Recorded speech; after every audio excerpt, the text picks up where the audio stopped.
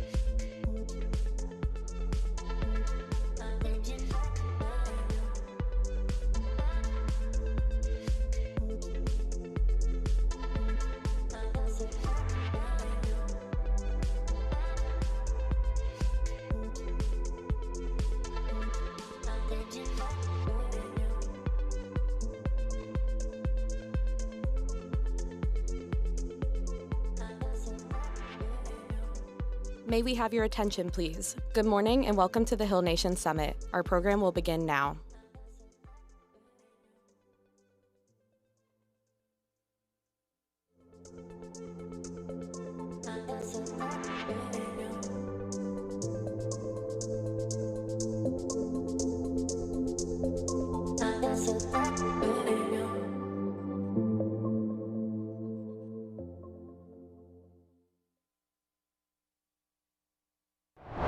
The Hill. Trusted, credible, nonpartisan, reaching policy influencers inside the Beltway and beyond.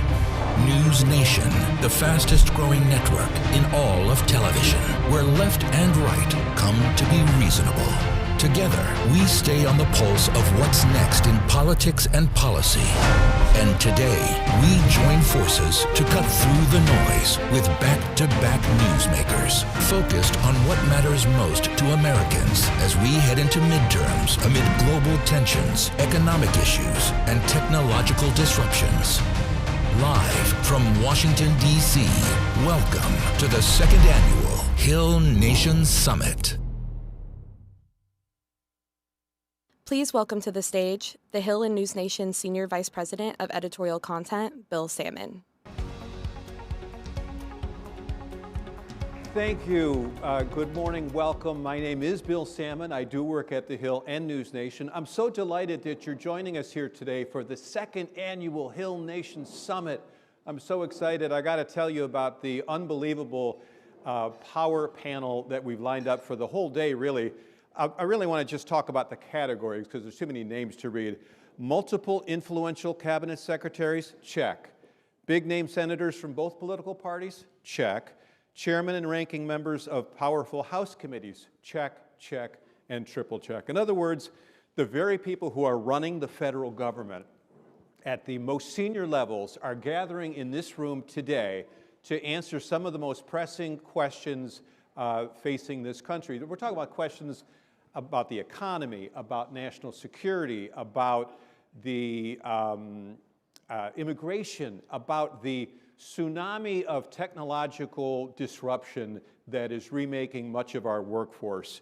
Oh, and did I mention that the midterms are 111 days away? So there's a lot to get to. We're going to dig into all of it, but we're going to do it in a way that doesn't involve the usual partisan food fights that you so often see here in Washington. And that's because the Hill Nation Summit is that rare forum where you can still come and have an actual conversation that is civil, that is constructive, that is reasonable, and yes, at times, that is fun. We can still have a couple of laughs along the way. Speaking of things that are civil, constructive, reasonable, and fun, not necessarily in that order, I want to recommend to you the Hill Insider. The Hill Insider, our very first premium subscription service. We launched it literally a week ago today. It's brand spanking new. It's awesome, but you would expect me to say that, so don't take my word for it.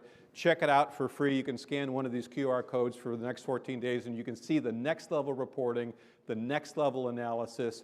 And the coolest part about it is that you get to interact directly with our reporters and our editors every day of the week. For example, we have a thing called the editor's call. Literally, it's the call where the editor-in-chief and all of our top editors sit around and talk about what we're going to be covering. And you are actually in the call with them, engaging with them, so you're sort of in the room before the story actually hits the paper. So talk about the definition of an insider. End of shameless plug. I'll shut up about that now. But obviously, we're understandably proud of our nonpartisan journalists at not just The Hill, but also NewsNation. And it's kind of nice that you're going to be able to see so many of them in action today, because they're going to be interviewing all of the big shots that we've lined up for you.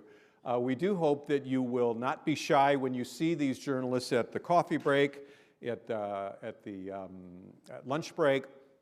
Please engage them in conversation. They want to talk with you. Also at the cocktail reception that we're having at the end of this summit, which, by the way, is sponsored by the folks at the Beer Institute. So, ladies and gentlemen, as if this summit weren't awesome enough, we're capping it off with free beer at the end. That's how we roll. But before we do that, I do want to take a moment to thank our presenting partners, Tokyo Electron US, as well as Pharma, for their very generous support in making today's summit possible. I also want to, again, just welcome everybody in the room. We have obviously some very important movers and shakers here in Washington, but we also want to welcome the tens of thousands of people who are watching on our live stream, many more who will be watching on NewsNation as the network dips in and out of coverage of the summit throughout the day. If you're following along the conversation on social media, which we hope you are, you can use the hashtag HillNation. That's hashtag HillNation. With that, let's get this summit started.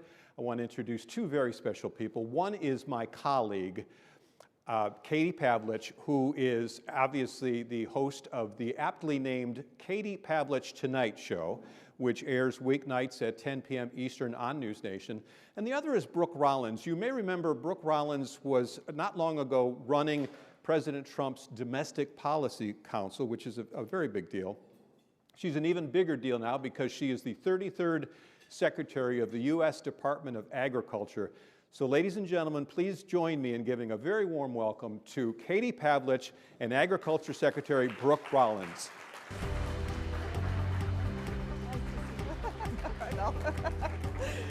All right, good morning. Good morning, everyone. Great to be here. What a beautiful room. Yeah. Wow, great to be here. Yeah, bright and early. Secretary, thank you so much for being here. I know that your time is short, so we will get started right away. Last time I saw you, we were at the Great American State Fair, so that is all over. That is all over now, yes. Unfortunately, for people who went. But the rodeo was amazing, so thank you for that. Let's start with this food supply issue that is concerning to Americans with this parasite called cyclosporiasis.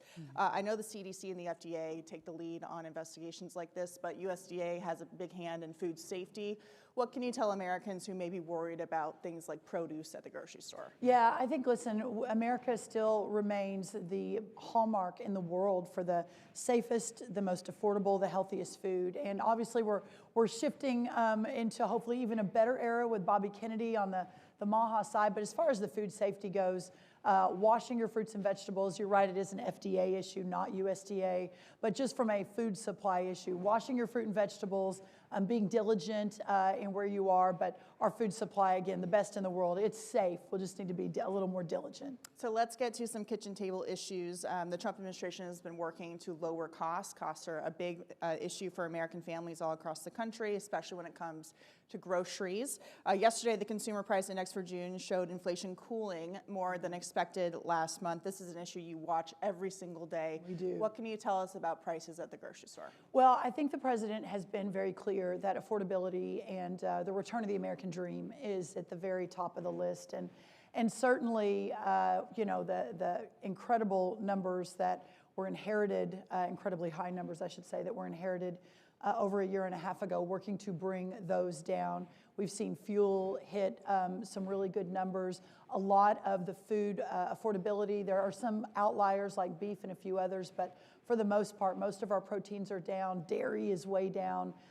Cheese and whole milk within that, of course, and berries and fruits and vegetables. So we are definitely moving in the right direction. Yesterday was an incredible, against all of the experts, as per usual from our perspective, who suggested it was going to be, maybe not much, if anything at all, the largest decrease since April of 2020.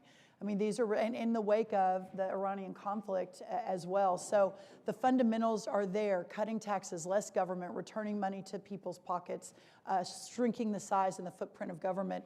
This is, from our perspective, how we take affordability back into the country, and I think we're seeing that in real time. So another big aspect of high prices when it comes to government spending is fraud in the system throughout the federal government. You've been working to reduce fraud in the SNAP program, the nutrition program. You just announced another bust of a fraudster who was collecting benefits under the identity of someone else. How much money are you trying to regain from fraudsters for taxpayers so that that money and supplemental assistance goes to those who really need it? Well, first of all, a couple of quick important top lines. In the last administration, the amount of money that was going into SNAP increased 40%. And so you think, how is that even possible? I mean, you did have COVID, but at the end of the day, the extraordinary exponential growth of the program, and that was frankly, an example of what was happening across the government, across all of the different programs, but SNAP specific to USDA, which is our program. Almost 45 million people, when we walked into our roles in January of 2025, were on the program, but understanding that there was likely massive fraud. We sent a letter out within the first hour of me being sworn in on February 13th to all the governors, asking them to be our partners in this, because SNAP is an unusual program. The federal government almost 100% funds it, but the states execute it. But because of that, there had never been any accountability on the back end of that. And so my request to all the governors is, let's work together. There is zero accountability. We know there's massive fraud in the system. Help us find that fraud. And within a month, we had every Republican governor say, yes, we're in. And we had 2 Democrat governors say, yes, we're in. We want to work with you. The other governors and states are suing us. But from within those governors that have been working with us, and these are in mostly red states where there are a lot of guardrails already and less usage, we found 500,000 people that were getting more than one benefit, some of them 3 and 4. We found 250,000 dead people's Social Security numbers being used. The amount of the opportunity to just randomly sign up and show up with an electricity bill or whatever it is, that had to stop. And so within a year and a half, we have found billions of dollars, reaching 10 billion soon, and we've made 1,000 arrests. And again, this is just within a certain confine. We haven't even really begun the work of fully understanding what this fraud is and looks like. It is astounding what has happened over a number of years under both Republicans and Democrats, how these welfare programs have really gotten way out of control in the fraud. And from my perspective, making sure that we're targeting those who really need the program and who really not deserve the program, but need it as a leg up, as a supplemental nutrition program, as they're working toward a better high-paying job and the opportunity to not be on those programs. That's what we're focused on, and I think we're making a lot of progress. Yeah, being good stewards of taxpayer dollars. Final question, you've been a big part of Make America Healthy Again. Yeah. You are all over the country talking to farmers and ranchers. They're the ones who grow and give us our food. Can you tell us about the updates that you've done since you've become the secretary to ensure that Americans, through these programs, but generally at the grocery store, are getting healthy, nutritious food in their homes as they're... Yeah, yesterday I was in Charlotte, North Carolina, and it was the annual meeting of the school nutrition organization. And I think there were 3,000, maybe 4,000 people in the room. And so the opportunity, this is just one example of the Make America Healthy Again, but the school lunch program, which USDA runs, feeds 30 million kids every day during the school year and 15 million kids every morning for breakfast. And so when you think about the marriage of making America healthy again, the importance of nutrient-dense, locally, when possible, locally produced foods, what we're doing to solve that chronic disease crisis. You've got only 1 out of every 4 between 17 and 22-year-old who can actually pass the military readiness test. I mean, this is a national security issue. So beginning with the schools program, also the WIC program, also the SNAP program, ensuring that we are A, getting the best foods in front of our families around the country, but B, incentivizing our schools around the country, our nutrition leaders around the country to serve and source really good and really good nutrient-dense foods. It's interesting, when I was growing up a long time ago in a little town in Glen Rose, Texas, you know, our lunch ladies were in the back, and a lot of you may have the same memories, cooking on a stove, right? And making the food and getting it out. And it wasn't perfect, but there was a lot of scratch cooking is what we call it now. Today, there aren't many school districts left that even have an oven or a stove. It's all packaged foods and moving that out. And so that's just one of many, many big issues that we're working on making America healthy again. There's a lot of complexity to the system. We have to obviously balance. We are the breadbasket, not only for our own country, but for the world. So as we're making these changes, we can't obviously have the whole food supply system collapse, but I think we are making those changes. We're investing a lot of money in regenerative agriculture at USDA more than ever before, providing off-ramps, you know, to try to move toward, with the technology and other things, the more bigger opportunities to grow our food in a healthier way. Working in the SNAP program, working with the states to not allow SNAP dollars to be used to buy soda and junk food. Soda was the #1 purchaser of SNAP dollars until this administration. And so working together with Bobby has been an incredible partnership. And I think there are going to be a lot of really amazing historical changes that will have been made in this administration, Trump 2.0. But at the very top of the list, I think, is this effort to bring all of government together to completely recalibrate how we do food and nutrition in our country. And the central piece of that really are our farmers and ranchers. And that's, I think, the beauty in the big effort. All right, well, Secretary Rollins, thank you for your time this morning and helping us kick off the Hill Summit. And thank you for joining News Nation. Great to see you. Oh, thanks, everybody. Great to be with you. Headed back up to the Hill. Yes. Oh, thank you. Thank you, Katie. Yes, of course. Now please welcome our MC for the day, News Nation's political editor and anchor of the Hill Sunday on News Nation, Chris Darwalt.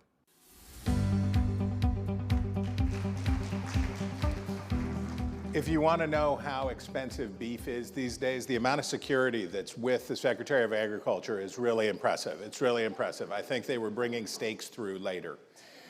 How are you all today? Did you eat any bacon? Who ate bacon? Okay, these are my people. The rest of you, I don't know. I don't know what's wrong with you, or maybe you got bitten by that tick. I don't know. But get with the program. Okay, we have a lot to get through today. And I was just going through all of the cards and all of everything that we have. And this is actually impressive. I am actually impressed that we pulled this off. And I'm impressed that you all came, so I feel very good about all this. Now, one thing that you don't know, and either care or don't care about, this isn't as stark as the bacon divide, but Bill Salmon, the extraordinarily tall person who was up here earlier, that guy, who, by the way, George W. Bush nicknamed Super Stretch when he was in the White House press corps. Bill and I have a show, it's called Whole Hog Politics. We do it every Friday, we do it live, it's on the Hill Insider. I think I'm worth at least $6 a month. I don't know about Bill, I don't know whether he's really worth that kind of scratch. I guess if you do it by height, then yes. You might even do the premium for Bill. You have cards on your table. And what I want you to do is write down the question that you would like Bill and I, we're gonna do a live whole hog discussion this morning. So put your question on the card that you would like to stump Bill and me with and have us talk about. It's a nice little sample of what we do and why we like it. Okay, if you were from Hodgenville, Kentucky, who's the most famous person to be from Hodgenville, Kentucky? Abraham Lincoln, that is exactly right. Hodgenville, Kentucky. If you were from Hodgenville, Kentucky, on my Sunday show, I always sneak in trivia on the Hill Sunday every morning, a little trivia, just so that we're better citizens. But if you were from Hodgenville, Kentucky, you would know Brett Guthrie already. And you would know him because you would be one of his constituents. But everyone should know him because he is the chairman of the House Energy and Commerce Committee, which is a really big deal. It's a big deal about not only just energy, we're at a time where we're talking about energy a great deal, but this gets into data centers, it gets into so many issues. It's a big deal. So he is definitely going to be worth listening to. And I know that my colleague, Bree Jackson, who is the Deputy Washington Bureau Chief for NewsNation, is going to get a lot of good stuff out of him. So, if you do not mind, will you please put your hands together in an enthusiastic, bacon-loving fashion for our next panel?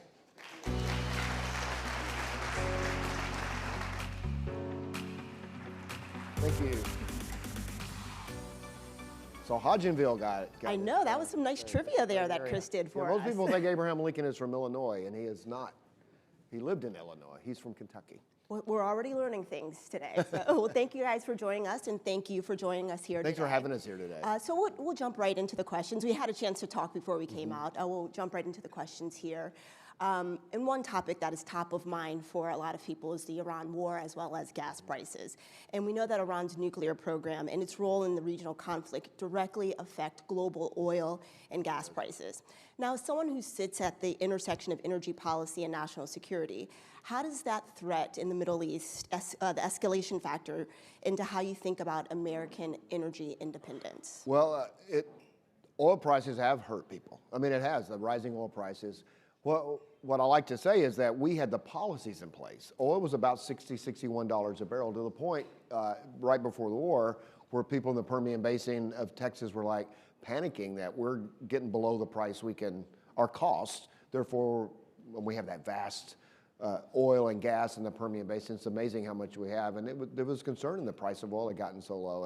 And it's good for the consumer to have the price of oil that low. And now because of the war, I believe Iran not having a nuclear weapon was important to do, so I think it's a sacrifice. But we can't dismiss that it does affect people. I check the price of oil about every morning when I wake up to see what the barrel was overnight, and because things happen overnight in the Strait of Hormuz and it really affects it. But it shows that Iran can't have control of the Strait and they can't have a nuclear weapon, and hopefully we can get to results soon. So here in the U.S., are we producing enough to weather a serious supply storm here? We are. One of our biggest issues is actually the infrastructure of moving it, so particularly natural gas and others. And so we are working on permit reform. We know that we have the vast supplies of oil and gas and energy. We in the One Big Beautiful Bill, we actually tried to refill, but of course now we're using it from the Strategic Petroleum Reserve that had got drained in the previous administration because they're trying to lower oil prices before elections. And so we're using it today because it's a national emergency. And I actually flew down to South Texas near Galveston and went to see the Strategic Petroleum Reserve before all this happened, because we were concerned if something like this happened and we're on the low end of our reserves because the previous administration released it, not in an emergency situation, is very concerning and is concerning. And that's why we made that a focus of our efforts in the One Big Beautiful Bill. And you just talked about permitting reform, and on that, you've talked about the need for bipartisan permitting reform to accelerate energy infrastructure development, warning that fragmented decision-making is slowing projects and putting electric grid reliability at risk.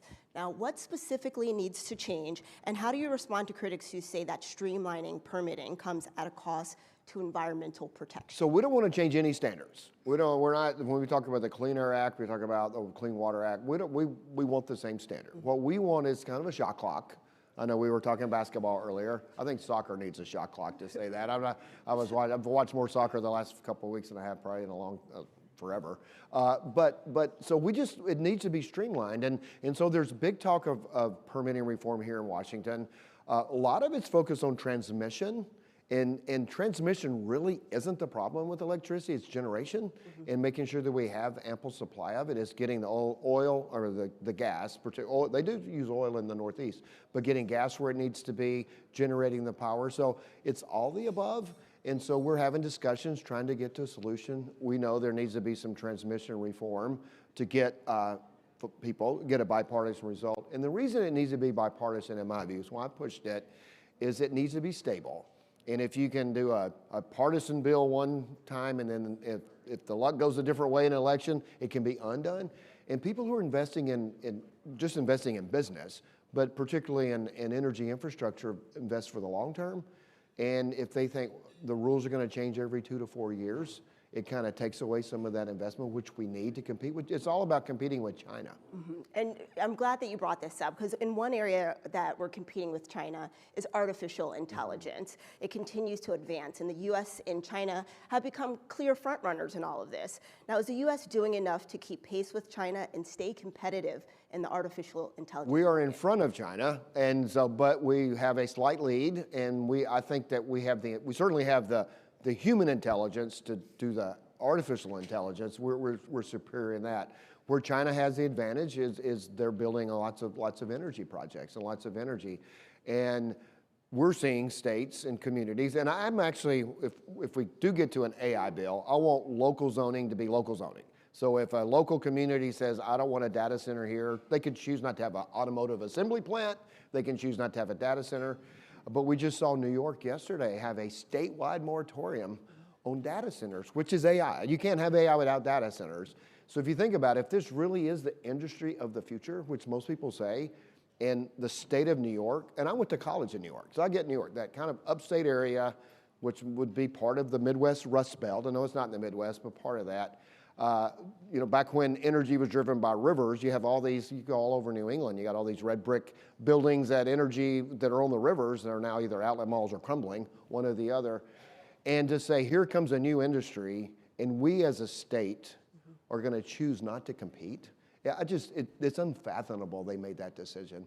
Now, we're going to dig into AI data centers a little bit more. I want to stick with China. I guess when it comes to that infrastructure, how important is building more infrastructure with competing with China? If we don't continue to do that, well, you have to have the data center. You have to have the ability to process the data to do the AI.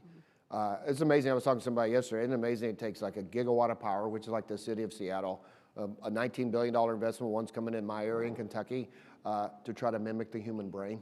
It just shows how complex we are, and to me, it proves there's a God there. But that's what they're trying to do, and it does take that to do it. And if we put moratoriums on data centers, over-regulate, I don't want to be China in regulation either. I don't want to be Europe. Europe's standard of living. It's interesting. We were talking sports earlier. The Spanish team is in the playoffs today, I guess, or won yesterday, I think. I can't remember. Yeah. Something happened. But they live in Chattanooga, Tennessee, where my cousins live, and all the Europeans around, they come to New York, they come to Washington, they go to Orlando, and they go, wow, America's an amazing place. But they go to a place like Chattanooga, which the average standard of living is far superior to what most people in Europe live, and they just walk around, we could have this in Europe, which is interesting. And the reason they don't, you know, their net zero, their energy policy, their regulatory policy, and you know, this is what going into this is bigger than just AI. The U.S. and the EU had the same size economy in 2007. We're now about twice as big. Now I know Britain left the EU, so that you got to factor that in. But if you look back and say in 2007 we made the same decisions as Europe, we would have half the economy we have. And think about how affordability today, employment today, if we had half the size economy. And what's real, and I've been saying that for quite a while, and now you see on the news where these Europeans are coming here going, I can't believe the standard of living in the United States. Mm-hmm, mm-hmm. Now, many communities do embrace the economic benefits of data centers, but there are concerns about the energy. There's concerns about the local power grids. Now, how should policymakers ensure that existing residents don't have to bear the burden of the cost of these data centers coming in? So we have the ratepayer protection pledge that I think we're going to move it out of committee next week to go to the floor to say that data centers have to pay their share of the bill. What's been interesting about it, so we said if you're I think it was a 100 megawatt project, you have to pay for all the energy. You wouldn't believe all the other industries in the United States has showed up and says, well, why don't you just make that about data centers? Mm-hmm. So it kind of exposed the American people have been subsidizing a lot of big industrial development. And so we need to look at that. You know, people need to pay their fair share. But for data centers, we're going to specifically say it's for data centers, but they'll have to pay for whatever energy they're going to consume. It can't raise the price for others. And that's why I'm for local zoning issues, but to have a nationwide moratorium, which people on my committee have advocated for, it just cedes this to China. And Gary Palmer, who's my friend from Alabama, says this, and I believe it to be true. And you just have to listen to Gary. If you read Eric Schmidt's book, Genesis, the Google Eric Schmidt, not the senator, talks about the global battle for who's going to control information and data, and in the colossal battle with us in China. If we choose to take ourselves out of the race, which is a choice if people want to make, then the who controls AI is not going to be a superpower. That's what he says. They will be the superpower. And that, it's like losing the dollar as the world currency.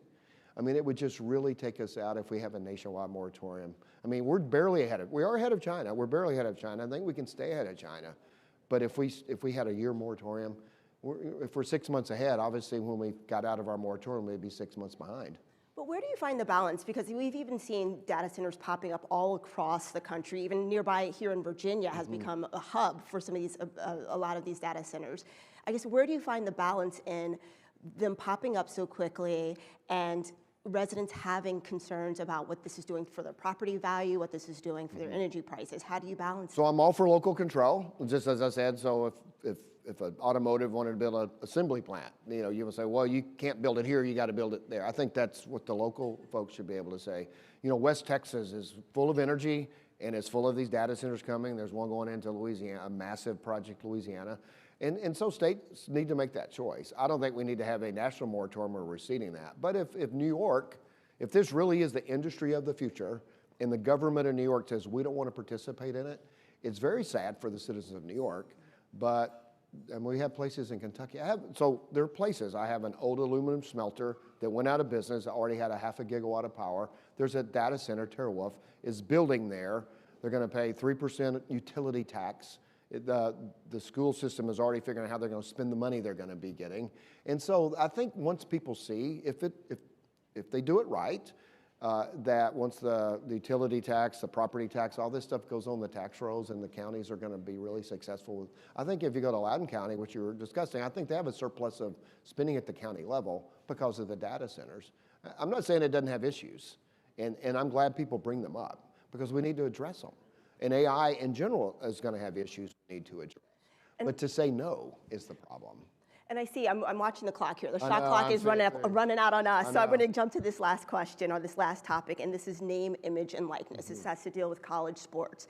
And so you've made NIL a priority issue, yet meaningful legislation, it has been difficult to advance. What's the biggest obstacle to getting a federal NIL framework across the line? So are you optimistic Congress can actually? I'm optimistic we can do it. The biggest obstacle, it has to be bipartisan, so we're trying to, just because of the Senate and really the House now, but with a 2-vote majority. And the big issue now is, do you find, so people, the transfer issue where players are transferring continuously, where you have, I think Indiana had an average of over almost 24 years old for their football team this year, won the national championship. And I've had Coach Calipari, who is not Arkansas, but a great Kentucky coach, said, nobody's going to recruit 18-year-old kids anymore, because they have a known quantity and a 20, because we can steal from each other. He didn't say steal, I won't quote him on that. So I know we're losing time. So we know those are the things that need to be fixed. The big kind of sticking point is, are the students employees of the university? That's what's been the sticking point in the House. And if they're defined as employee, we want to define them as not employees, the Republican side. If they're defined as employees, they can unionize, and there are all these other kind of things that one side wants that to happen. And we think, and most of the schools say defining them employees would not be, we want them to be students, not employees of the university. And I'm going to throw in one last question. And I think, so you've been serving in Congress for a while now, and I guess for people at home and people in the room right now that have concerns about just lawmakers being able to get legislation done and being able to just make life better for everyday people, what message do you want to say to people that are frustrated? Some people are frustrated. I think we really can solve big problems. And so for an example, that's great, because we're going to talk about, I know we're out of time, but the KIDS Act, which is Kids Online Safety, that is a bipartisan issue. And we were able, Frank Pallone staff, Frank Pallone, who's the ranking member of Energy and Commerce, and myself, were able to sit down together with our staffs, most of them are young parents, most of the staff people, to say, how do we protect our children from online? And we produced a bill that got almost unanimous support out of the committee, and then a bipartisan support on the floor. We send to the Senate. Hopefully the Senate will deal with it. But we say we got to put all partisanship aside, and we have to solve big problems. And that's a great example of one we've done. Well, thank you for your time today. We appreciate it. Thank you. Appreciate it. Appreciate it. Appreciate it a lot. That way. You're not allowed to come back. You don't have to go home, but you can't stay here. Okay, are you filling? I noticed that more people went to find bacon after. Are you filling out your cards? Are you asking your questions? Are you making it hard on Bill Salmon? I hope you do. Let me tell you something I know about Gary Peters. He is the only Democrat to win a Senate seat, to flip a Senate seat in 2014 in Michigan, a state that Donald Trump would then annoy Democrats enormously 2 years later by winning. Gary Peters is a person who knows how to win. He's not running for re-election. Will he say something that you can't, that just leaves your jaw on the floor? I don't know. I don't know whether that's true. But Joe Khalil is the correct person to ask Senator Peters these questions. He's my colleague. He's our chief congressional correspondent for NewsNation. I lean on him a lot of Sunday mornings because he's very, very good. Okay, if you knew that Crystal Falls in the Upper Peninsula of Michigan was actually in the Central Time Zone while the rest of the peninsula was in the Eastern Time Zone, you'd know him already. But if you don't, here he is, Senator Gary Peters.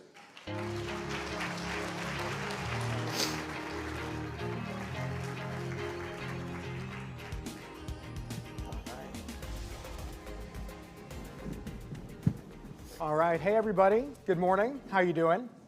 Senator Peters, thank you so much for joining us today on the Hill Nation Summit. For those that don't know, two Michigan boys, two proud Metro Detroiters up here, so we'll just be chopping it up together here. Absolutely. So I do want to jump right in, and I want to start off with this Democratic primary to replace you, to replace your seat in the Senate. A lot of attention nationally has been on this race. You have a Democratic socialist-backed candidate in Abdel El-Sayed, and then you have a more establishment, moderate Haley Stevens. You did not have to endorse anyone. In fact, most people expected you not to do that. And just a couple days ago, you threw your support behind Haley Stevens. So why Haley Stevens, and why did you decide to jump into the race in that way? Well, first off, Michigan's obviously an incredibly important state in terms of looking around the country in the Senate race. We really have an opportunity to take the majority in the U.S. Senate. If you would have asked me that a few months ago, I would have said I think that's highly unlikely. This is a guy who was the DSCC chair for 2 cycles, so I know the landscape. But it's changed. Clearly, we have that opportunity. But we don't have that opportunity if we lose Michigan. Michigan is absolutely ground zero, as you know, for the national race. I wanted to make sure we have what I consider an excellent candidate, a strong candidate that's on the ballot. That's Haley Stevens. I've known her for a lot of years. In fact, I first got to know her back in 2008 during the auto crisis and the Wall Street debacle of the Great Recession. I fought in my congressional district that I had Chrysler headquartered, and I fought aggressively to make sure Chrysler was part of the rescue plan, not just General Motors. Okay. Haley worked for President Obama in that. We worked together. She was a real fighter. So she's a fighter. She's a person who gets things done, which I think is important because you got to hit the ground running. You started off by saying you need to win. Right. So I'm wondering, do you think somebody who is more of a progressive, and we've seen Democratic progressives win, DSA candidates win nationwide in certain districts, do you think a progressive is not capable of winning a very purple state like Michigan? No, I think it's capable. If you look at where Michigan is, we're a purple state. We were talking about it off stage. Yeah. We know it's like the real purple state where you actually have independent voters as well. You've seen that in my elections where there have been big splits between folks voting for a Republican and voting for me. And so what I see from Michigan, people like practical, common sense folks who roll up their sleeves, get the job done, thinking about Michigan first, not about getting on national TV or being a celebrity. It's really about working. And so that's the kind of person that's traditionally won, a person like myself and others who have won. And I think that's the kind of makeup of, but it doesn't mean the other ones can't win, but I think that's a safer bet. There is something going on in the Democratic Party. And you had these Democratic Socialist-backed candidates winning in places like Colorado now, New York, obviously. How do you view that? Why do you think these candidates are gaining traction and there is seemingly some energy behind that part of the party? Well, and the places you mentioned are bluer than Michigan. Let's be very clear. Yes. You know, they're definitely bluer than Michigan, so it's going to be a different kind of test there. And it certainly, it's not, to me, it's not surprising. If you go to red places, they tend to be more conservative and have moved more conservative over the years as well. So the same thing is happening in the Democratic Party. So you don't think this is a movement with, it's just district by district? Well, it could be a broader movement too, but you know, as to whether they're going to win I've always said, you know, the most important election is not the primary, it's the general election. That's the true test of what exactly is happening, because ultimately, if you don't win, it really doesn't matter.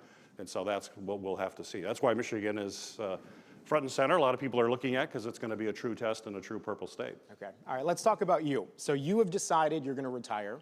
I will not say your age, but I will say you are a young spring chicken relative to many others in the Senate.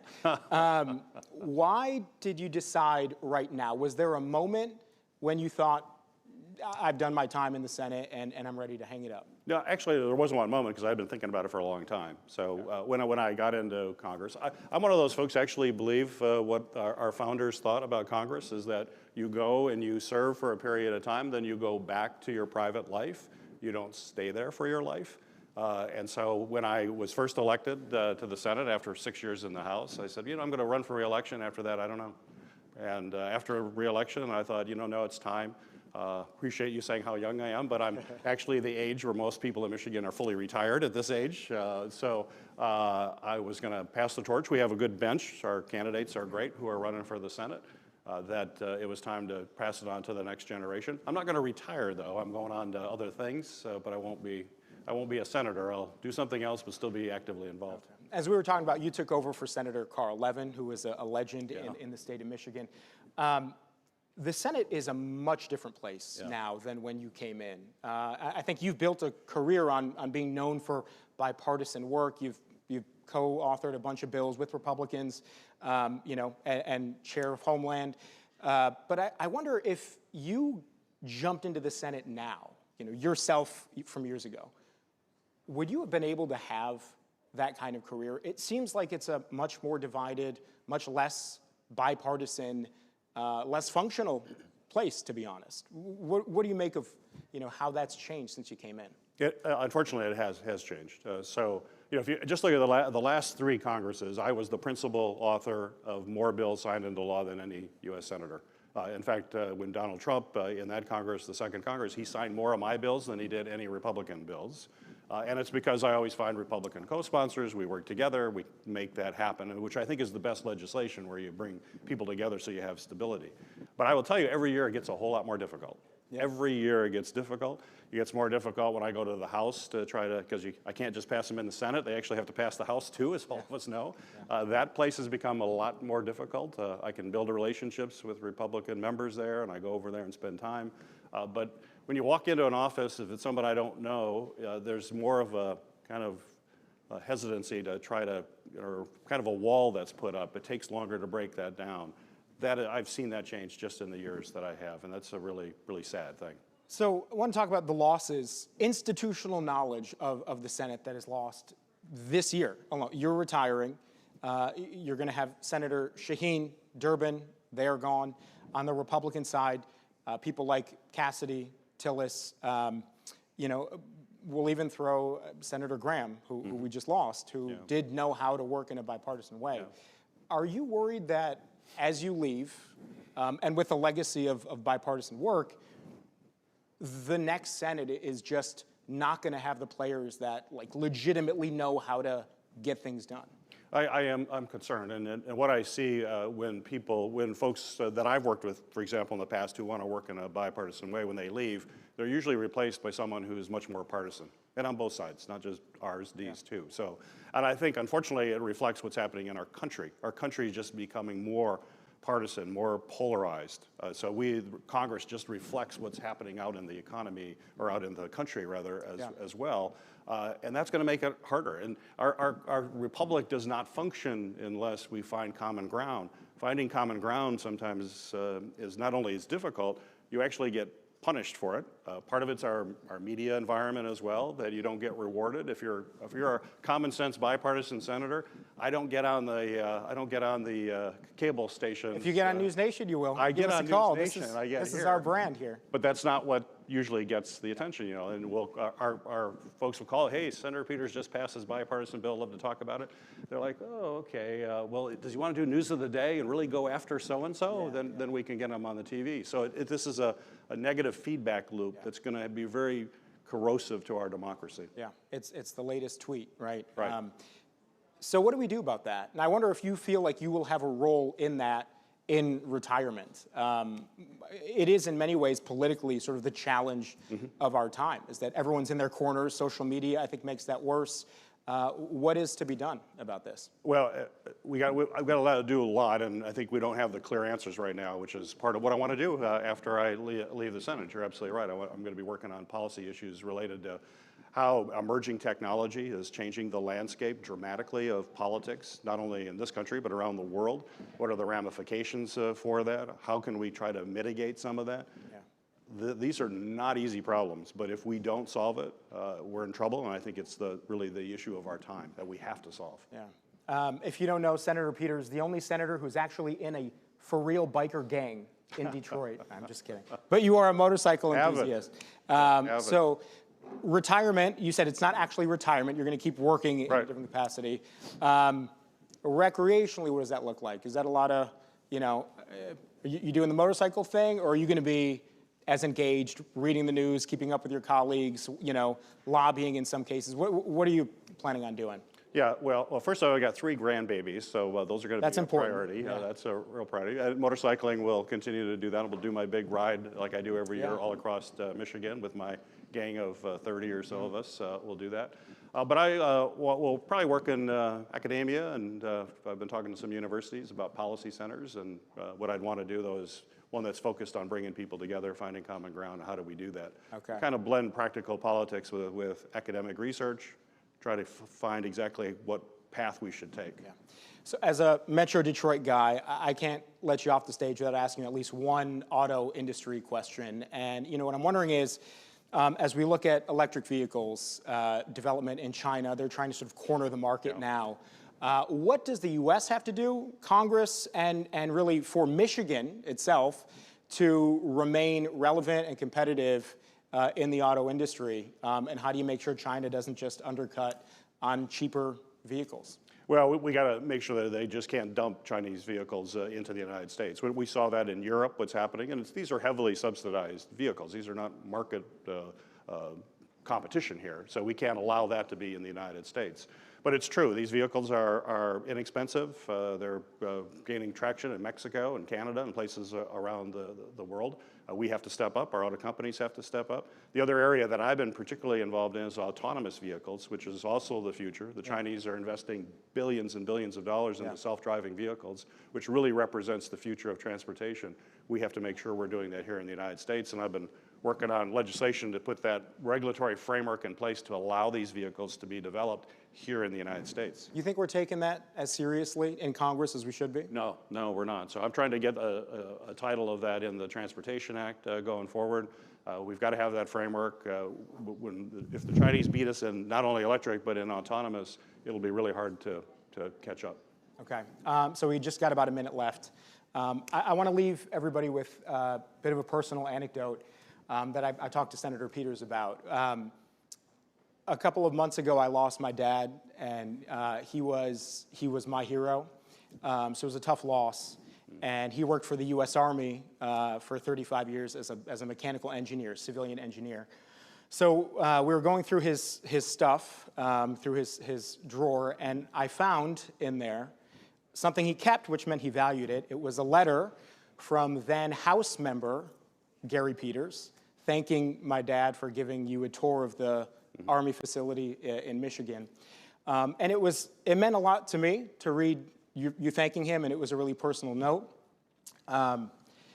And 2009, it was dated, which was your first year in Congress. Right. So to think back, I was a teenager at that time, but to think back him giving you that tour, your first few months in, and for me to be on this stage sharing this with you in your last couple of months is just a really nice bookend. So thank you for taking the time to write that all those years ago, and I'm going to keep that forever. Appreciate you, Senator. Thank you so much for joining us. Thank you. That was great. They got to go that way. Now they're getting it. It's happening. It's happening. We've got the mojo now, America. Okay. There are times that you might want to be the chairwoman of the Democratic Congressional Campaign Committee, and there are times you might not want to be. This is, FYI, a year when you want to be. This is a year that you want to be.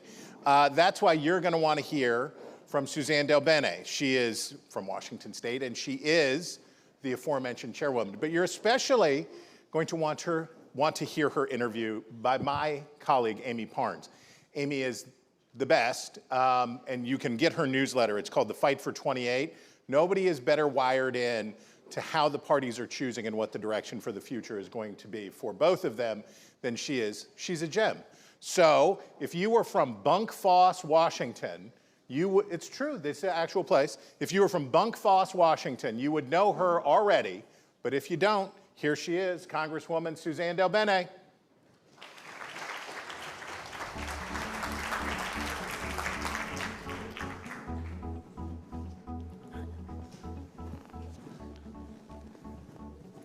Congresswoman, thank you so much for being here. I'm Absolutely. Really happy to talk to you this morning. So much going on.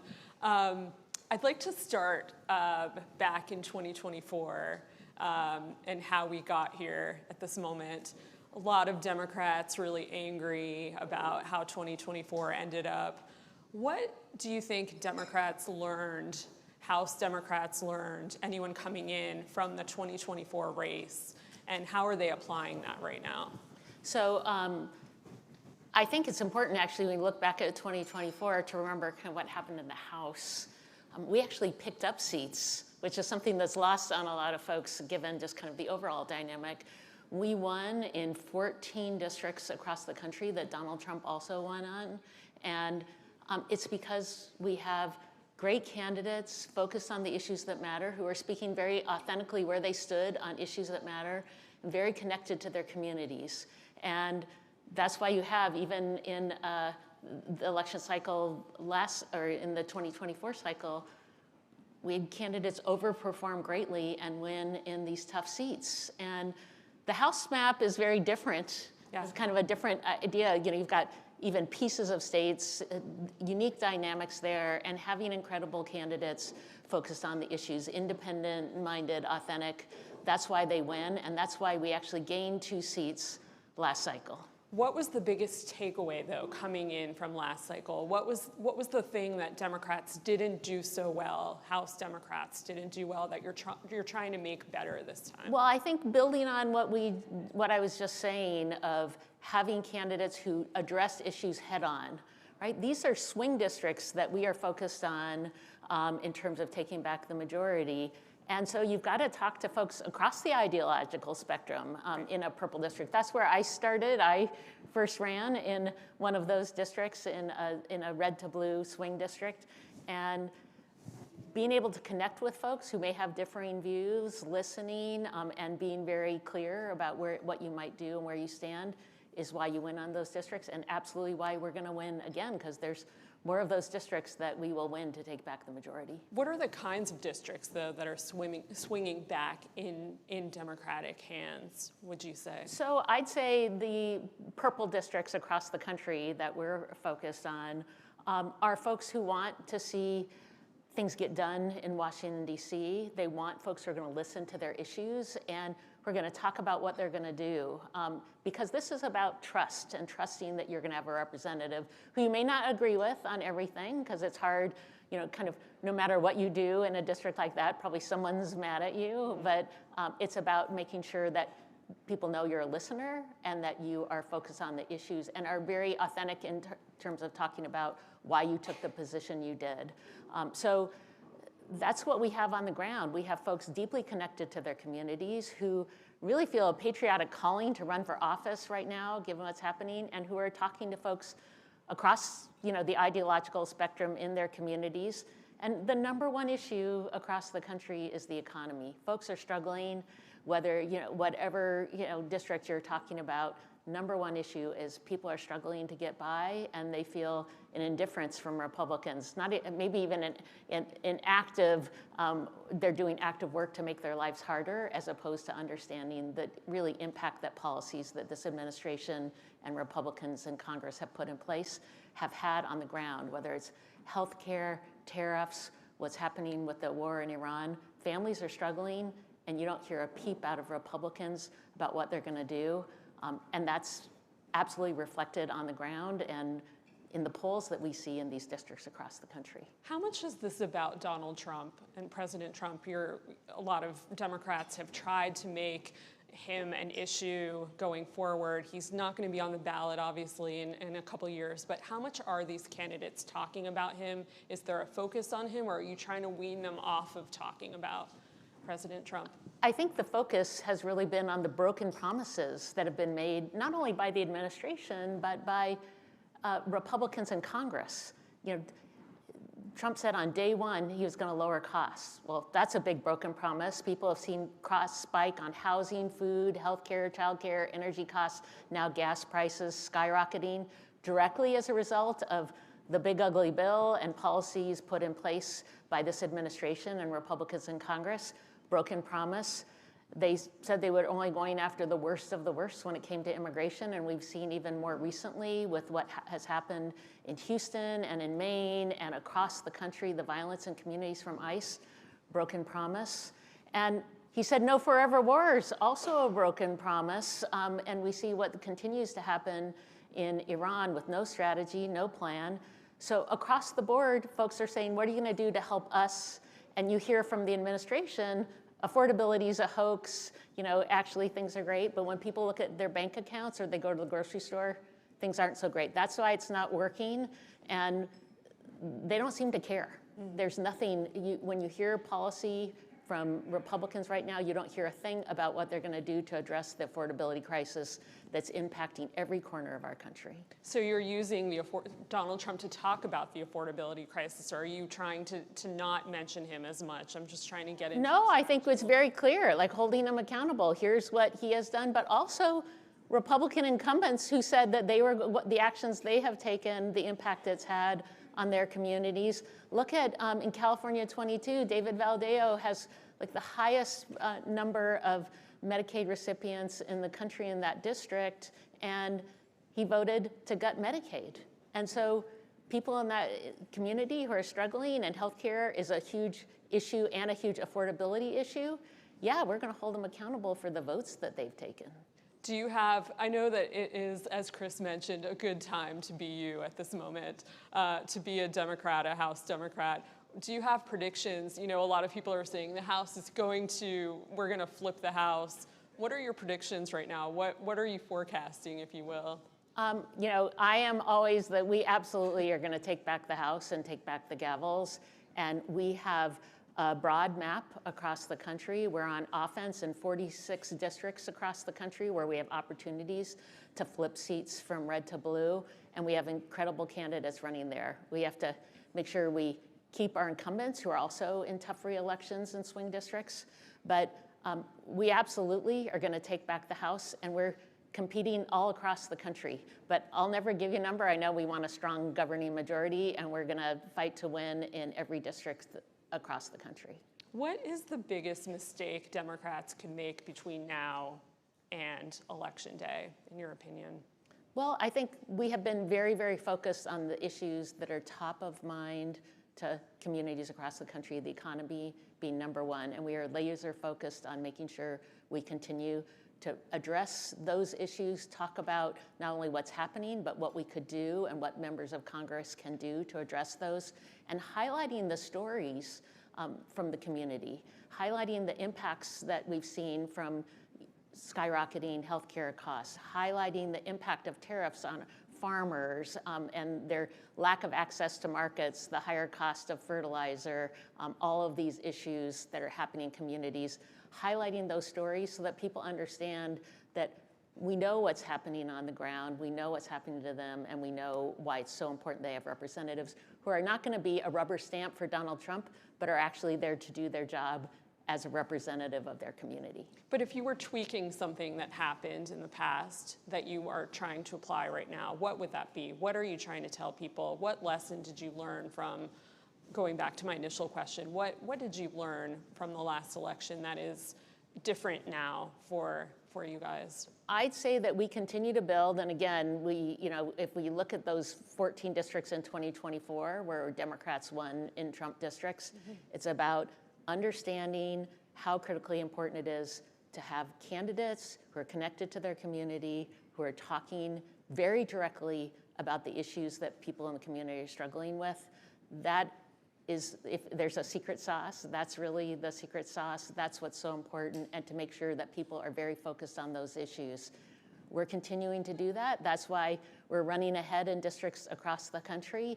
That's why even despite, Republicans' attempts to gerrymander, do whatever they can to rig the system because they know they're losing, and they could, instead of focusing on how they capture the hearts and minds of the American people, which they don't seem interested in, they've been trying to rig the system. Despite their attempts even to gerrymander, and starting in Texas, we still have opportunities to pick up seats. In Texas 15 and 35, we have Bobby Polito and Johnny Garcia.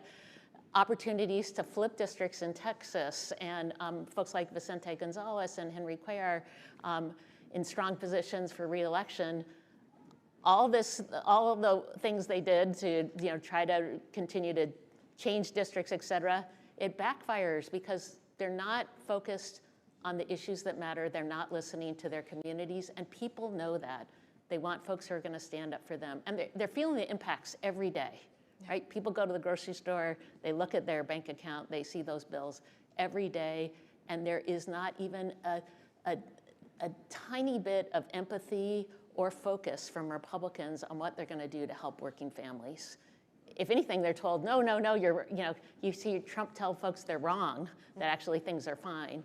They're not fine, and people want folks who are going to stand up for them. What about the map going forward? I know Democrats I talk to every day are concerned not just about the midterms, but they're concerned about the larger picture, way down the road, beyond 2028, into 2032. How are you're obviously concerned about redistricting and gerrymandering and all of that. What are you doing to lay the groundwork for those elections? Well, it's been redistricting that we've seen starting in Texas, but ongoing, as Republicans know. And remember, last cycle they redistricted North Carolina and took away 3 seats from Democrats, and we lost the majority by 3 seats. I mean, that's how close. We lost having the majority last cycle by 7,309 votes.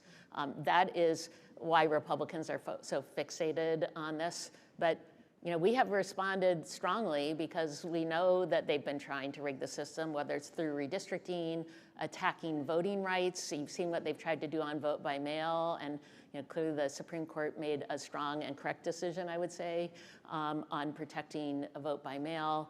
But you've seen even more recently, Supreme Court strike down campaign finance laws. Our candidates across the board and our incumbents have been strong fundraisers from grassroots support across the country. Our candidates have been a stronger position than Republicans, and they've known that all along. So now they wanted to break barriers so that they can use, do more coordination to try to help them out. That's why they went after those laws. So they're trying to move things in their direction, because if you're not interested in winning the hearts and minds of the American people, then I guess their other option is to rig the system. We've been fighting back, and we will use every tool that we can to fight back, but also remind people about fundamentally, people want to pick their representatives. They don't want politicians picking their voters. People hate what Republicans have been doing, and so we have an opportunity, and definitely in the majority, to continue to advance policy like the John Lewis Voting Rights Advancement Act, to make sure that we continue to strengthen protections for voting rights across the country. What are you most interested in going forward in the next couple of months, keeping your candidates focused on what exactly the economy, what do they need to do in order to win, and what are you doing to expand the margin a little bit? So I think number one, making sure people are in just a strong position, not only with the resources they need to run their campaigns, but get their message out. We have been very focused in helping our candidates work to get information out to people however they consume information, making sure that we've done media consumption research to understand where people are getting their information, where different communities within districts are getting information. And in a world of a lot of mis and disinformation, making sure that we're able to get our message out and people know who they are, because when people know who our candidates are, and where they stand, we win. So that has been a very important focus, especially in a place where we have a very divided media environment. And trust is so important, so getting to the folks people trust to really give them that honest assessment of what's going on. And then, of course, remind people how precious their vote is and how important it is that they vote, because in the end, that's what's gonna make the difference in November. Thank you so much for being here, Congresswoman. Thank you. We appreciate it. Thank you.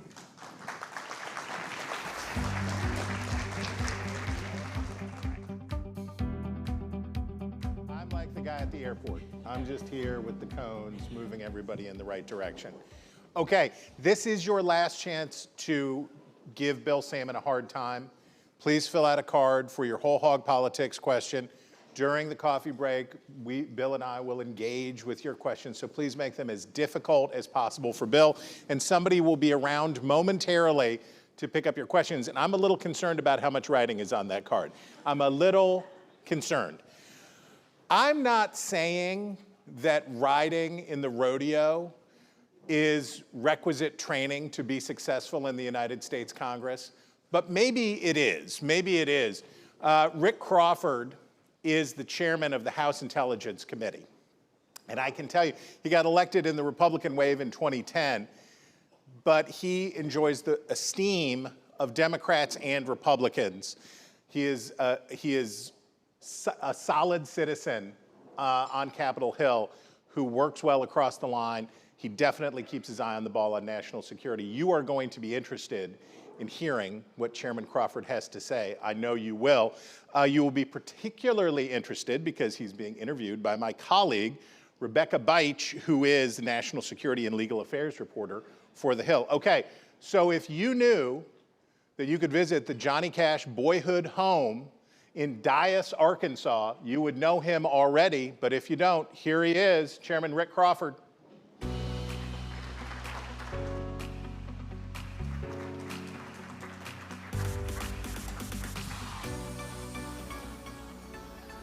Here we go. Here we go. Thank you for the fist bump back there. Yeah, you bet. Well, thank you for being here. And I was just going to dive right in with FISA 702, which for those who don't know, the Foreign Intelligence Surveillance Act, that's what allows us to spy on foreigners located abroad. This tool has been lapsed for over a month, which I know you've described as unprecedented. We'll get to the legislative battle in just a minute, but I would love to hear your thoughts on just kind of the environment we're in right now with this tool being in the balance. You know, it's hard to describe because as you said, we've never done it before. So 702 is an important tool, and you described it very well, in that it's authorized for us to spy on foreigners. As the name implies, Foreign Intelligence Surveillance Act is to collect intelligence on foreigners. 702 are that's the guardrails that make sure that what we are doing is targeted to foreigners. It's an important authority. The president describes this as maybe our most important national security tool as it applies to intelligence, and I agree with that. So we are in uncharted waters in that since its enactment post 9/11, we've never not had this authority. And so far, we have not detected anything that is problematic, but I mean, we don't know. We don't know what we don't know, and that's part of the intelligence world, is that we don't know what we don't know. So uncharted waters here. I would love to see 702 passed. In fact, we passed it out of the House, sent it to the Senate. The Senate could pass that package that's sitting there ready to go, and the president, I have every confidence that the president would sign it. But there are some considerations on the Senate side that I'm not privy to, and I'm not a member of the Senate, so I don't get to weigh in there. They know how I feel about it. I've communicated my sentiments on we think you should just pass what we sent you, but we'll see. So Jay Clayton is having his confirmation right now to be the next DNI. I know a lot of senators, especially on the Democratic side, feel really encouraged and like this is just going to open the gates to getting 702 reauthorized. But of course, this bill has had setback after setback, kind of apart from the Pulte aspect of this. I'm curious if you share their optimism that this will kind of get things moving. And I was also curious, you know, just within the House GOP, there's been conflict over this bill as well. I'm curious what your conversations have been like with some of your own colleagues who have maybe hesitated to support a rule vote to bring it to the floor. Yeah, I think the conversation, it's always a controversial authority, and it has been from the beginning. But I think it's important to note that, you know, there are things that the president couldn't do without that authority. It's very, very important, and it's about protecting the American people. So when you really get down to it, I mean, we've been able to pass it with some drama over the years. I've been a part of it for, you know, my almost 10 years on the Intel Committee, and we've had some success being able to get it passed. We passed it out of the House, as I said. So it's in the Senate. The thought process was, well, we're going to send you our version back and we'll reconcile those two. Because it's so difficult to do, I'm not sure that's the play that gets us where we need to be. And so take all the personalities aside, I think it's important to recognize you've got a good bill. Could you improve on it? I'm sure the Senate believes they could improve on it, absolutely. But in this environment, maybe you don't let the perfect be the enemy of the good. Let's move this bill and restore that 702 authority. Mm-hmm. Well, so let's move on to AHIs. I know you've done a ton of work on that, anomalous health incidents. Some people might more commonly know it as Havana syndrome. Mm-hmm. You really celebrated when Tulsi Gabbard withdrew 2 analyses that cast doubt on the involvement a foreign adversary might have played in that whole episode. I just want to understand in terms of moving forward, like what do you find to be the significance of withdrawing those analyses and sort of where do you hope things go now? Well, it really kind of points to, I think, a systemic problem in the intelligence community, and that is analytic integrity. And that is to say, here's what analytic integrity implies, is that we need ground truth without a whole lot of any kind of extraneous bias injected into that analysis, because the analysis that is produced, the analytic products that are produced by our analysts in the IC are used to make decisions. They're policy-making tools. In many cases, they're in real time. Sometimes it's taking a little more time, but you can't afford to not adhere to what we call ICD 203, Intelligence Community Directive 203, which governs the analytic products and the sort of the trade craft on how you turn that product out. And if you're injecting any kind of a political bias or narrative-driven kind of focus to an analytic product, it's going to be biased in its final form. That's problematic. And so what we saw that it wasn't just about AHI, although it was very prevalent in the AHI intelligence community assessments, or ICAs, that were published. It was also true in other things, and we've had this problem going back to the Iraq War in the Bush administration, where if the boss is saying, here's the narrative, now find the intelligence and create an analysis that supports this narrative, we've got problems. And so that's not what we need from our intelligence community. That's not the analytic product that we need. So analytic integrity is first and foremost. I mean, it's an important reform agenda area that we've addressed. It's not a partisan issue. It is a ground truth issue that informs policymakers in the best way they can so that we're not getting caught up in some sort of a political narrative. And so do you view the significance of that, like, does it open the door? Do you feel like this is the intelligence community signaling, like, yes, we are considering the possibility that a foreign adversary was behind this? Or do you see it more as a procedural, we didn't feel this met our standards, and... I think it can be both. Two things can be true at the same time as it applies to this. So yes, I think there was a recognition that there was a sort of a narrative-driven approach to the ICA in question. And then broadly, systemically, there's a problem in the IC that they recognize that we can't continue to have that approach to analysis that is potentially narrative-driven. So yes, we can address it. We're going to pull down this ICA and say it didn't meet standards. And then let's address the underlying issue, in this case, AHIs. We're 4 years into an investigation I've been, integral to and intimately involved with, and I've been to the homes of some of the cohorts and worked casework on behalf of some of these individuals because it is so important. And I don't think that the IC has adequately addressed this. I don't think it's not just the IC, it's also the State Department, it's the Department of Defense, anybody that's been stationed overseas that may have been subjected to an attack. I don't think that we've kept faith with our workforce. That was my issue. And so I want to make sure that our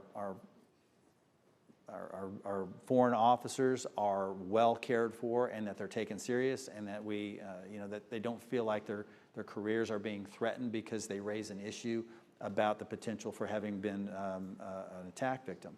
And so those were some of the things that we attempted to address, and in the process uncovered a whole heck of a lot as we were conducting that investigation, one of which was the analytic integrity problem that is pervasive throughout the intelligence community. Yeah, absolutely. I just want to move to Iran really quickly. I know you've been supportive of this effort broadly, and you've made clear that you believe Iran is a serious threat, but you've also talked about finishing the job. And so I wanted to know what that means to you, and then also if you're just worried about the impact the war, rising oil prices could have on the GOP in the midterms. Well, I mean, so all of those things are kind of intertwined, obviously, and I check my phone on my commodity app, and I'm looking at, because I represent an agricultural district, I'm looking at the rice markets, the corn markets, the soybean markets, livestock, all that, looking at that daily, and also scrolling down to see what a barrel of oil is. And the volatility there has obviously been very present.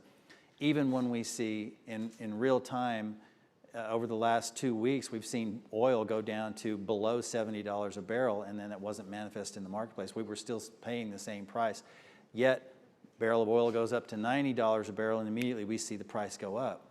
There's a problem with how this is manifest in the marketplace. The president has addressed that. He's trying to take steps to get after that problem and make the retailers be a little more responsive to real market prices as it applies to a barrel of oil. That said, big picture, Iran, what's the end game there, and what does finishing the job look like? Finishing the job, I think, there are three things that have to be addressed. One is the Strait of Hormuz cannot be allowed to be used by the Iranian, the IRGC as leverage. They've been using the Strait of Hormuz now for 47 years as leverage against the rest of the world, trying to throttle the price of a barrel of oil coming out of the Persian Gulf, and it has bought them strategic time to develop ballistic missiles and the nuclear capability. So first and foremost, Strait of Hormuz has to be open for safe transit for anybody that wants to transit that for legitimate business. Second, ballistic missile capability has to be dismantled. Can't have it. And then third, obviously the nuclear capability, they can never have a nuclear weapon. Those are the three things I think that the president is most concerned about. Those are the three things I'm the most concerned about. And I think that's going to be the end state, is when those three issues are adequately addressed. Do you have any kind of, forecast, hope in terms of timelines for potentially coming to a resolution? Like what do you think is a realistic timeline for accomplishing those two big tasks? You're probably getting into, now that strategic area that's I'm not going to play a role in kind of trying to define what that timeline is, but recognizing that I think that the president didn't engage in this with a political focus. I mean, because if he did, who wants to start kinetic action as we're facing a midterm election? So I think there was an earnest concern on his part that for the sake of the United States, our allies in the region, and really the entire global community, that this threat of Iran had to be dealt with, and he was willing to do it. And so I think credit where credit's due. He's been, in a long line of presidents, he's been the only one that actually said, not on my watch. And I can tell you this, and I'm a big fan of Ronald Reagan, grew up in the Cold War, served in the military under Ronald Reagan, and as much as he did to counter Iran, he never went this far. And had he done so, 1988, when the Iranians mined the Strait of Hormuz and the USS Samuel B. Roberts was struck by one of those mines, he launched some kinetic strikes. That was not a finished job. He should have finished in 1988, and probably 9/11 might not have happened had that been the case. So we never really think as long-term strategically as we should. That's been kind of emblematic of the United States in military and foreign entanglements. But the president said, look, this threat has to be addressed, and he's not going to allow it to continue on his watch. I respect that. I admire his courage for that. And as big a fan as I am of Ronald Reagan, that was where he fell short, in my opinion, that we could have probably staved off a heck of a lot of bad things that came as a result of Iran having unchecked power in the region. We only have a few minutes left, but I just would hate to not get to this question because food security is national security. I know you were very involved in calling for SNAP beneficiaries to be able to use those benefits to purchase hot rotisserie chickens. And even though that's gotten a lot of bipartisan support, it's also elevated some calls to expand SNAP benefits to more hot foods. I just wanted to know sort of why this is important to you, but also if you would be open to the idea of expanding this to more types of foods. Well, I think what we've done is we've hit the sweet spot here with hot rotisserie chicken in that it is an ingredient. And so I actually did a video on this. I cook all the time, took a hot rotisserie chicken, did a video on how I turned it into chicken enchilada casserole.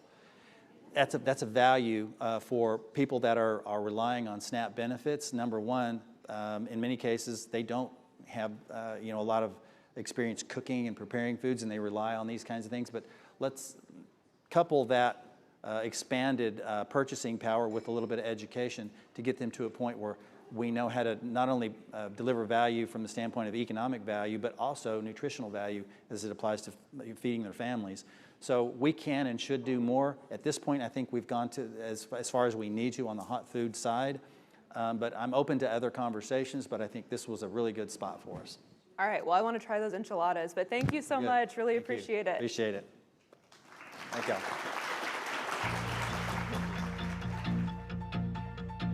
Look at how good they were. They just went right off. They didn't even have to worry about it. Okay, we are picking up steam, but there is a break ahead, I promise you. And we're going to do it all, and we're going to answer your questions. Okay.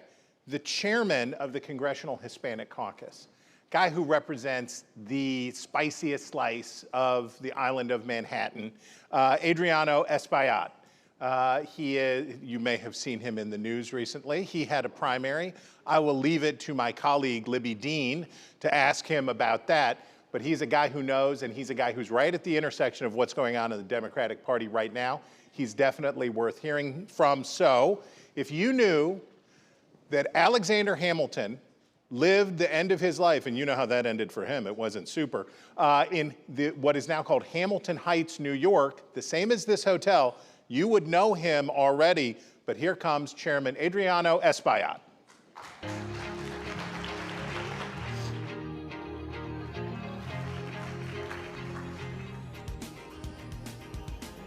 All right. Hi, everyone.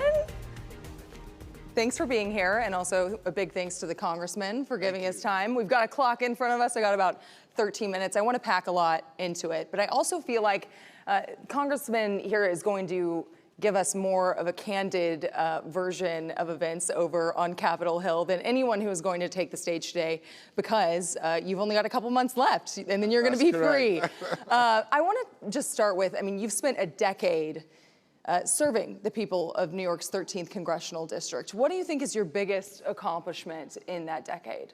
Well, first, I think that immigration has been an issue that has been sort of like lurking around us for a decade. And so some of the fights that we've had in the courts, I think, proved to be very successful. Our ability to have oversight, for example, of the detention centers, our amicus brief to protect the 14th Amendment.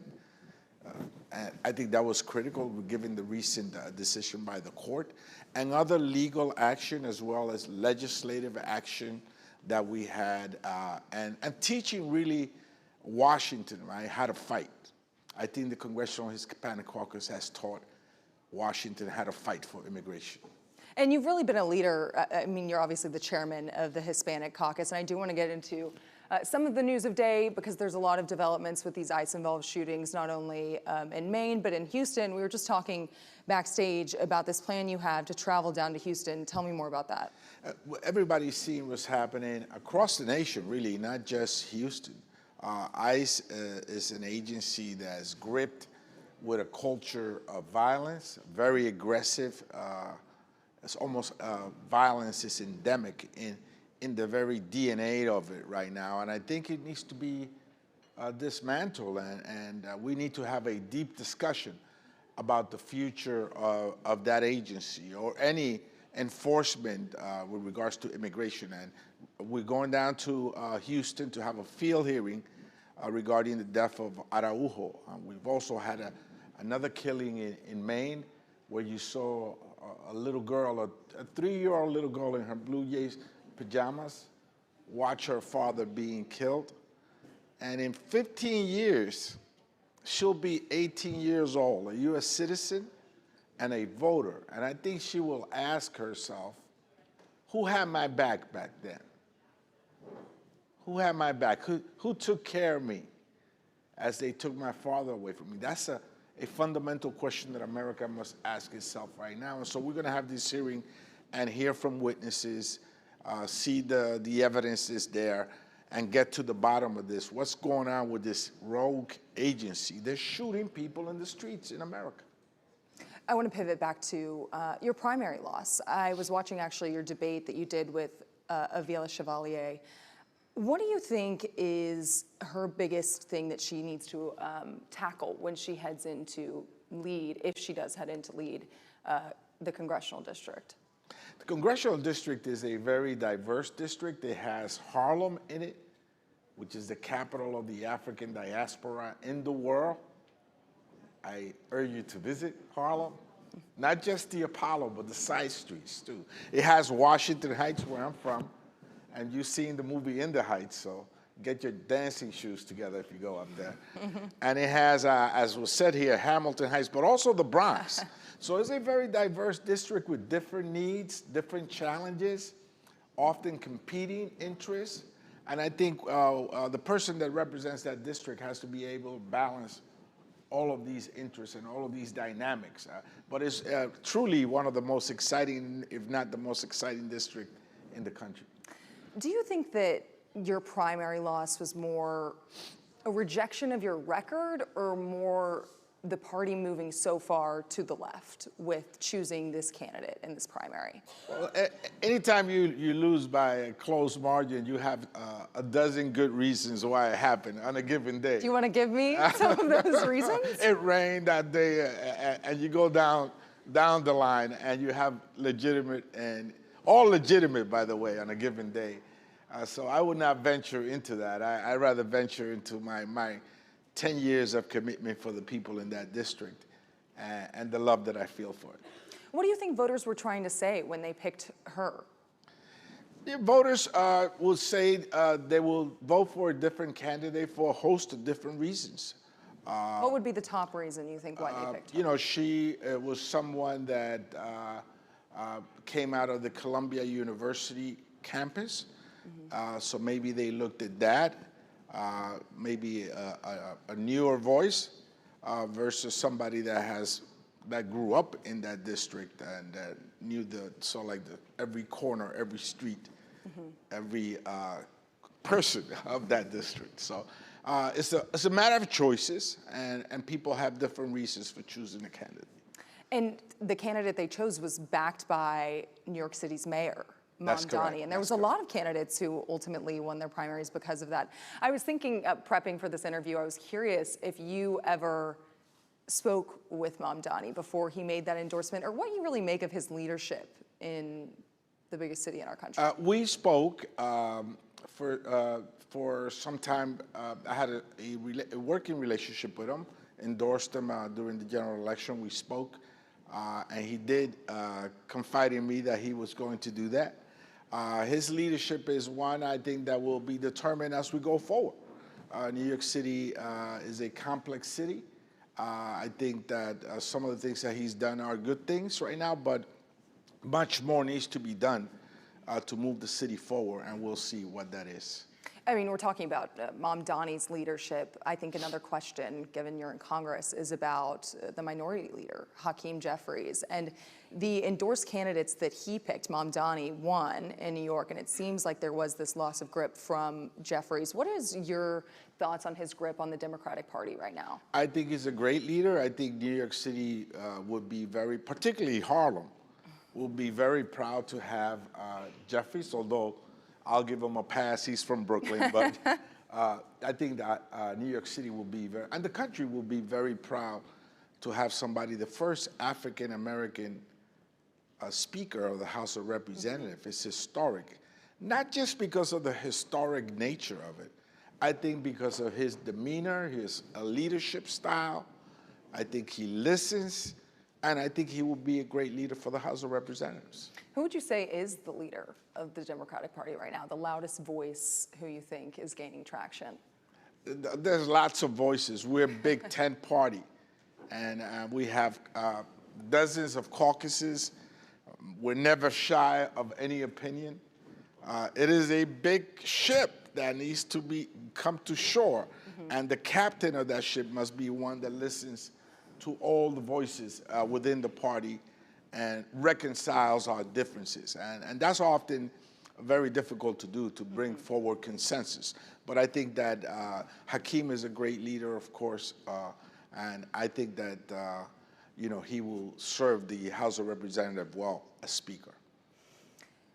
I was watching your debate that you did with your primary challenger, and one thing that kept coming up, I think from you, was talking about these social media posts that she had made that were pretty controversial, and I actually don't think that they got into a lot of what she had said. She had allegedly said that she wipes her dirty hands on the American flag, and I don't think you've ever been directly asked about your thoughts on that, if you want to tell me. Oh, no, I don't want to sort of like debate again. The primary is over, and the voters have spoken. And so any responsible leader accepts the results and moves forward. But they were troubling, and to many people in the district, they were troubling tweets.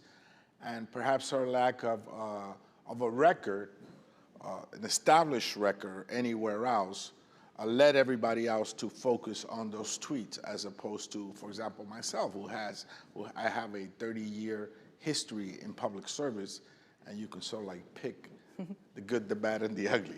Yeah, I think your biography is really interesting, and a lot of people potentially don't know in this room. I mean, you came to this country from the Dominican Republic. You were the first undocumented immigrant to serve in Congress. So I think we need to talk about ICE and the ICE-involved shootings a little bit more. I know we did a bit off the top.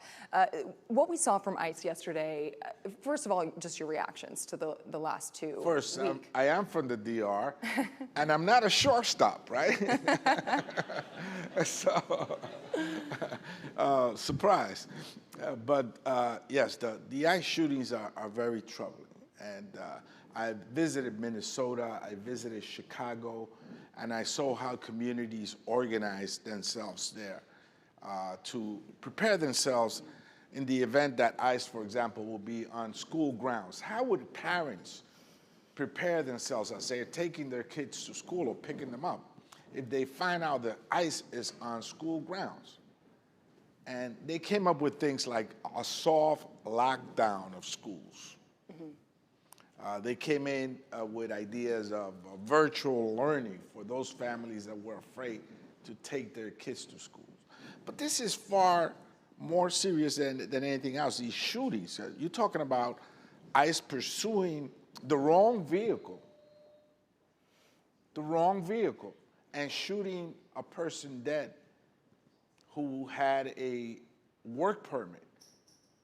Not someone that perhaps was here irregularly, but someone that was here with a work permit, someone that none of them had any criminal record. So this is a pervasive and I think endemic behavior of an agency that has taken the wrong turn. A lot of Americans want answers for what happened, not only in Houston and Maine, and some of those answers usually come from these agents wearing body cameras. But what we've learned is that they weren't wearing body cameras. And I was speaking with Trump's border czar, Tom Homan, yesterday about this, and he said that the delay in them having not worn these body cameras was because of the Democratic shutdown, as he put it. That the reason these agents didn't have them on was because the deployment of them was No, that's the cheap excuse. I am the author of the body camera bill, and the body camera bill was piloted during the Biden administration. I think it should be codified. I think it should be law. I think that it should be a permanent directive to both ICE and Border Patrol to wear body cameras. Of course, there's a protocol that follows that tells you when the body camera should be on. It should be on at all time. Access to film footage, how do you do it? How do you get it? Because that's often evidence. By the way, not just for a tragic shooting like what occurred, but for any criminal activity or any pursuit that may come into question in a court of law, that film footage is accessible as evidence. So that should be codified, and it should be the law of the land. It shouldn't be a pilot project, and it shouldn't be haphazardly applied. And certainly the excuse is just a cheap excuse. I should have given you more time for this answer because I think a lot of people in this room want to know, and your staff might want to know. I was talking to them, what are you going to do now that you're done with Congress? Well, maybe I play shortstop for the New York Yankees. That could be in the cards. My future, I think, will continue to be helping people, because that's what I love to do. And I am sure my next chapter will be politics. Exciting. Well, let's see what it brings. Let's see. Somewhere in New York in some capacity. I mean, you've been there for so long. Let's see what happens, but I am pretty much committed to helping people, and I will continue to do that. All right, guys. Well, we'll see what happens. Maybe shortstop. Thank you. Thank you, Congressman. I really appreciate it. We're gonna... Those are A-plus students right there, right off the correct side of the stage. It makes me very, very happy. Okay, you know what we say in television? We say, and now for a word from our sponsor. I want you to please welcome Mark Doherty. He is the president of Tokyo Electron US, and that's why you see TEL on all of this signage here. And he's going to have a conversation with contributing editor Kathleen Koch. Put your hands together.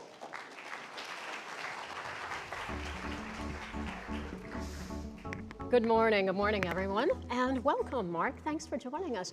So these days when people talk about chips, they're usually talking about NVIDIA and the super high-end chips fueling the AI boom. But I think, as everyone knows, the chip world it's a lot bigger than that, right? A lot more complicated. So for folks who may not know about Tokyo Electron, or in other words, TEL, or TEL, can you walk us through where you fit in the semiconductor industry, and also help us understand how much broader and intertwined it is? Certainly. Well, thank you, and it's a pleasure to be here representing Tokyo Electron. The industry as a whole, like many, is very complex, and so you have to think about the entire spectrum of supply chain all the way from material through end customer. Certainly there's been an evolution in our industry in terms of what is driving growth. At one time, it was mobility segment, and that was really the driver. Now we've clearly shifted into artificial intelligence as the driver. Where does Tokyo Electron fit? So from a fundamental technology standpoint, as the end customers define the solution that's necessary, that translates then down to materials and process technology that has to enable that solution. Where Tokyo Electron fits is we are a provider of the silicon processing equipment or semiconductor manufacturing equipment that enables those chip manufacturers to provide those solutions to the end customer. So we have a very broad portfolio of process equipment that speaks to about half of the overall market. Now, I understand your equipment is so pervasive, right, that every chip in every phone in this room passed through TEL equipment, right? I'm confident that that is correct, yes, because of the broad spectrum of solutions that we offer. And in a few segments, I would say quite strong. It is not an overestimate at all to say that everything that is enabled, each person's phone here today definitely passed through a Tokyo Electron piece of equipment. Fascinating. So obviously, TEL is a Japanese company, but you have been here In the United States, for more than 30 years, you have roughly 3,500 employees at sites in 11 states. Why is TEL so committed to growing operations here, and do you plan to continue that into the future? And I'm asking that because I don't know if any of you heard the statistic. A survey in 2025 found that roughly 1 in 5 international manufacturers last year, 1 in 5, so 20%, withdrew operations or scaled back their presence in the U.S. Yeah, so as you noted, Tokyo Electron has been conducting business in the United States for well over 30 years.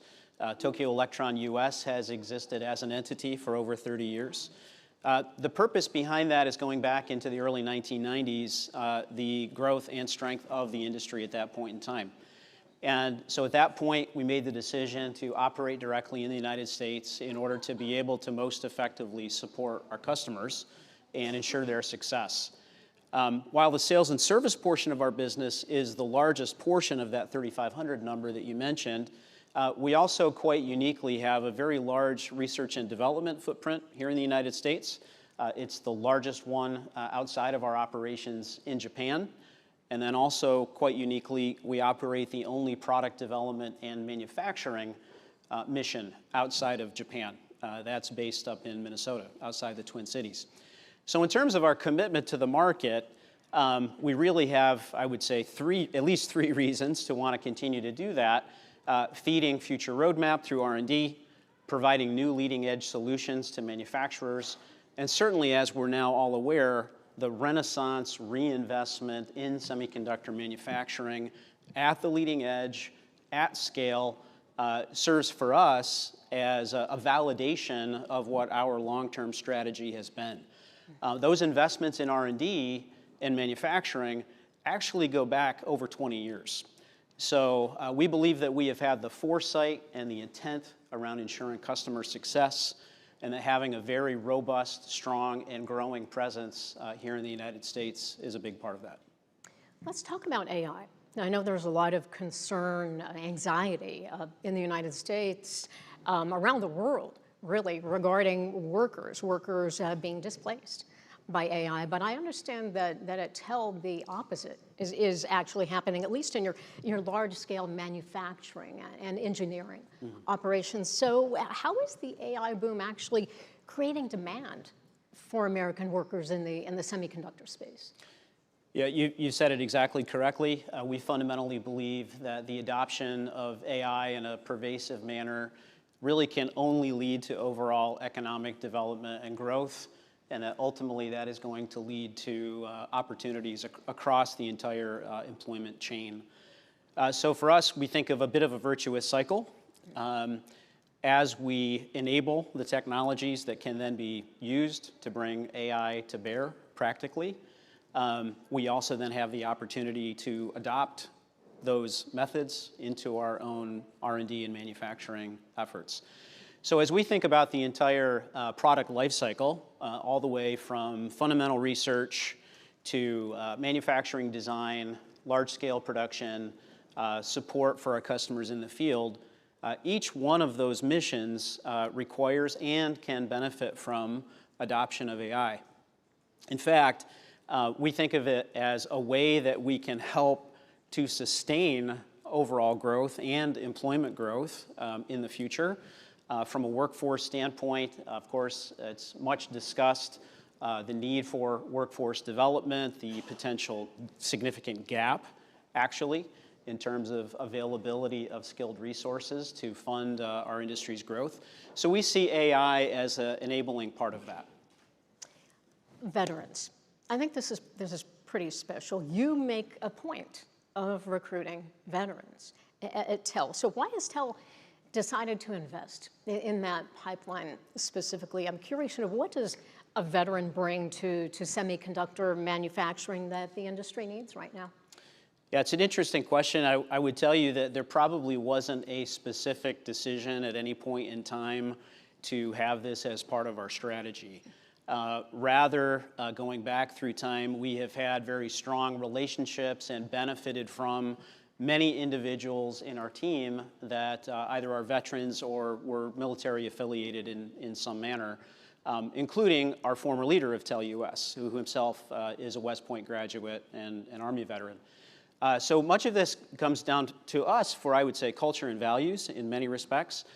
It's the right thing to do, but also in terms of the capabilities that those individuals bring, not just to our team, but frankly, I think many in the industry recognize these capabilities.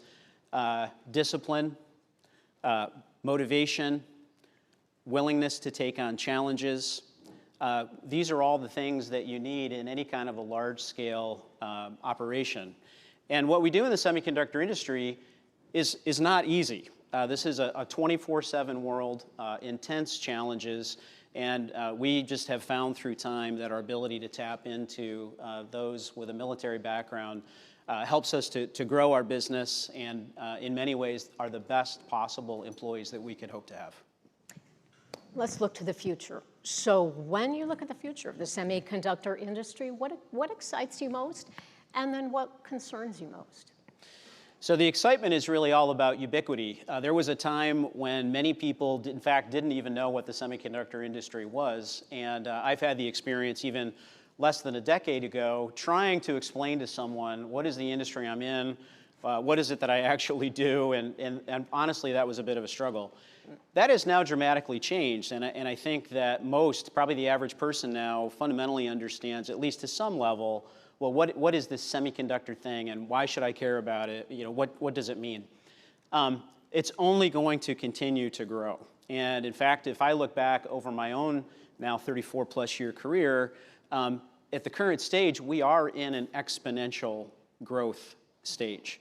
And we anticipate that that's going to continue. So getting to make things, high technology, impact for the world, positive impact for the world, influence on how all of us live, work, enjoy our lives on a day-to-day basis is really fundamentally enabled by semiconductors. Mark Doherty, president of Tokyo Electron US. Thanks so much for the fascinating conversation. Thank you so much. Appreciate it.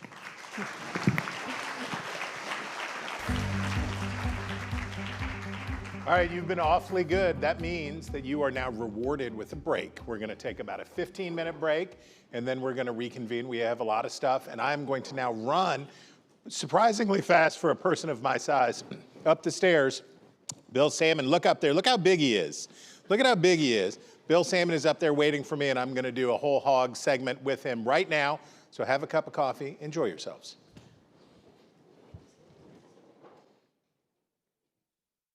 Whole Hog Politics on the Hill Insider. Politics is too important to take so gosh darn seriously. You're going to get great analysis, but you're not going to get some kind of a partisan agenda talking about war and peace and the economy. That doesn't mean we can't have a couple of laughs along the way. When you talk about whole hog politics, you're talking about a reference to a time when politicians did things like had hog roasts, and they would bring their supporters together and invite people to come in to celebrate, to party, to be united. I think that's a great energy, and I think that's something that we need to get back to. Whole Hog Politics, just another reason to subscribe to the Hill Insider. Go to thehill.com/insider.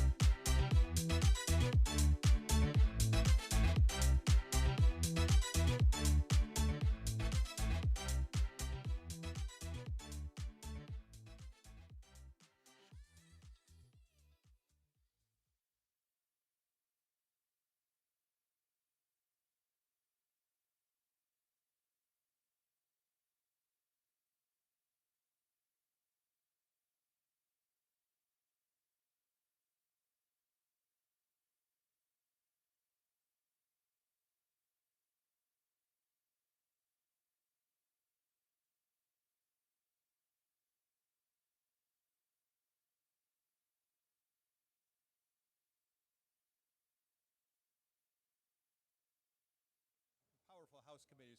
We've got it all. But right now we're going to do a special edition of Whole Hog Politics. Chris, you had folks in the audience write down questions for us. Ill-advised. And you know, the problem is, Chris, I have now read those questions, and you haven't. I have not. And I'm going to that's the spring game. them on you. That's the game we play. The first one is, believe it or not, someone wrote, worst member of Congress to be stuck in an elevator with. You don't have to answer that. I mean, so many would be so bad. But I would say the ones that you most want to... have you ever heard the expression, the lizard people? The lizard people. So there are, in Washington, D.C., there's a term for the lizard people. And the lizard people are the people who never break character. Okay. So you expect, there's a certain amount of like performative whatever that you expect or whatever. Right. But the lizard people are the ones that if you were trapped in an elevator with them, would They still be on wouldn't talking break points. They character. wouldn't They be like, wouldn't all right, be let me like- just like level with you and blah, blah, blah, Yeah, blah, blah. right. Oh my gosh. No lizard people. Good answer. Chris, here's a more legitimate question. Do you think the rise of the DSA, that's the Democratic Socialists of America, in the Democratic Party represents a permanent change, or is it merely a Tea Party-esque response to Trump? Well, the Tea Party is older than the Tea Party. And the DSA is older than the DSA. Right, right. These populist left-wing, right-wing movements have been with our country since the beginning, right? Have been with the country since the beginning, and the challenge for Democrats is the same as the challenge was for the Republicans in the 2010s, which is how do we get the energy from these voters? We're going to get a really good test of that in Michigan. Michigan on August 4th, they've got their Senate primary. Right. Abdul El-Sayed is the big lefty, and then you've got Haley Stevens. Haley Stevens is the moderate. So if you take the DSA line, you say that the reason that Kamala Harris did not get elected president is because the DSA stayed home. Yeah. And that the hard left stayed home and that they punished her. It's not true. It is not true. There are a lot of reasons before that. Now, you can make the argument in Michigan, where there's a huge, relatively speaking, Arab American. Bigger than anywhere else in the country. There's a quarter Around million or Dearborn more. and Detroit. Quarter million or more. And Michigan is close enough that you could, at the margins, make the argument that the issue of Israel and all these things were material. You go after that, Wisconsin. It's not such a big deal. Well, it's certainly not determinative. So what's happening right now is in the Democratic Party the same thing that happened with the Republican Party, which is it's a hostage-taking situation, right? Yeah, right. And they say, give us what we want, or we will stay home on Election Day. You either give us the candidate that we want, or we stay home. Who's more likely to make that threat credible? Not the normies. Yeah. Remember we used to talk about in the Republican Party, Their very norminess is what makes them less threatening than the radicals. Exactly, because they want to win. Yeah. So we used to talk about with Republicans, there was never Trump. Yeah. There was always Trump, and there was always Republican. Yeah. So that's the Democrats have the same challenge. There's a big group of core Democratic voters who are going to vote Democrat no matter what. They pull the lever. We used to say in West Virginia, they pull the eagle's tail because did you have straight ticket balloting in Ohio? I don't think so. So in West Virginia, there was straight ticket, and there was the Democratic symbol was an eagle. Okay. And so you'd pull the tail and you just go right down the line. You just punch. All you got to do is punch one, and you vote for everybody. Yeah. It's a lot faster. Are those voters going to break? We're going to know a lot more after August 4th because we're going to see how do those mainstream Democrats, how do they break in that race, and what are they thinking? Here's one that I think is provocative. What is the one national issue that is not receiving enough coverage ahead of the midterms? Could that be debt, or I mean, what would you say? there's so many that are not receiving. What's your pet peeve that's not getting? Well, the debt never gets enough attention because we have a bipartisan agreement that to we're kick not the can down the road. that we're not going to. But I will just say, we now spend more on debt service than we do our national defense. Yeah. And that's more than as 100% of GDP. It's a more significant. It's insane. That we are now spending more, and debt service is basically tribute. You're basically paying tribute. And for a deep poll, let's go back to the XYZ affair, and which was millions for defense, they said, and not 1 cent for tribute. Yeah. And now we pay more in tribute than we do in defense. Wow, how the tables have turned. Chris, here's one. What is your prediction on 2028 frontrunners? Now, they write Vance versus AOC, Rubio versus Gavin Newsom. Who is their question? I think J.D. Vance is just going to be very hard to beat. I think he's just going to be very hard to beat. He has the establishment. He has the apparatus of the party establishment. He has massively deep-pocketed funders. The only person who can cost J.D. Vance the Republican nomination is Donald Trump. Yeah, and he can cost it. Which is not a small possibility. That's like a 30% possibility. And Donald Trump. Just ask Mike Pence. That's right, and he can cost it to him in two main ways that I can think of. One is by being a failure. If the Republicans get their clocks cleaned in midterms, right? If it's an absolute pasting and the Democrats then are in even control, if Trump's trying to help Vance, he's already killed him. That's right. So nobody has more invested in a successful 2020 or to mitigating the troubles of 2026 than J.D. Vance. Right. Because that will help set the attitude for what the Republican electorate is thinking about. Yeah, so that's the passive version of sinking his candidacy. But the other one is that Donald Trump decides that he's running for another term or makes J.D. Vance say that. How much does he torture Vance? Or turns against him. Right. I mean, who knows? And Trump does the thing, it's like dangling meat in front of dogs to see who will Marco Rubio jump up and take a bite. Right. Like the apprentice is back on the air. Yeah. Chris, here's one. How much of today's political environment is driven by voters' views on policy versus identity?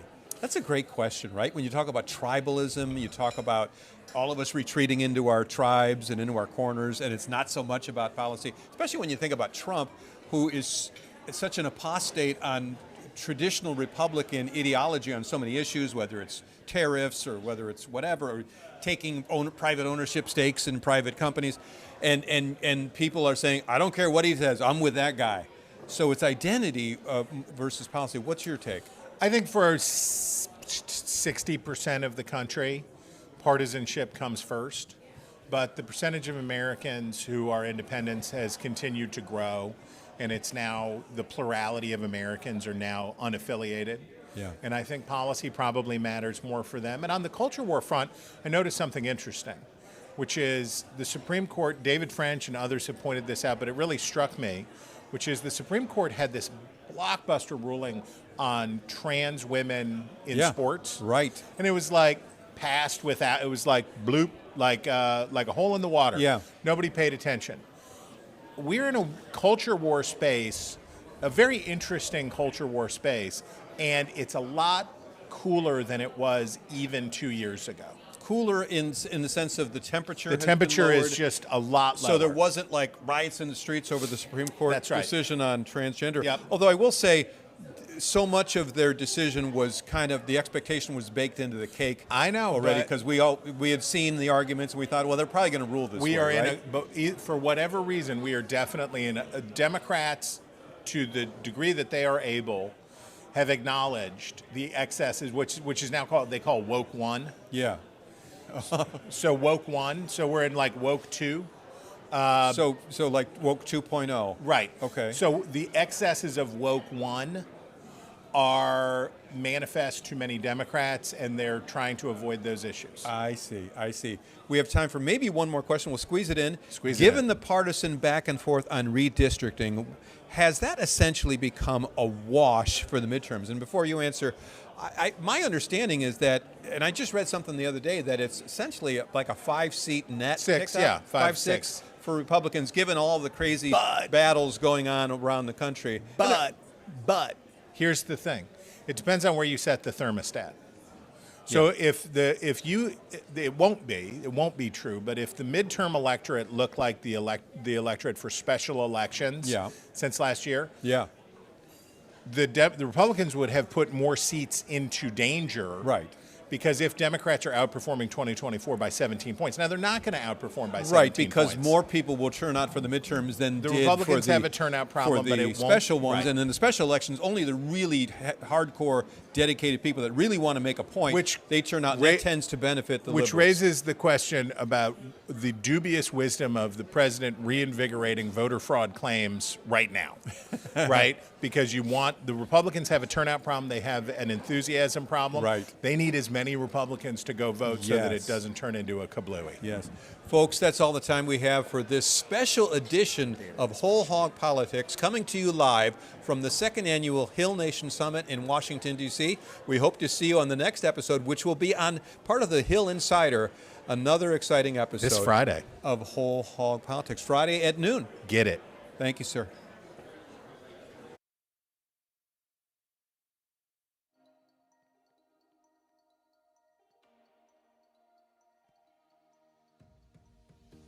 Please take your seats. Program is beginning momentarily.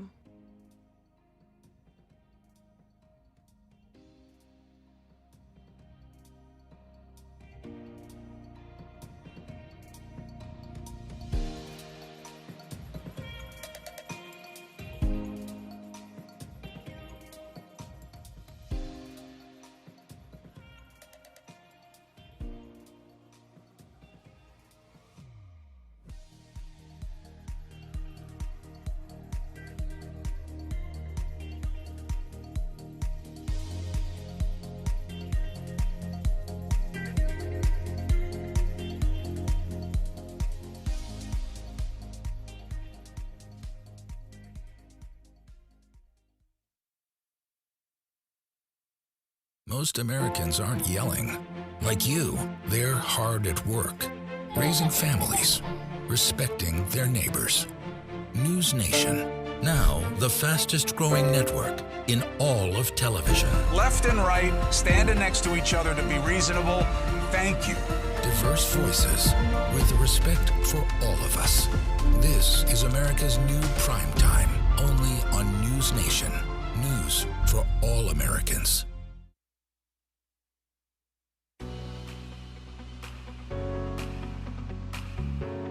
Welcome back. It's always good to be the person that speaks after the break, but not after Chris Steyerwalt, obviously. My name's Sherry Gretsch. I'm the president of News Nation and the president of The Hill. And so this is my favorite event of the year because it is Hill Nation. But I come here today to tell you a little bit about News Nation. You just saw some of what we're doing, but if you haven't checked us out, please do. And what we are blessed with when I came to Nexstar Media is the fact of all of what we bring together, which is we have a national cable network that is 24/7 and has been now for 2 years, and we are growing every single day. More and more people are coming to us. A lot of people say, like, well, I watch CNN for this, or I watch MSNBC for this, or I watch Fox for this. Well, look, if you want to watch and get everybody's opinion all in one place, watch News Nation. So that's what we do. We're a center station, and we are looking for all viewpoints, and we have respect for all Americans. The other thing we bring to it is we have over 200 local stations across the country, and so before anyone ever knows what's going on here in Washington, obviously they know it from the local level. And I like to say it's the same as what we look at from Congress to the Senate, in the sense that everyone here is representing people in America, and they come together to know what is being influenced here. And that all comes together in what we do at the Hill. And so that's why we came up with the slogan, News Nation Politics Powered by the Hill, because it's the vibrant and understanding of everyday politics and what is happening. So we're so glad that you're here with us today. We hope you learned something. We hope you have a little fun, and you meet some new people along the way. So thanks again for coming. And now I'll introduce Miranda Nazaro, who is our senior technology reporter for The Hill. And she has the pleasure of sitting down and having a conversation with Vice Chair of the Democratic Caucus, Congressman Ted Lieu. Thank you so much, and enjoy the day. Thank you.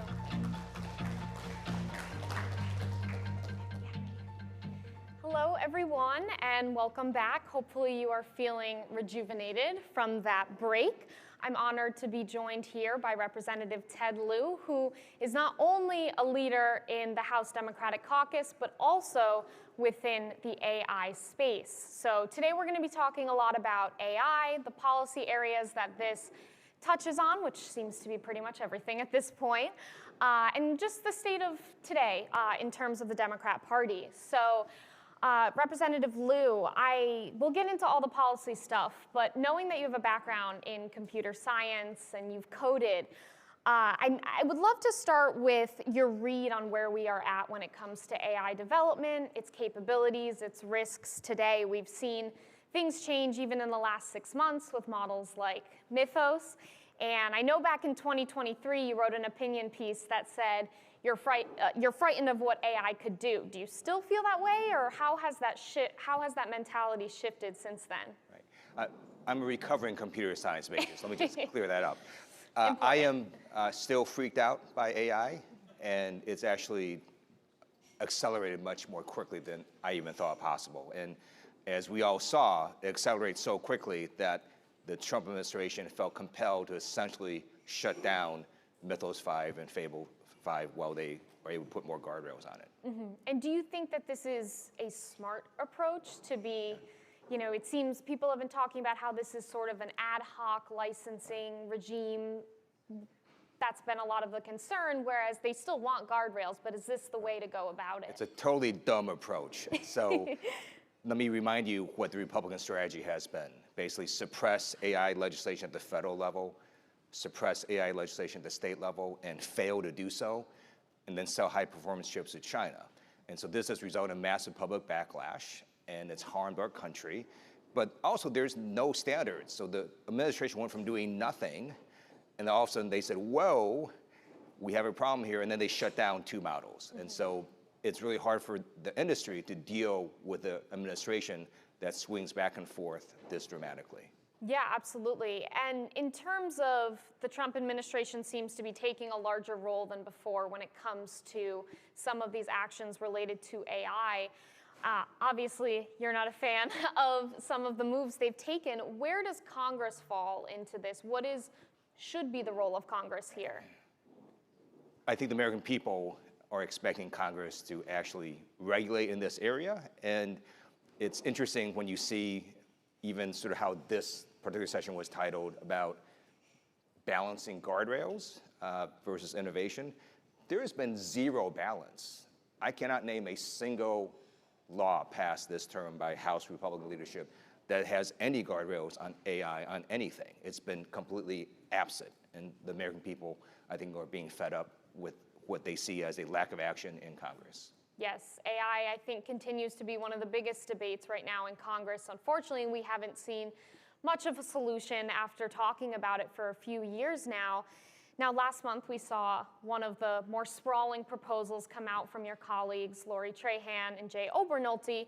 I know you said at the time, and as well as some of your other House Dem AI colleagues, that this would not work, that there are issues that are not being covered by this proposal. What are those issues that you're concerned about, and what solutions would you like to see proposed instead? Well, let me first commend Congressmembers Lori Trahan and Jay Obernolte for legislating this area. This is a very difficult area, and I welcome lots of members to delve into it.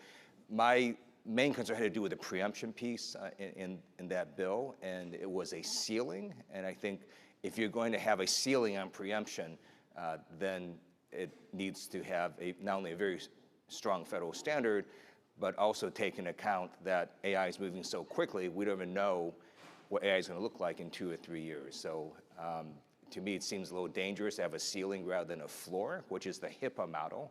And I encourage people to look at that model where the federal government set out a standard in patient privacy. It's pretty darn good. It was a floor. But then most states were like, oh, you all did that. We don't need to do this. And so I think that might be a better model to look at. Yeah, and covering preemption for a while, we have seen, I think in the beginning of the Trump administration, they were saying all out, ban every state AI law. It seems the tone maybe has softened a bit. Do you think that there is room for middle ground between, the ceiling and the floor?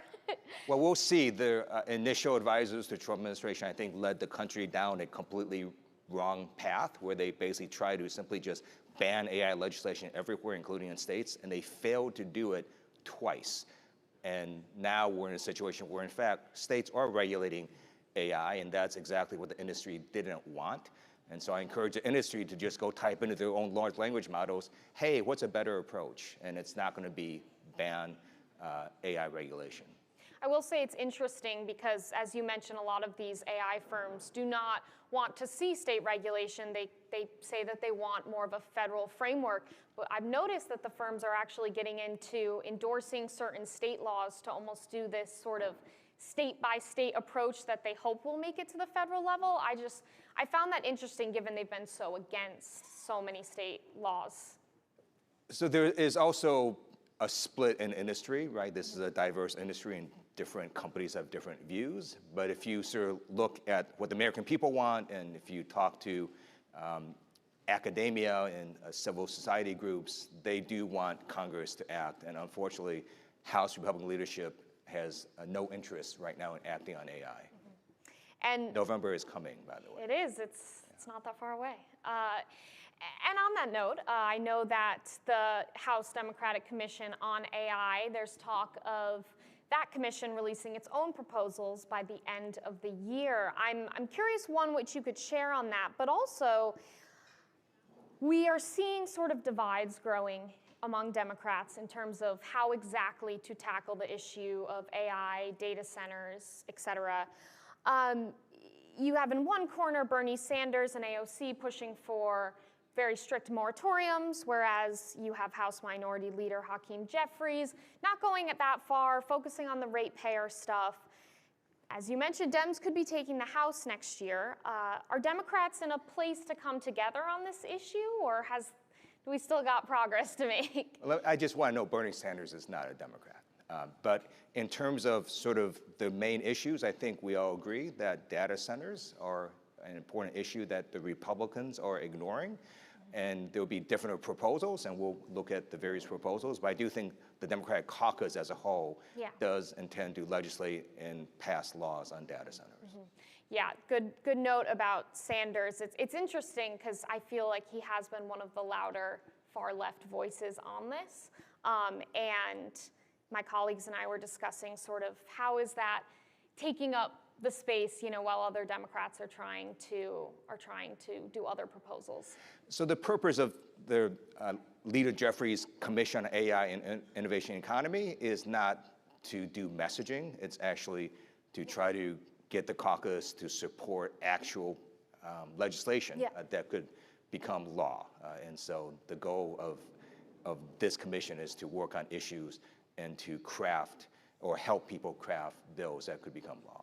Yeah, that makes sense. And kind of going back to the midterms now, we're seeing AI, data centers, all of that become much more of an election issue than we've ever seen. We're seeing millions of dollars poured in by the industry as well as safety groups trying to fight back. A particular area of concern is data centers and how they are impacting utilities, electricity costs, that sort of thing. In your area, and have you been hearing more concerns from constituents, and how, as both an elected official and candidate up for re-election, how do you tackle those concerns? What's the answers that you can give them right now? So different states and different localities will have different views. There are some localities very, very opposed to data centers. There are some localities that welcome data centers. My view is if a locality wants to have a data center, that the people there should be held harmless or even get additional benefits. And I think that may be an approach we can look at doing, but it is very diverse across America. You have some places that really, really hate data centers, and you have some places that say, we'll welcome one. Yeah, do you think that this is more of a state and local issue? I know that we're seeing on the state level, we saw New York yesterday pass probably one of the most significant moratoriums that we've seen. But we also have candidates who are saying this should be a local county thing. As you mentioned, every community is a little different. Do you have any thoughts on that, or should Congress be doing more? I started out on the Torrance City Council, so I am very protective of local control and what localities want to do. I do think we should put in guardrails and standards so that communities are held harmless or even get benefits, but I'm not sure that the federal government is in a position to take away that decision from local jurisdictions. That makes sense. And kind of on Democrat messaging again, with data centers, it touches on affordability, climate change. Do you think that the party right now is taking, I don't want to say advantage, but advantage of this messaging as the midterms do come up? And I guess that kind of goes back to what we were talking about before, too. We are simply listening to constituents, and what the constituents want is they want just reasonable guardrails on AI. They understand that AI is not going to go away. You're not going to be able to ban it. You're not going to be able to moratorium it out of existence. It is here. It's going to keep progressing. It's going to continue to be used. They just want reasonable guardrails on it. Yeah, yeah. And moving on to a different part of AI, the chips and national security space, we've seen this become very newsworthy over the past 6 months. The Trump administration has changed their exports policies a lot. In your view, what should the U.S. be doing to, curb the competition with China, but also still make sure we're not strangling American innovation in the process? Yeah, it would be good if the Trump administration actually had a strategy. They don't, because if you saw what happened early in their term, they were all like anti-China. Let's not sell high-performance chips to AI. And then all of a sudden, Donald Trump wakes up one day and says, yeah, let's sell high-performance chips to China, AI chips. And so it'd just be nice to know what are the rationales, like what are their goals, why do they think this is a good idea. They haven't been able to articulate that, other than that the president is now becoming a socialist and basically mandating investments in US companies, with the government not only having a stake, but the government making decisions. And I think that's really horrible for capitalism, for our economy, and for these companies. Yeah, I actually was going to ask about this prospect of a U.S. stake in these companies. I'm curious whether you think, is this just messaging? Do they actually want to bring money to the average American because of this AI boom? Or what's your read on that? I guess you kind of alluded to it. I think the president's a grifter. I think he's just focused purely on money for himself and his family. He's made a gazillion dollars, him and his family, on crypto and other actions that seem really quite corrupt. And then in terms of just investments in AI companies, again, I think, we have a different model in the United States. We're not China. We don't have state-owned enterprises. We don't have government-basic control companies. But the Trump administration is now moving down that path, particularly in sort of the AI and chip company field, and I'm not sure that's a good idea. Yeah, and for the last part, I know we only have about 2 minutes left. I want to take a few minutes to hit on some of the news of the day. I know you've been very outspoken about immigration enforcement under the Trump administration. The issue seemed like, other headlines took over for the past few weeks, but this week it obviously came roaring back due to the recent ICE-involved shootings. I'm curious, what is the next step for Congress, and how do you ensure that whatever the response is more long-term than just handling a crisis of the week? ICE is an out-of-control rogue agency. They killed 2 U.S. citizens, and what was the Republican response? Let's give them a blank check and lots more money with no guardrails. And guess what? They just killed 2 more people. And if you look at the training standards, much less than police officers. ICE agents are not real police officers. They don't get the same training. They don't administer CPR when someone is down and that person could maybe have their life saved. They handcuff them instead. That's not what a real police officer would do. They don't wear body cameras like real police officers. They wear masks. And this out-of-control agency is simply going to be reformed after November. And on a different subject, we saw the housing bill become law last week. I know affordability has been something you've talked a lot about. In terms of the larger Democrat Party, do you think that they have found an argument or message that really translates into the cost of living is too high, into a winning argument for November? Democrats are completely focused on cost of living issues. So if you just look at prices, grocery prices are elevated, gas prices are elevated, utility prices are elevated, and what is the Trump administration focused on? Putting his face on $1 coins. Well, on that note, thank you so much, Congressman Liu. We could talk about AI for a lot longer, but appreciate the time that you've taken today. And Great. thank you all. Thank you. All right. Great. Thank you so much. Thank you. You gotta go that way. You gotta go that way. You gotta go that way. There was a break. We lost the flow, but we're gonna get it back. We're gonna get the flow back about which way we go off stage. Okay, I envy you. I envy you for a lot of reasons. You can take bathroom breaks whenever you want. There's a lot of reasons I envy you. But I particularly envy you because you're about to get to hear from Jim Clyburn. Jim Clyburn is the dean of the South Carolina delegation to Congress, and he is one of the people who Washington still listens to, right? The Republicans and Democrats alike still listen to Jim Clyburn, and he has a voice that resonates. And you're going to hear it right now when he comes up here. Please welcome Jim Clyburn. I appreciate you doing that. Go right there. Thank you. I like these seats. I feel like we're doing Extreme Home Makeover, so this is good. We're going to have a good time. Okay, I want to just start. You did something very cool. You welcomed Lindsey Graham's sister into the United States Senate with a really decent, lovely. So say whatever you want about Lindsey Graham, about the Graham family, about his sister, whatever you like. Well, thank you very much for having me. Well, first of all, I've known Lindsey for a long, long time. I worked in state government, ran a state agency for almost 18 years, was on the governor's staff. I came to Congress when Butler Derrick was representing the 3rd Congressional District. When Butler Derrick retired, Lindsey ran for the seat and won. I had gotten to know him when I was running the state agency, and he was in the state legislature. Lindsey was a pretty innovative and relatively progressive guy. You may recall when he left the legislature, or left the House, he went over to the Senate and became sort of a protege of John McCain. Took a right turn after that. But we maintained our relationship, which was a very cordial relationship.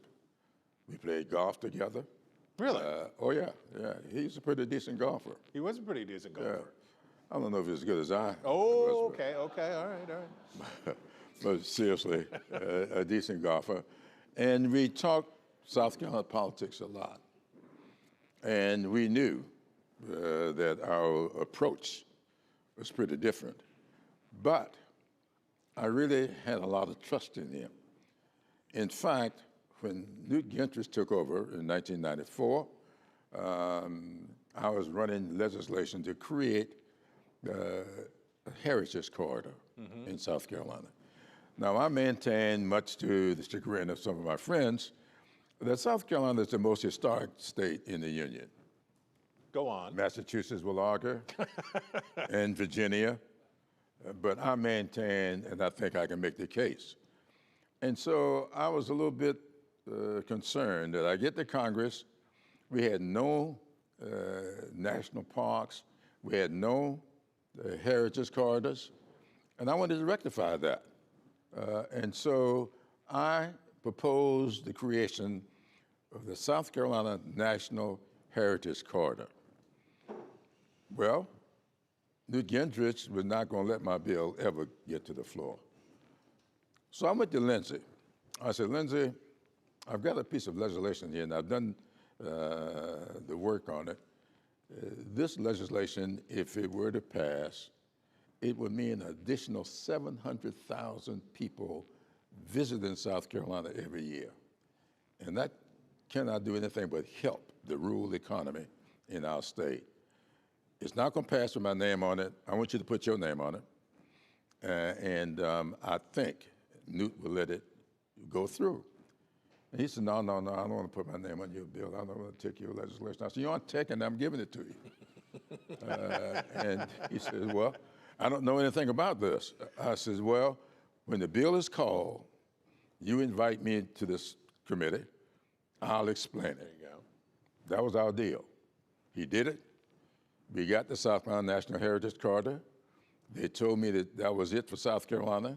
I came back with the Gullah Geechee Heritage Corridor. We now have that in law thanks to Lindsay's help in the Senate. Then I came back more recently with a corridor that emphasizing South Carolina's role in the Revolutionary War.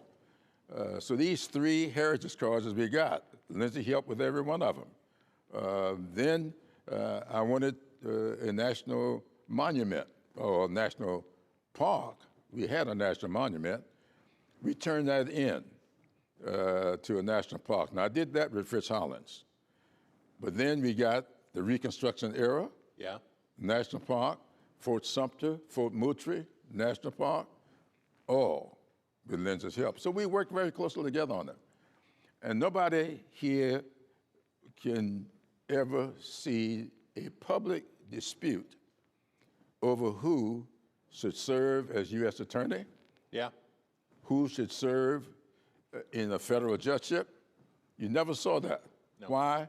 Because Lindsay and I sat down before the fact and work out the fact that I'm going to make these recommendations because Joe Biden is going to make the appointments. However, you as a senator can stop every one of them. So what can we do to make sure that we don't have any public debate over this? And we did it. And there's never been any public debate. I got every one of our folks that I wanted put on the federal court, all because of Lindsay. So I knew his sister as well. His sister worked at the vocational rehabilitation. She came to visit me once a year in my office. We would spend at least an hour together. And she's a graduate of South Carolina State University, my alma mater. I was going to say, and so she is the first senator from South Carolina to be a graduate of the HBCU? From South Carolina, yes. There you go. And the first woman to serve in the Senate from South Carolina. So she's double dipping. Okay, South Carolina's awareness of its history is part of the reason why when Republicans were given the chance to gerrymander, they didn't do it, right? So it was remarkable after the heat that Donald Trump and the Republicans brought down in Indiana and other places. South Carolina Republicans said no to trying to gerrymander you out of your district because there is an old truce that exists, right? That says got to be decent because of the freighted heritage in the civil rights era and before. In South Carolina, you have to be decent to each other because it works. That's not going to be true in a lot of other places in the country. And this presents a challenge to your party. Sure. Which is, there are going to be members of the Congressional Black Caucus who say we have to prioritize we have to have a Congress that looks like America. And there are going to be other members who say, no, we need to maximize Democratic membership in the coming, because we're going to have so much gerrymandering fighting going on in the next 2 cycles. How do you think about the priorities between representation of non-white Americans and Black Americans versus Democratic majorities? Well, it's going to be a challenge. There's no question about that. And every state's going to be different. Now, South Carolina has a different history that most people never focus on. I ask you, those of you who've studied this, you may not have lived it the way I have, because come Tuesday, I believe, will be the 21st, I'm going to celebrate the 47th anniversary of my 39th birthday. So I've been around for a while. But you never saw. No, come on. You got to give it to him. You got to give it to him on that. That's pretty good. And I've lived all of those 86 years in South Carolina. During that era, during the 60s, when you saw these confrontations, you never saw a snarling dog in South Carolina. That's right. You never saw cattle prods in South Carolina. We were arrested, I among them. In fact, I met my late wife in jail. So it worked for me. We stayed married 58 years. But that kind of camaraderie is there. The laws are there. Fritz Hollins was governor of South Carolina at the time that Clemson was integrated. When Harvey Gantt got to the door, he said, we have run out of laws, and we're not going to stand in the schoolhouse door. These things we're not going to do.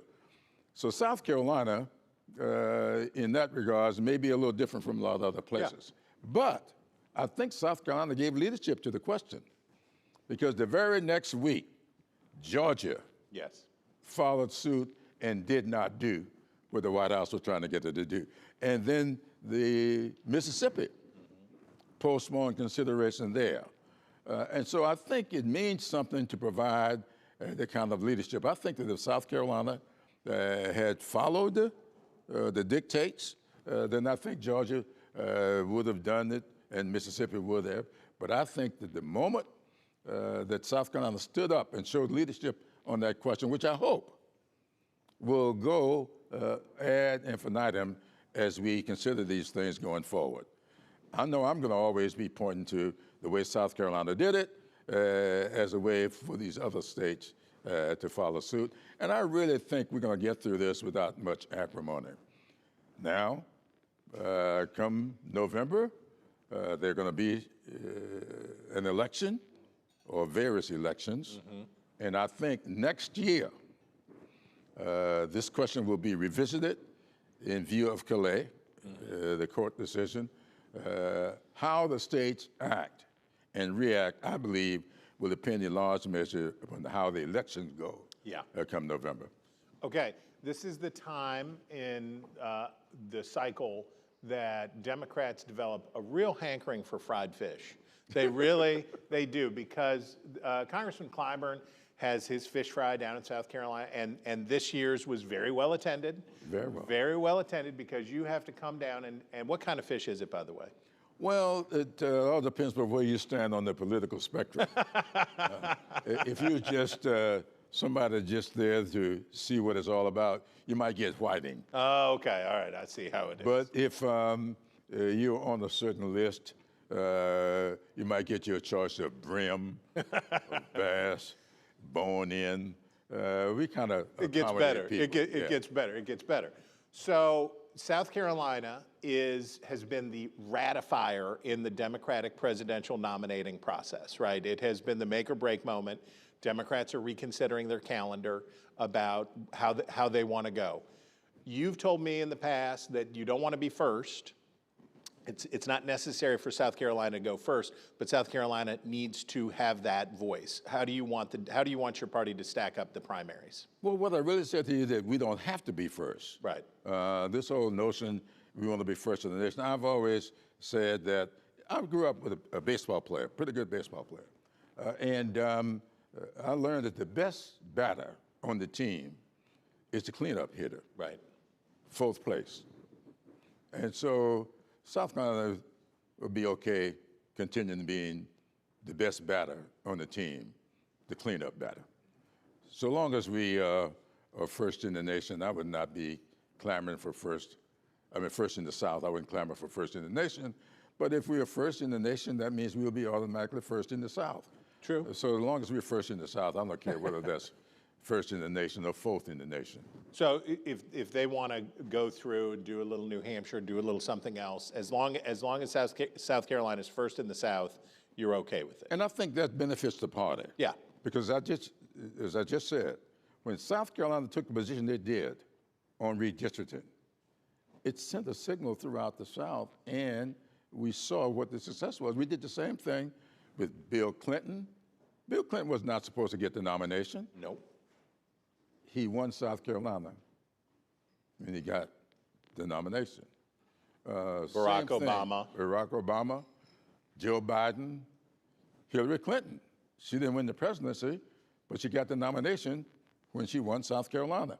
And it's because there's a certain culture in that state that if you care to study it, I think you'll be surprised to realize that there in the Deep South, where the Civil War began, people miss that it's also where Reconstruction began. Yeah.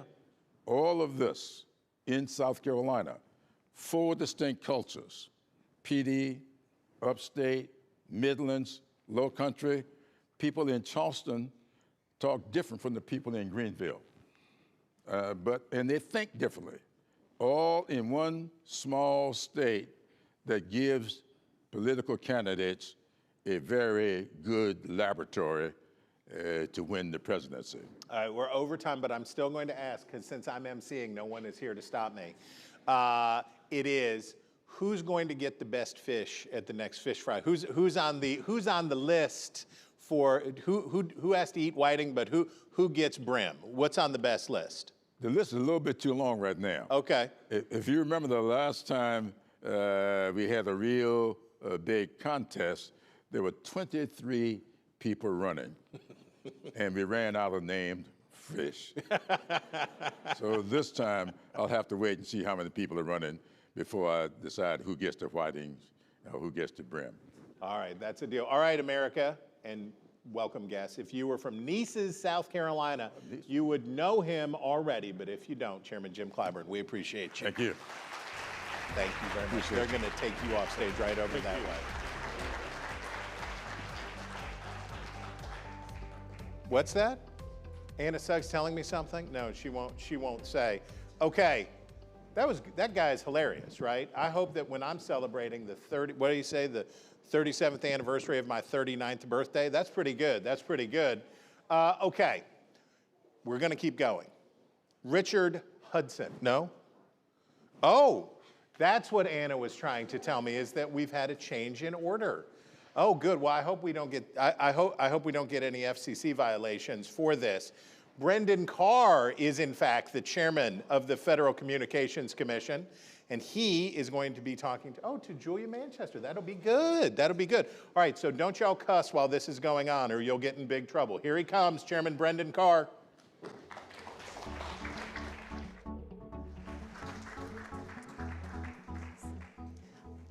Thank you so much for the warm welcome, Kristen. Thank you so much, Chairman Carr, for joining us here today. Yeah, so good to be with you. Thanks. Yeah, you know, at the Hill and NewsNation, what we really like is to break news, and we understand that there is some news you have to share and discuss this morning. But before we get started, I just want to put out this disclaimer.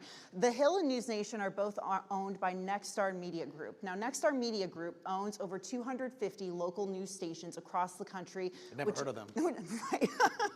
Which are all regulated by the FCC, so just have to get that out of the way. So, Mr. Chairman, the FCC is announcing a repeal of the nationwide audience cap. Explain the significance of that. Yes, this is a really interesting one. So the FCC over the last year and a half or so, we've been working to try to restore balance to the broadcast airwaves. And one thing that's out there is historically, the FCC has tried to strike a balance between national programmers, whether it's Comcast, Disney, Paramount, Fox, or others, and the hundreds of actual local broadcast TV stations that are out there.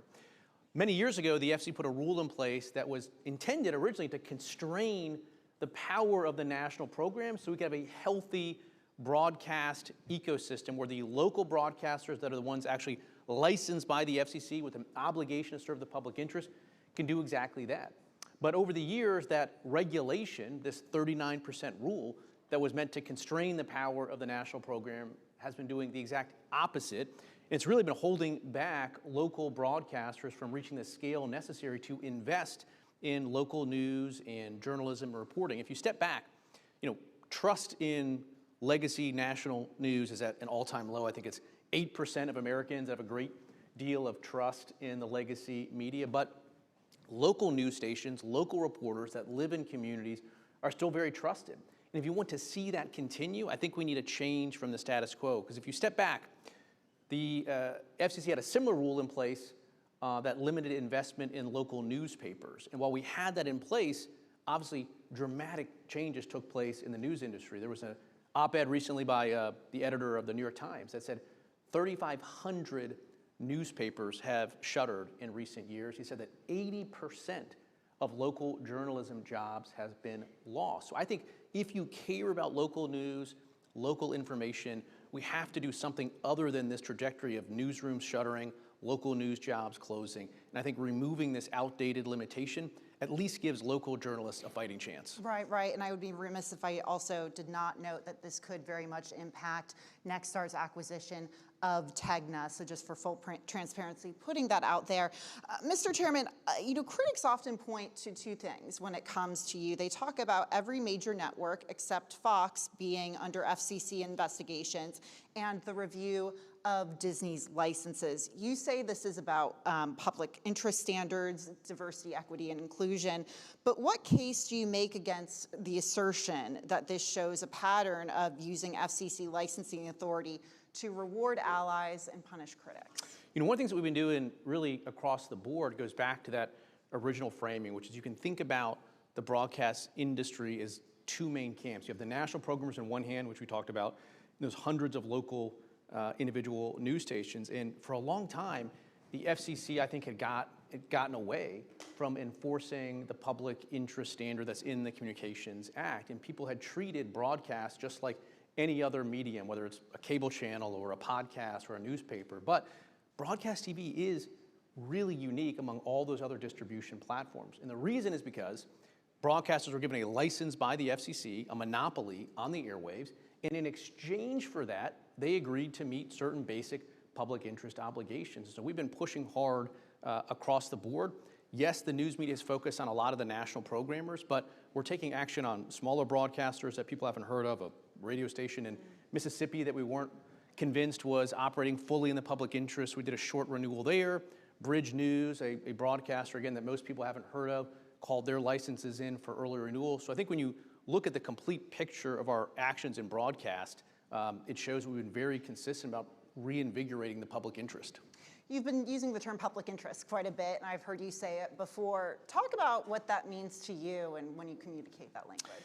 Yeah, so thankfully the FCC has a lot of case law and a lot of decisions describing what the public interest is. In fact, we recently compiled a lot of that case law information and put out a public notice that explains more particularly the public interest. At its core, the idea of the broadcasting system is you have local news stations in local communities. Their job is to find out what are the needs and interests of this local community and then to serve that with unique programming. I think in too many places, the broadcast ecosystem has just become national programming piped in from New York or Hollywood and just brought into local communities in an undifferentiated way. I mean, there's no value add above and beyond. And that's not the broadcast segment. The broadcasters that are doing a great job are ones that are in their community doing local news programming, local TV shows, local interest stories. That's the way the broadcast system was supposed to work. But again, it's gotten way out of balance in recent years where there's just too much power coming from New York and Hollywood. And if you're just turning the hundreds and thousands of local TV stations into simply undifferentiated mouthpieces for that national programming, that's not the system that Congress wants. You can have that. You can go to a virtual cable channel like YouTube TV, and you can do that. You can get podcasts. You can get all sorts of national programming in lots of ways. But the broadcast ecosystem is supposed to be different, and that's what we're driving towards. So what do you say to critics who say, okay, I'm looking at Brendan Carr's agenda, but when a Democratic administration comes in and there's a new FCC chair, what if they were to flip that precedent on its head and reverse everything you did? How do you, do you see that happening? Is that a possibility? Well, I don't think, you don't have to sort of speculate about a ghost of Christmas future because we've seen the ghost of Christmas past already. There have been Democrats at the FCC, and the track record there is very clear. When Democrats were in charge of the FCC, they went down the path of not renewing the license for a local Fox broadcast TV station because of complaints that were raised about content that allegedly ran on the separate Fox News cable channel. In fact, the same group that was pushing that has filed an application with the FCC to get us to renew that enforcement action. You had Democrats in Congress that wrote letters to the FCC urging us to investigate and not renew licenses for Sinclair, which is an owner of local broadcast TV stations, because Democrats thought that Sinclair was too conservative in their viewpoints. Democrat FCC came in and refused to renew hundreds of routine license renewals for Sinclair. You had Democrats in Congress that pushed cable companies expressly to drop Fox News and OAN and Newsmax. They didn't agree with the editorial perspective. The list of actual weaponization by Democrats when they have gavels goes on and on and on. So there's sort of a fork in the road, I think, for regulators today, which is should we do absolutely nothing and leave the gavel on the ground because Democrats might come in and weaponize it. The truth is they did weaponize it. They're going to weaponize it. But my view is let's at least apply the law as Congress intended. And so we've been bringing that mindset to the FCC. We're clear-eyed about it. But it's not just media. The media focuses on the media. We're taking a very similar approach all across the work streams that the FCC is doing, whether it's space economy, whether it is on permitting reform, whether it's on national security. We're driving a really aggressive agenda across the whole board. So you're, correct me if I'm wrong, but it sounds like you're changing the FCC from within, maybe changing the culture a bit?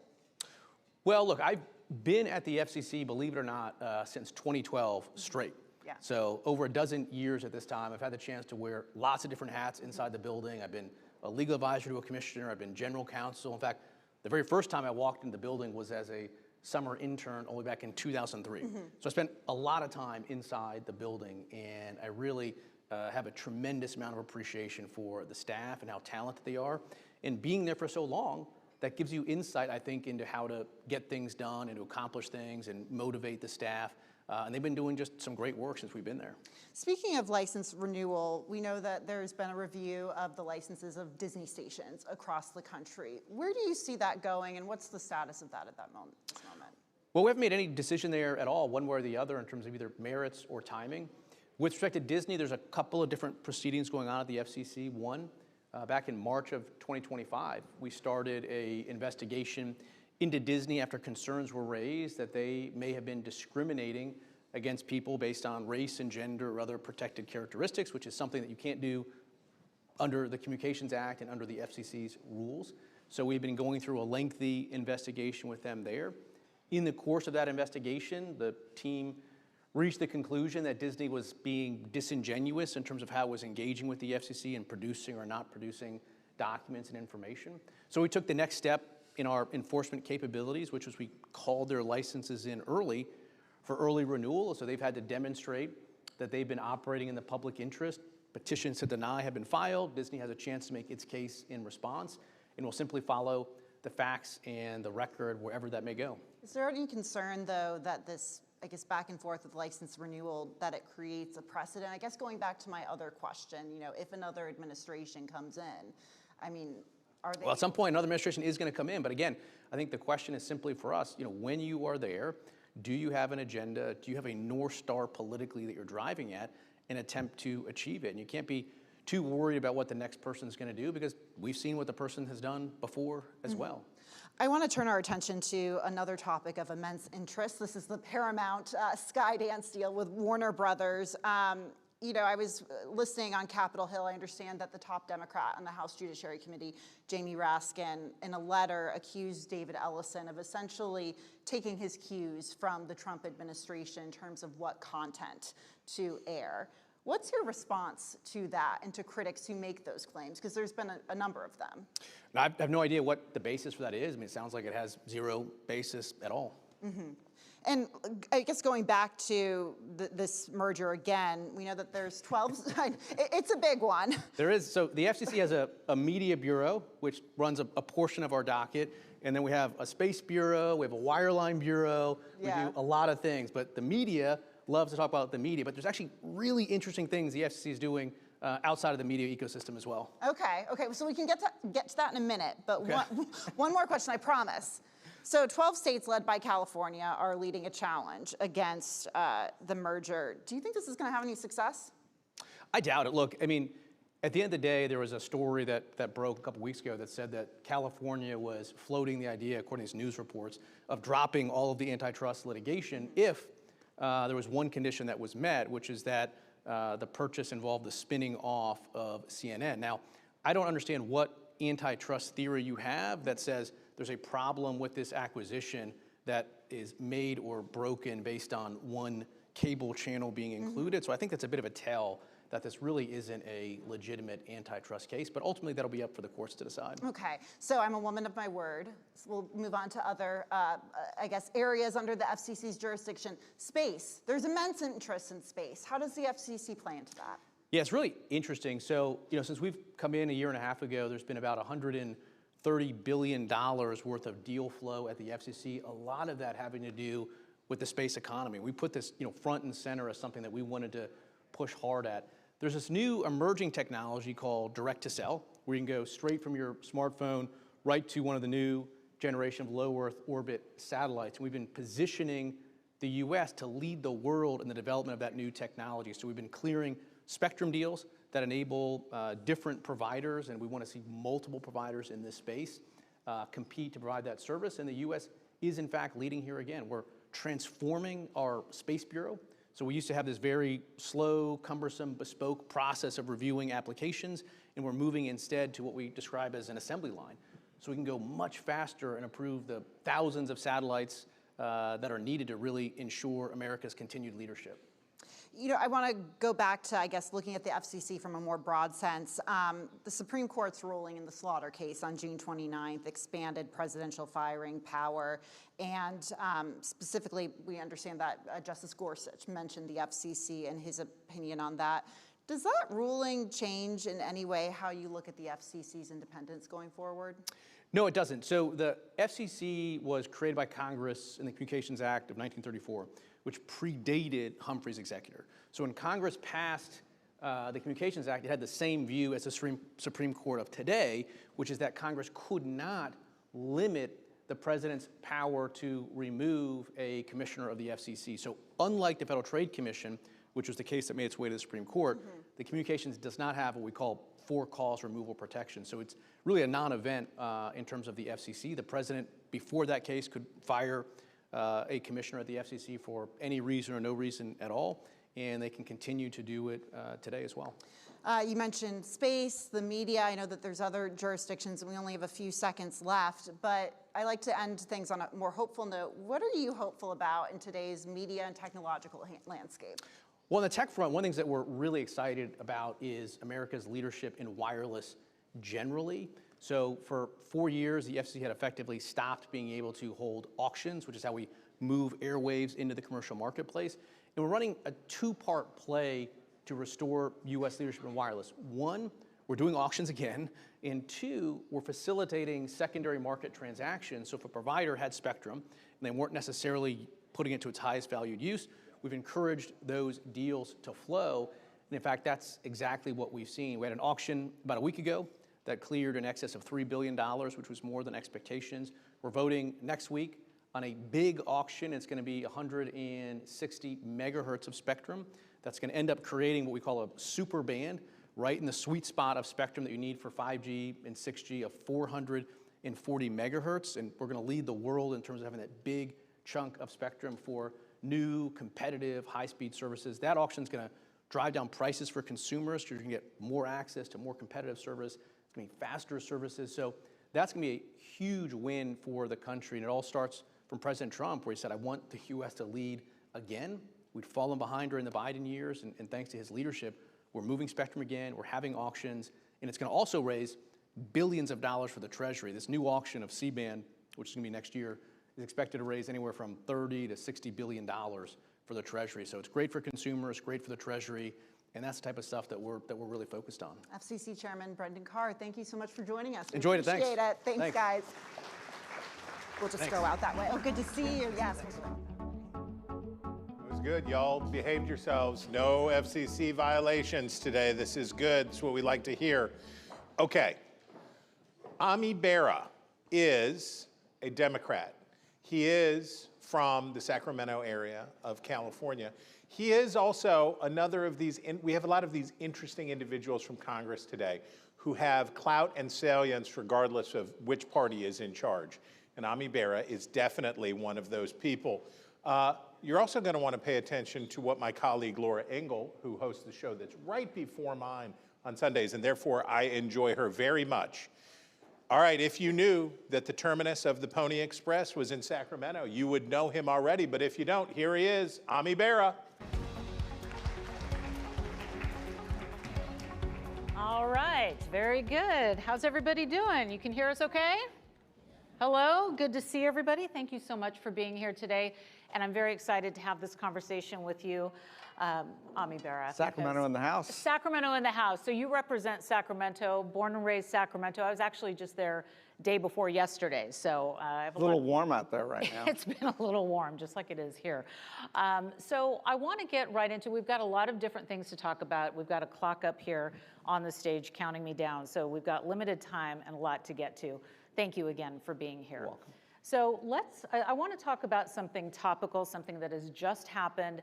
Yesterday, our own Libby Dean with NewsNation was at the White House. She had an opportunity to talk to the border czar, Tom Homan. We've had a lot of news about ICE agents and some of these shootings that we've seen take place, Maine, Texas, and the lack of body cameras. I don't know if you saw what he said to Libby Dean, but she asked him, what's the holdup with the cameras? He actually is blaming Democrats for that. And I want to give you a chance to respond to what he called the Democratic holdup. You know, there isn't a holdup. They've got plenty of money. They should do the body cameras. That would give us an idea of what actually took place in Maine. The evidence, as we're putting it together, looks pretty bad. I'm glad that Mark Wayne Mullen has called off any additional stopping of the cars and so forth. Right. And let's lower the temperature. I think Democrats and Republicans can agree that we want secure borders. If there are criminals and folks that have legitimate warrants out for them, let's figure out how to get after those folks. But we've seen Americans, legitimate folks that are not warranted or targets, actually get murdered and killed. So let's fix this. Right, so there's a stop on that, and there's a lot more to go on that. We've watched so much happen. I mean, when you rewind the year and you think about what we've seen so far and where we are today, and we look forward to more updates from you on that as you move through the year. Let's talk about Iran, because that is obviously another big topic. Now, you had just said on your social post that you said that the American people want an end to this, what you call reckless war. Ceasefire, of course, was in place. Now it's total chaos. So what do you see happening? What's going to happen next? How can we get out of it if that is where we're going to go? Look, we can go back and relitigate what started this war. The president's decision to take us to war, I think, was the wrong decision. I don't think there was an imminent threat, and that's not to say Iran is not a bad actor. We are where we are at this juncture. I think the majority of the American people want us to end this war, to create a ceasefire. Every time they're filling up their gas tanks with fuel, they're reminded of the impact of this. After that, we do have to bring our Arab allies into this, because this is their neighborhood, come up with a longer-term solution to the extent that we can bring the Europeans in and our Asian allies. That's what I would urge the president to do, is actually open this up to a broader alliance. The Iraqi president was in the Capitol today. We had a chance to meet with him. You know, let's give the new president in Iraq a chance here. He talked pretty tough about what we have to do with Iran as well, met with the ambassadors from Saudi Arabia, Bahrain, Oman yesterday. So the folks are ready to go here. It is going to be a long, drawn-out process. The Iranians are not forthright actors here. They do want to keep this conflict going, and again, I think we're in a dilemma right now. I'm always curious what the conversation is like when what you have with the people on the Hill and just people in your life, the constituents that call you and say, what's going on? I mean, not everybody watches the news 24/7. We hope that you do, and we hope that you watch NewsNation and the Hill. But for people that are just trying to get their arms around what is happening, how do you walk people through it just on a human level? Yeah, so I did a telephone town hall with my constituents back in Sacramento last night. They're just trying to get through the day, right? They're trying to get their kids to soccer practice, put food on their table, pay their rent or mortgage. They're getting crushed by the price of gasoline, the food prices. That's what they're upset about. And they're like, what can you do to make my life better? They also very quickly have connected the war in Iran to the price at the pump. And that's why I think the vast majority of the public wants us to end this conflict. And, you know, I'm not here to advise the president, but, you know, if you look at his poll numbers and when they started to tank, they associate the war in Iran with the president and the pain at the pump with the president. And it's so interesting too, as I mentioned, I was in Sacramento just 2 days ago, and I gotta tell you, I mean, the price at the pump, it's like $6 a gallon, $7 for diesel. I mean, it's wild, and you drive by those signs, and that's the real impact, the everyday impact. And people, you know, I've talked to people, they have to make a decision on whether, you know, how they're gonna get their groceries, how they're gonna condense. That's real world problems with this. And you toss on top of that, you know, as folks are starting to look at their health insurance costs, their ability to get health care, a lot of folks are dropping their coverage right now. It is a real big issue. So I wanted to talk to you about that. That was one of the subjects that we have on tap. You know, you're a doctor. You have all this experience, and just talking about real life. I mean, people are looking at the ACA. They're deciding, am I going to drop it? Am I going to just go without? And if you do drop health insurance, then you're talking about skipping medications, skipping those, you know, checkups, and then ending up in the ER, which ends up being way more money than you would have spent. How can we get around that? How can we fix this? Yeah, so the healthcare system's collapsing, right? And it's collapsing because the cost of care. Folks are either dropping coverage or they're now choosing really high deductible plans where at a time when they don't have that disposable income to cover the cost of medications, routine preventative costs. What's shifted on Capitol Hill is, you know, a decade ago, I would not see a chairman of the Ways and Means Committee, a Republican chair, dragging in the health plans, dragging in the hospitals, dragging in the pharmaceutical companies, and getting into it with them. So it's shifted. I think my Republican colleagues, you know, we get together as a doctors caucus, Democrats and Republicans, understand that we have to fix the healthcare system. I do hope we can break the fever. You know, the ACA did lower the cost, but that really was just a subsidy. It didn't change the cost structure, the profits that health plans were making. We ought to come together. We ought to figure out how every American can get basic health care coverage. Now, that's not a ceiling, that's a floor. And then if your employer wants to give you richer coverage, if you want to get a bigger policy, we could do this, and we could actually, it's not about more money, it's actually about making the system more efficient. Right. Do you see that happening in the future? Like, how long is that going to take? I mean, I think you've got to get small incremental victories. So you hear a president talking about, why do we pay 4 or 5 times as much for the same medication than the Europeans or the Canadians? Sure. That's been a Democratic idea for a while. We ought to come together as Democrats and Republicans and make this about the patient, make it about the American consumer. So we could work on that. You know, there's things that we could do to help reform some of the practices of hospitals and others without compromising patient care. And again, those are conversations that Democratic and Republican doctors are having, and I would hope we come out with bipartisan legislation. While we're talking about things that are spoken about around the dining room table and over coffee, healthcare, gas prices, what about affordable housing? I know that you have been working on this housing bill. Let's talk a little bit about that, where we are with that, and the victories that you've had. Look, this was the housing bill that we just voted on a couple weeks ago. Strong bipartisan vote, Democrats and Republicans. Hats off to House Financial Services Chair French Hill, a good friend of mine, Republican, working with Maxine Waters, who's a fairly liberal Democrat. Yeah. They got it done, though, because it's about the American people. Senate passed it in a broad vote.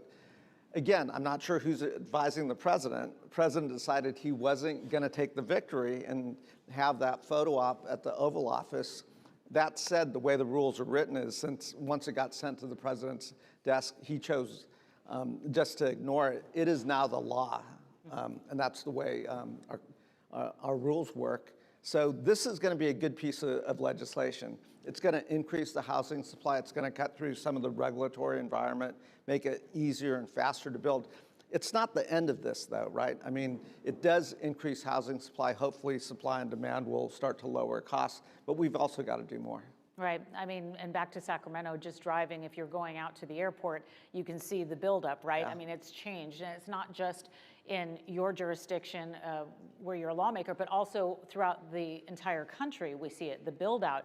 You can go away for 5-6 months a year, and then you come back and you're like, wow, this looks like a totally different place. Are we going to continue to see that type of growth with this bill that was passed. Absolutely. So again, it's going to make it easier to build. It's going to cut through some of the regulatory environment, some of the red tape. It will increase housing supply. But I think there's a lot more that we can do. You know, I've talked to both the city and county of Sacramento. They own a lot of vacant property that's just sitting there. You talk to the developers, they're more than willing to build 2-bedroom, 1-bath starter homes. They could do it for around $200,000. It's the cost of land that's prohibitive. So, you know, I think the public entities that just have vacant land that's not being used, that's equity. Put that in there, make it easier to build. That does mean you've got to cut through democratic rules and regulations as well, because you've got the environmental laws, the other ones. That should be nonpartisan as well. All right, I want to get back to some international affairs before we go. We talked about Iran, but I also wanted to ask you about the funding for the military aid for Israel, because that has been on the table. Yeah, so there's this amendment that probably comes to the House floor today, the Massey Amendment. We'll be voting on the State Foreign Ops Authorization and Appropriations Bill this afternoon. Look, I am a strong supporter of a Jewish state of Israel. I understand what happened in World War II throughout history, and it's important for us to support a Jewish state of Israel. I have real reservations about how Netanyahu's government has been operating, how they prosecuted a war in Gaza, what they're doing in Lebanon. I'm on the Foreign Affairs and Intel Committee, and we've had Marco Rubio publicly talk about what led us into this war in Iran, and he's said, all indications were Israel was going to strike. The United States would get dragged into this. We're the United States of America. We don't get dragged into anything. We make decisive decisions. I can't support the Netanyahu government. So, I'll have to figure out how I'm going to vote on that amendment. And we're just hours away from this, right? Yeah. This is what, at 4 o'clock correct. Eastern? Okay. So I think it's a poorly written amendment, for someone who wants to find peace in the Middle East, who wants to get humanitarian aid to Gaza. This amendment would actually make that more difficult. But I also think a no vote on this, I don't want to express support for how Netanyahu is prosecuting this war and what he's doing. I appreciate all of your answers. And before we leave this stage, and we're up against the lunch break, and so we're going into lunch, I'm going to make a hard turn from that last question to the next one. Is lettuce safe?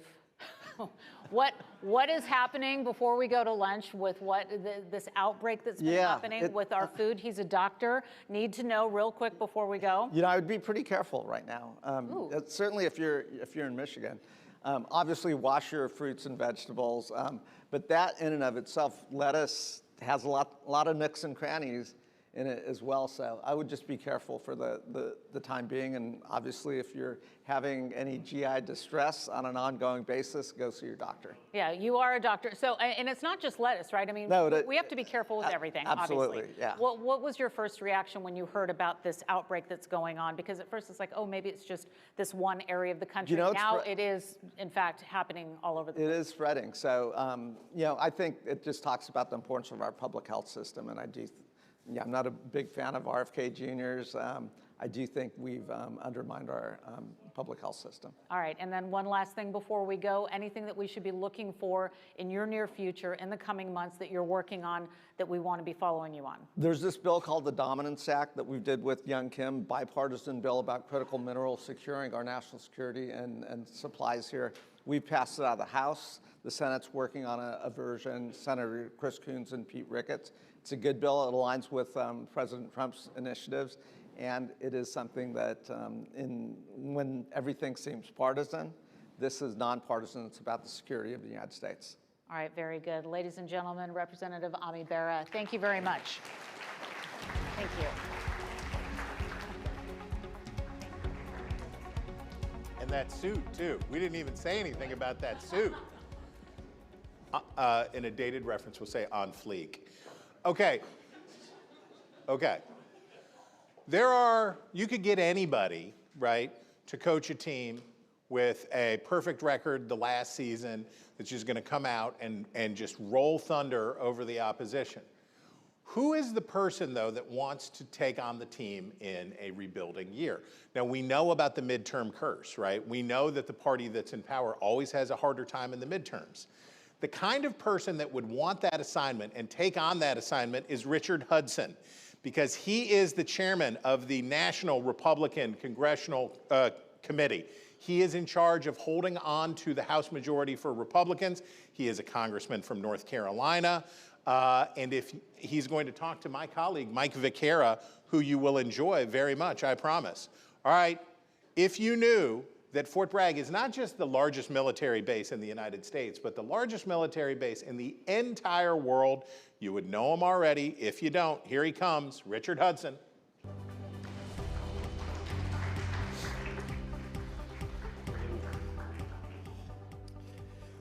Mr. Chairman, thank you very much for joining us today. This is a big deal for us, and it's great to have you here with us. Well, it's great to be here. Yeah. Big deal for me. How many days till the midterms? 110. But who's counting? Yeah, or 109 in 12 hours. All right, let's start off with some positive news for the organization that you run, the NRCC. Your fundraising totals in the last quarter of last year, the first quarter of this year, for the first time in quite some time, is my understanding, beat out your counterparts at the DCCC. What's happening? Why is that? And more importantly, how does that translate to your ground game and the fight to maintain control of the House for Republicans? Well, thanks for bringing that up. That's one of my favorite topics. I figured I'd start with a softball. Yeah, so fundraising has gone really well for us this cycle. Traditionally, we trail behind the Democrats in fundraising. My goal was never to beat them or even match them. It was to hang with them. Don't let them get too far out front. We usually have a couple $1 million deficit in cash on hand at this point. But I tell you, it's been going gangbusters. And I think a big part of it is folks all across America recognize the work Republicans are doing in Congress to try to make this country better, try to put forth policies that really impact people, and folks are buying into it. And I think they're not ready to go back in the other direction. And so we've had real enthusiasm among our donors, unlike anything we've ever seen before. Okay. So conventional wisdom that is borne out by recent history would be that a midterm election in the president's second term, and for all intents and purposes is the second term, is not good for the party in power. The incumbent party always loses seats in the House. We saw, what was it, 2018? Was it 41 seats that Republicans lost control of the House? Go back to 26, the midterms in President Bush's, George W. Bush's second term, a wave of Democrats overwhelming Republicans and taking the majority. What kind of headwinds are you facing this year? Well, great question. And I can tell you that 2026 is not 2018. It is very, very different election year because the map is so different. Traditionally, if you think about it, president comes into office and they typically their party, regardless of the party, picks up extra seats in Congress because of enthusiasm for the president. Then that first midterm is kind of a correction where those congressional districts go back to voting the way they normally vote. And so that, to me, is the explanation for the historical trends. But both parties have gotten so good at redistricting now that there are just so many safe seats that the number of seats up for grabs is so small that the map this time is much smaller than 2018, and it actually favors Republicans. There's actually more Democrats in seats Donald Trump carried than there are Republicans in seats Kamala Harris carried. So mid-decade redistricting, I think by any objective standards, Republicans picked that fight, started out in Texas. How's it worked out? Well, Republicans picked that fight as a response to the fight that has been going on all decade, where the Democrats have been suing till it's blue, is what they call their program, not unofficially, but basically Eric Holder and Mark Elias have raised money, and they go into red states and try to overturn redistricting outcomes. They've been doing it all decade. They've turned states. But those are based on the census at the beginning of the decade, right? Sure. So are the redistricting that was done this year. But if you think about like a state like Massachusetts, where President Trump gets 42% of the vote, and we have 0 members of the delegation that are Republicans, I mean, you can say that about all of New England. Look at Illinois and how gerrymandered that state was. I mean, this is to say we started it. And again, I had no one asked my opinion. That, this was something that was pushed. So had by you come others. out on top at the end when the dust is settled? We absolutely did. It was a net positive for us. How much? Well, I'm not going to give you a number, but no, it definitely shifted the battlefield even more in the Republicans' favor. So if you look at the seats that are up for grabs, and there are very few, those seats favor Republicans, meaning there are a lot more Democrats and Republican seats that are up for grabs than there are Republicans and Democrat seats that are up for grabs. So we partner, does NewsNation, with this up-and-coming juggernaut of a political forecaster and data analysis called Decision Desk HQ. They got a sterling record lately of calling races and providing information before anybody else does. They've come out with a forecast in conjunction with this event that says, in the generic, which I know people sort of roll their eyes at the generic, Democrats are up 4 percentage points. Would you vote for a Republican or Democrat for Congress in your district or for the House of Representatives? Is that troubling? If Democrats are up 4 in the generic ballot, we're going to run the table. Oh, yeah? We will run the table. You know, typically... What does it mean to be up 4 if you're going to run the table then? Well, so the generic ballot never accurately or never correlates it directly with the actual vote. It always trends towards the Democrats. And so a rule of thumb for Republicans is if it's R plus 5 or less, D plus 5 or less, Republicans are going to do well. If you get D plus more than 5 or 6, then you're looking at a headwind. That's not a headwind for us. I mean, and so that's good news. All right, I'm going to throw some more conventional wisdom at you then. Sure. And you're making a compelling argument, I think, that this year is different. It's not going to be your typical midterm wave election, and you're outlining some of the factors that go into that. And yet the president's approval rating would be one indicator that people look at when they're trying to judge which way the midterm vote is going to go. The president's approval rating has been relatively low. It's ticked up recently. I think it's at 41% according to the DDHQ average. How much does that weigh on Republican candidacies, particularly in these frontline battleground districts? Well, I think, you know, when you look at the president's numbers, they've always kind of been in a band, you know, up and down within the same band, his first term, second term. I mean, the president has an incredible following that is loyal to him, that you can't peel away. Even in a midterm. And yes, the question is, do you turn them out or not? All right, so that's our job. But the president's numbers aren't outside of the range of where they've been historically.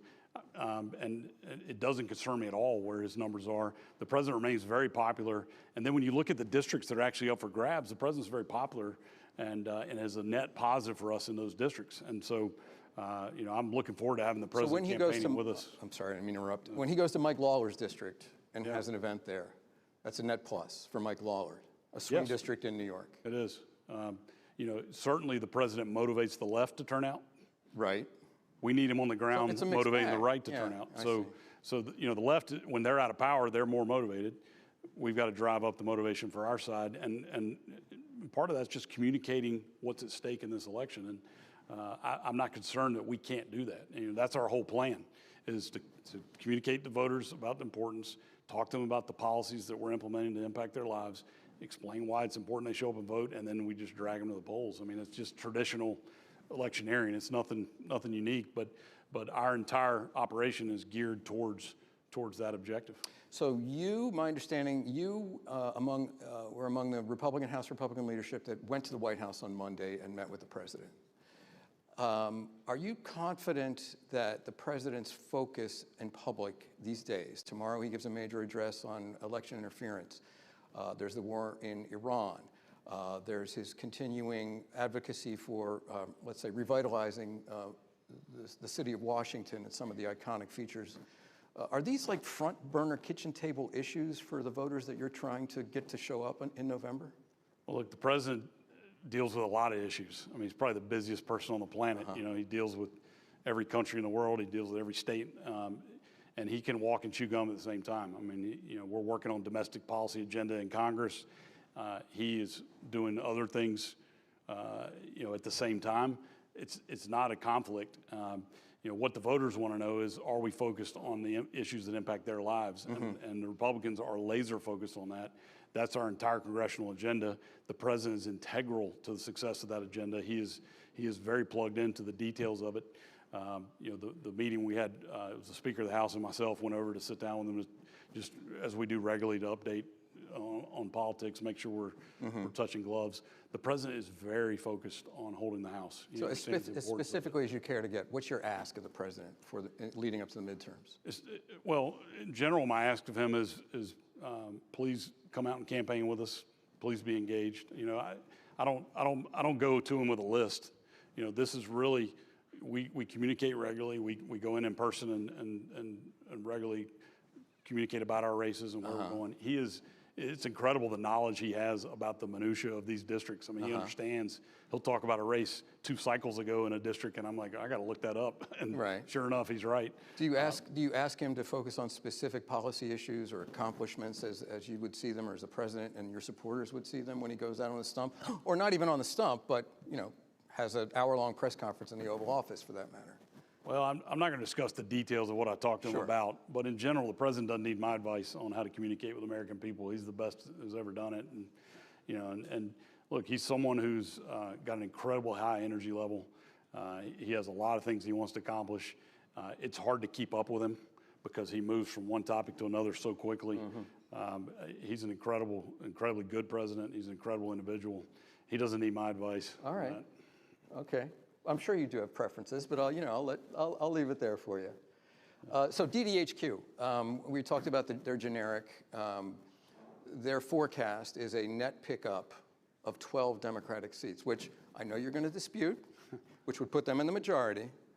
But it is significantly less, as we talked about, than some of the more recent midterm elections that we've seen in terms of the turnover and the waves, in some cases, that have overtaken the majority in the House. You think you're going to lose the House? You think you're going to win the House? That's an easy one. Yeah, there's no question we're going to hold the House. No question. Yeah, and I haven't seen the decision desk HQ, yeah. survey you're talking about, so I really can't speak directly to it. When my first reaction when you mention it is, I wonder what 12 they're talking about, because to win 12 seats, they got to go win a whole bunch of red districts where President Trump got more than 50% of the vote. I don't see that happening. I mean, obviously there's going to be 1 or 2 surprises on both sides, but 12-seat pickup seems a little bit outrageous to me. I mean, you look at the last thing I saw was Cook Political Report, who's no fan of Republicans. I don't see them as a biased source. They say that there are 212 safe Republicans, 205 safe Democrats. There are about 36 in the middle. Of those 36, 12 lean Republicans, 6 lean Democrat, and then in the middle you've got 18 total toss-ups. If you look at those, again, that's where I'm getting my previous analysis that most of the districts that are toss-ups are Democrats in Republican seats, not Republicans in Democrat seats. To get this wave, look at 2018 again. In 2018, the average seat that Democrats picked up was a Donald Trump 46.6%. The seats that they're targeting now that are up for grabs, the average I think is something like Donald Trump 53 or 54%. So it's not the same thing. It's not apples and oranges. They've got to go into red districts and beat Republicans, and with no agenda, no policy ideas, and with radical left candidates that they're nominating. Okay, can I ask you specific? I'm sorry, I keep interrupting you, but I'm so interested in what you're saying. Can you cite some specific districts that are frontline districts for incumbent Republicans, and even districts that you think you have a possibility of flipping? Yeah, so I'll start with Colorado. You got Gabe Evans, his district's northern suburbs into the rural areas north of Denver. Gabe's an Army helicopter pilot. He was a police officer for a decade. That's really what got him into politics, was being out on the beat, seeing the crime. And he flipped a Democrat seat.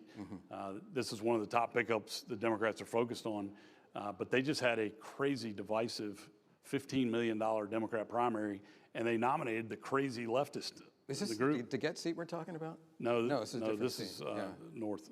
Right. So this is an incumbent Republican we're talking about. Yes. Gabe Evans, of course. And so Gabe Evans, a person from that district, he's Hispanic. He's focused on law and order. He's supportive of the agriculture industry, supports the oil and gas industry in that district, running against a leftist. I don't know which title he uses, socialist, communist, but a leftist who wants to ban meat. He wants to ban oil and gas. I mean, that's just one example of one. Right, let me ask you about some of the traditional battlegrounds, collar counties in Philadelphia, for example. We mentioned the New York district, particularly Mike Lawler's seat, the blue dot in Nebraska, where Don Bacon is retiring. How do you, affordability has been the catchphrase of politics this midterm cycle. Is that a vulnerability for you? The president has spoken disparagingly about that as a campaign issue. Well, I think what he said is he's made fun of the Democrats trying to create the affordability issue. Well, is it an issue or isn't it? I mean, well, here's the folks who burned the house down, now telling you that you ought to hire them to be the ones that put out the fire. They drove up inflation. They're the ones that, created the open border crisis. I mean, all these problems, and now they're trying to blame Republicans for affordability when, look, I mean, we had great economic news yesterday. Inflation's going down, gas prices are going down. People's lives are meaningfully being improved from the policies that we've put in place. And they're trying to say, oh, but, prices still are high. Yeah. Well, it's like, are you going to trust the arsonist to put out your fire, or are you going to trust the folks who are correcting the ship? All right. 2, 1, 0. All right. I think it's going to be thank you. I just want to pin you down one more thing as we leave the stage. Final tally. You think you're going to pick up seats? How many? Not going to give you a number. Nice try, but Come on. yeah, because I mean, if I tell you 5 and we pick up 4, I'm a failure, right? So no, I'm not going to give a number, but I guarantee you we're going to hold the House because we have better candidates. The map favors us. We've got more money, and we actually have accomplishments, things we've done in Congress, working with President Trump to make people's lives better. So we're going to take the case to him and say, look, we know things are tough, but remember where you were under Biden and the Democrats. We've brought down prices. We've secured the border. We've made your lives better, and we're going to continue to make improvements. Do you want to continue down that path, or you want a Mamdani in every congressional district? All right, Mr. Chairman, thank you very much. All right. All right. Appreciate you. Appreciate it. Go on this side. Thanks. Do you know how you can tell he's from North Carolina? The man had no socks on. He had loafers on with no socks, and that's how you know he's from North Carolina. Okay, you've been very good, and now you will be rewarded with food. Now you will get to have lunch, which you will enjoy, and then if you come back after just 30 minutes and you enjoy our afternoon of programming, we'll give you liquor at the end of the day. So first food, then liquor later, so I don't know what else you people want from me. All right, enjoy your lunch, and we'll see you on the other side, all right?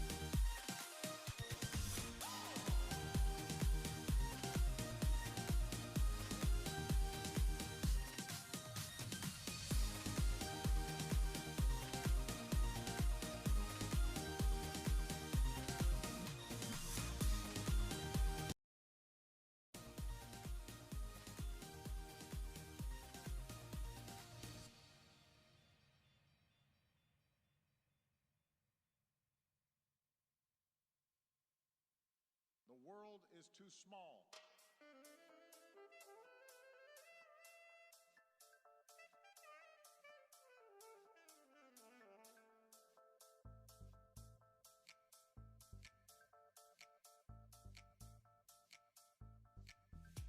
We must reject any forms of fundamentalism or racism. Instead, we need to embrace the tolerance that results from respect of all human beings.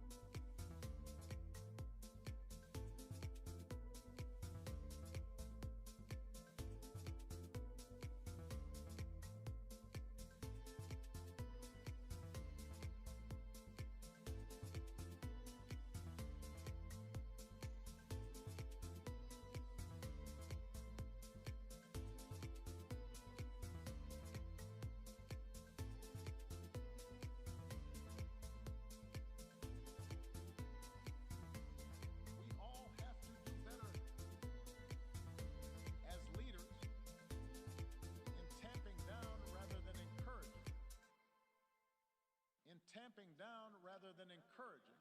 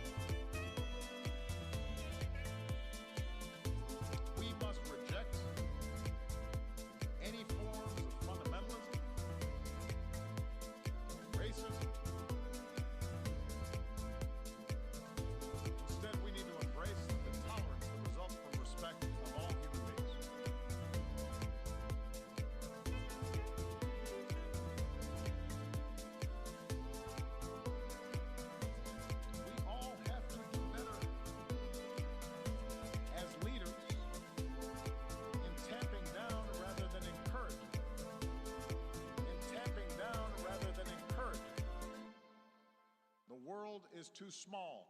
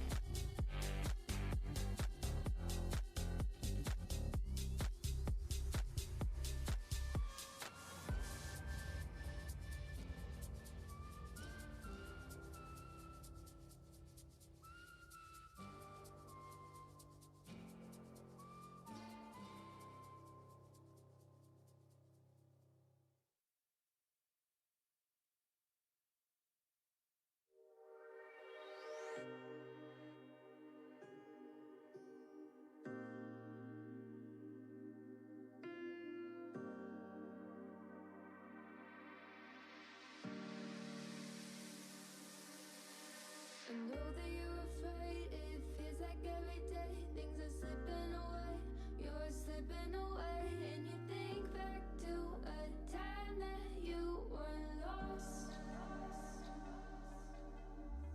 Thoughts disorganized, can't seem to dry your eyes, and chaos is collapsing from your mind. You say that you're fine, but now you're out of time. Out of time. You're out of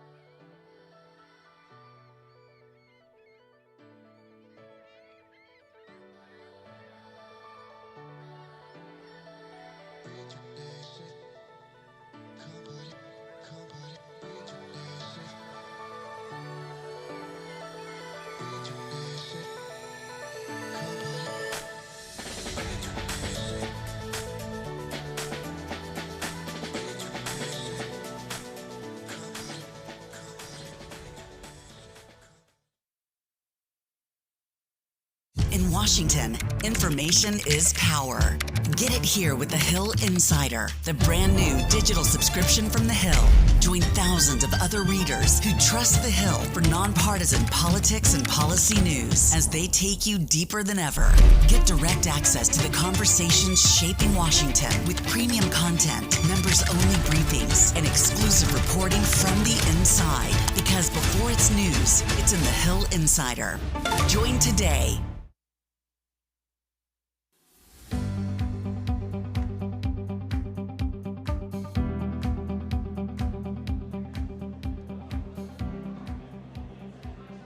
All right, people, are you moving a little more slowly now because you've had a large lunch, because you had a lemon square, and now you're feeling a little tired? You can't do it. You can't do it. You have to get yourself another cup of coffee. Because I just looked at the rundown. You see how many cards I have here? Do you see what I am holding? We have, the deck is stacked in our favor, and we're going to do all of it. The theme that I think has run through the day so far, and something that I'm really encouraged by, and I was thinking about this when I was talking to Chairman Clyburn, and we were talking about Lindsey Graham. Congress and Washington still work. They just mostly don't want you to know how much they get along with each other, right? They mostly don't want to get caught being good at their jobs because they're afraid that they'll get in trouble with their primary voters. The reason that the Hill is useful, the reason the Hill is important, is because it is a place where people still come to try to get something that is aspirationally fair, basically patriotic, and can hear from people of different points of view. So thank you all for supporting that. Oh, okay. Well, here's something else that you can do. Linda McMahon, you know who Linda McMahon is because she is the Secretary of Education. Before that, she was the head of the Small Business Administration.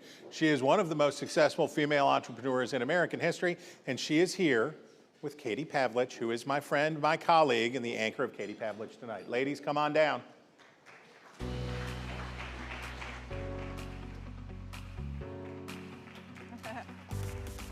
All right. All righty. Good afternoon, everybody. Hope you enjoyed your lunch. Secretary, great to see you here. Thank you so much for making the time for us. Well, Katie, this is great. Thanks. Yeah, this looks awesome. It does, doesn't it? They did a great job. All right, so you took on the role of Education Secretary with the understanding that President Trump's goal was to eventually eliminate the Department of Education entirely. You have already moved the civil rights enforcement to DOJ, special education to Health and Human Services, and the student loan portfolio to the Treasury Department. So what is the next step in reaching this goal of eliminating the Department of Education? Well, I can tell you, thanks so much for having me today. This is great. You know, when the president brought me on to take on this task, he said, look, we have an education department. We've spent $3 trillion since the department was established in 1980. We've seen our scores continue to go down. It's time for a hard reset and a hard change. So as you mentioned, we have signed what are called interagency agreements to move some of the programs. Now, signing the agreement is far different than fully implementing the agreement. So we have, we've signed, we've started the process. We have interagency agreements with Labor, with HHS, Department of the Interior, Department of State.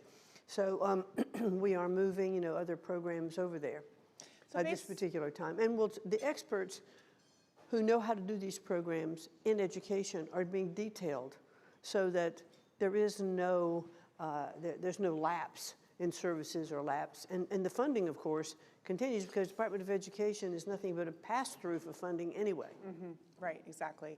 So for those who say, why would you eliminate the Department of Education? It's something that we need the federal government to be doing. We need a Secretary of Education to be managing these programs that, as you said, are flowing through with the money. What is your response to those who say eliminating the Department of Education is a bad idea? Well, what happened before 1980? You know, Congress appropriated this money.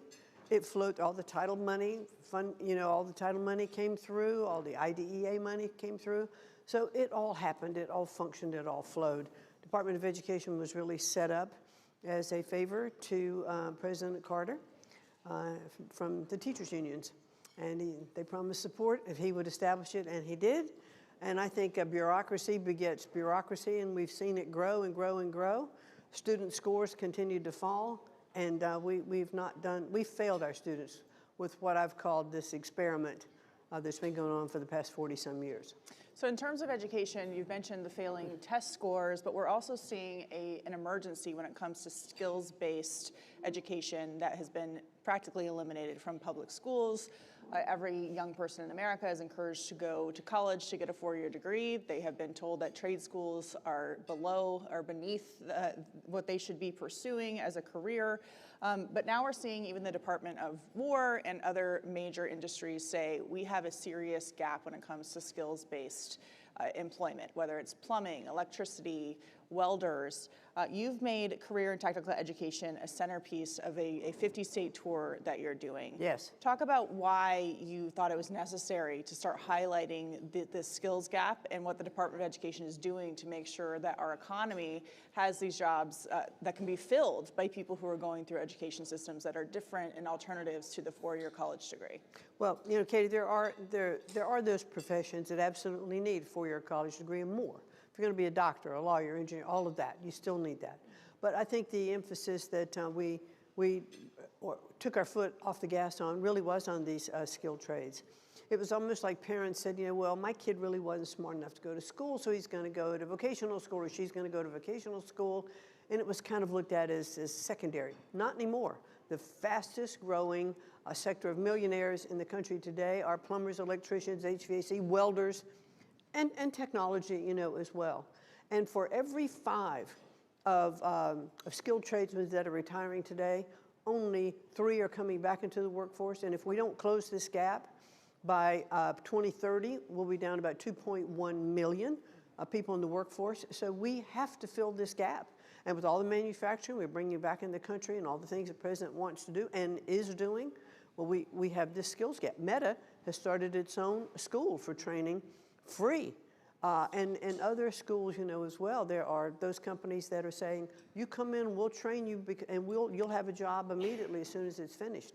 So re-emphasizing that, putting it back into high schools, having these dual credits that we have with high schools now and with community or technical schools is really helping to fill this gap, but we just have to keep our foot on the gas with it. What about scholarships or Pell Grants for trade schools? Oh, the Workforce Pell Grant that came in under the Working Families Tax Cut Act is just incredible, because now those are sort of a little bit lower economic groups have access to those Pell Grant programs, and 8 to 15 weeks you can get into the workplace. As before, it was probably a 2-year certificate from a community college. So this is it's a gangbusters. It's going to make a big difference. So I grew up in a family of car wash owners. So I have seen plumbers and welders and all those folks at work. And you talk about critical thinking skills. Oh, what is? I mean, lots of big problems you have to solve on the spot. But what is your response to those who don't classify trade schools and education as education? Ignorant. Because that's basically what they are. They're ignorant if they're just not classifying them as education. Because I have been now to many of these community colleges, to these trade schools, and I have seen what they need to do and the pace that they're putting these students through. I've actually done some wiring myself to see how it works, and it is a lot of critical things. They have to make assessments on the job, because if you're trying to figure out what this problem is to solve it, you know, you don't just, you can't take all that time to figure it out, because the need is there immediately. And so these are incredibly, sometimes top of the class students who are going in because this is what they want to do. Mm-hmm. And we have to make sure that parents aren't overlooking this, because these skills, let's look at our students and say, what do they want to do?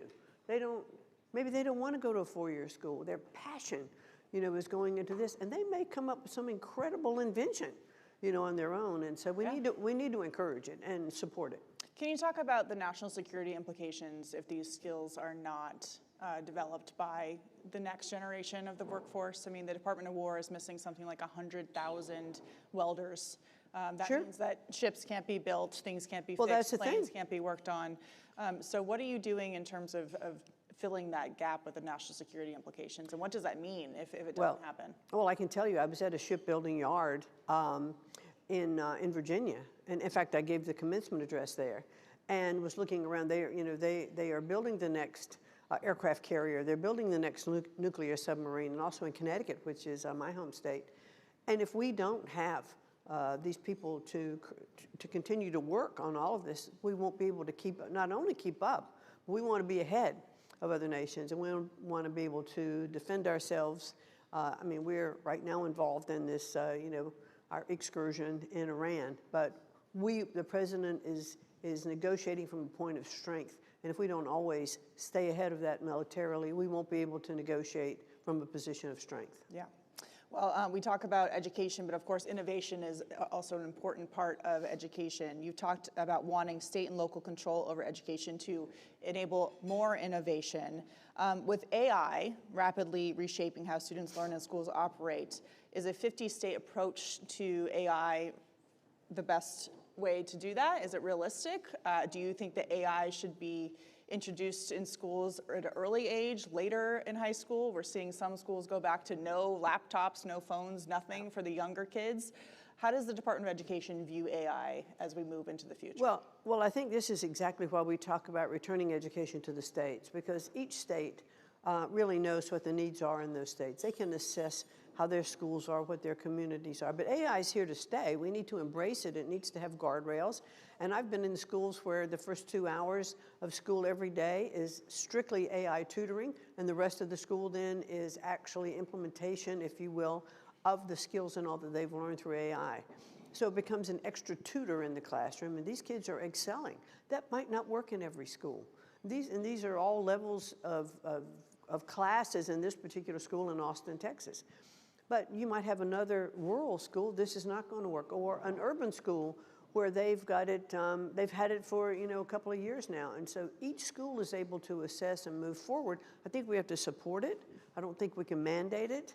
And so that's why it's so important not to try to dictate education top down from a bureaucracy in Washington, D.C., because that's what will make it fail. So we've seen that a number of commencement speeches, when speakers bring up AI as the future, they've been booed by the graduating class. What do you think about that response? Well, I do think AI is incredibly important. And so many of us use AI during the day and we don't even realize it. It's built into a lot of the systems that we use. It's a great resource as long as you use it in the right way. And I think as a study tool, it's great as long as you use it in the right way. So yes, there'll be some students who'll boo and some students will be going, yay, how did we ever, operate without this? But I use it, and I think it's an incredibly efficient, quick access to a lot of information, as long as you verify it and you're not just reliant upon that. So in terms of education, you mentioned needing to beat China and other adversaries. How do you see us stacking up at this current moment with China on education and the AI race in particular? Well, the AI race, I think China has implemented it. China will do things across their country, just nationalize everything and mandate it, to go down. Yeah, communism helps with that. Yeah, and that's the way of communism. That's the way you do it. In the end, that system fails. In our country, as we were talking about how to let school districts and states evaluate what their communities need, I do think that is the best system. For instance, Oklahoma has many aerospace industries concentrated there. They may have a great need for AI systems and education in their schools, but you go to another state that doesn't have that, and maybe they're just introducing it or using it as a study or a tutoring tool. Let's utilize it the way it works best in those schools, because then they'll have the most success from it. Hey, we interviewed a guy on our show who's building robots to destroy insects on farms at nighttime through AI, so very interesting. Let's talk about student loan repayments. This, of course, is something that has saddled the current generation with tons of debt, millennials and Gen Z as well. What do you think is the best path forward with explaining what student loan debt is, return on investment for the degree that you're getting when you go into education? And how can the federal government help with these loans and helping students with options to repay them so that it's not limiting them from having homeownership, for example, or other aspects of their life and financial freedom? Right now we're dealing with two aspects of student loans. We're dealing with, a $1.7 trillion student loan debt. And through the Biden administration and others, there was the talk that these loans would be forgiven, so students stopped paying. So now we're trying to get students back into repayment, because if they're in default, they can't buy a house, they can't buy a car. It's a bad thing. We don't want that. So we've really been working very hard on repayment plans, and I think we've come up with a couple of really good ones, and they're getting started now. So we want these students to come out of debt. But let's help students, you mentioned, know what kind of debt they're going to incur before they take on this debt. So in the new FAFSA form, and that is the form that students fill out in order to take out student loans, and they have to do that every single year. And so now there is a section on that form, and we did this when we came in, this administration did this. There's a section on the form that they fill out, and they're given information as to, this is the major that you want, this is what you want your course of study to be, this is how much this pays in the marketplace. And you can evaluate taking out this much amount of money given what the return on investment is going to be. That helps parents and as well as students, in these forms. So it prevents your getting so far into debt without knowledge, because knowledge really is king. And the other thing that we're doing also, just as an aside, we really have found how much fraud there has been in the student loan system. We looked back over the past year of money before it went out the door, and we found that there were bots, ghost students, et cetera. We saved $1 billion over the past year. And just this year, when you were filling out your FAFSA form, you now have to show an ID. So once that happened— Wait, so you didn't have to show an ID Didn't have to show an ID to apply before. for federal dollars in a student loan? No. You just filled out the forms, and sometimes it would take 2 or 3 days to fill out the forms, but now you have to show an ID to fill out the form, and just in 2 months, we saved $200 million from going out the door to bots and frauds. So, and we estimate by the end of this year, we will have saved $2 billion just by IDs and having in the system where we would red flag things that looked inconsistent with filling out the application. So that's a really big leg up now on preventing more and more bad student loan. So on the fraud prevention mechanism, it seems like having to show an ID would be a basic thing. I mean, I went to the DMV last week and had to, of course, show many forms of ID just to renew my driver's license. Are there other programs within the Department of Education that need to be reviewed to put in these fraud prevention measures so that departments like yours don't have to go and claw back $1 billion before it goes out the door and use those resources for something else? Well, I think we've seen on some of the K through 12 systems, in states, not necessarily showing ID, but just looking to see where that money has gone, in some of the states. And there has been some fraud, but it was stopped, repayments from a lot of those states.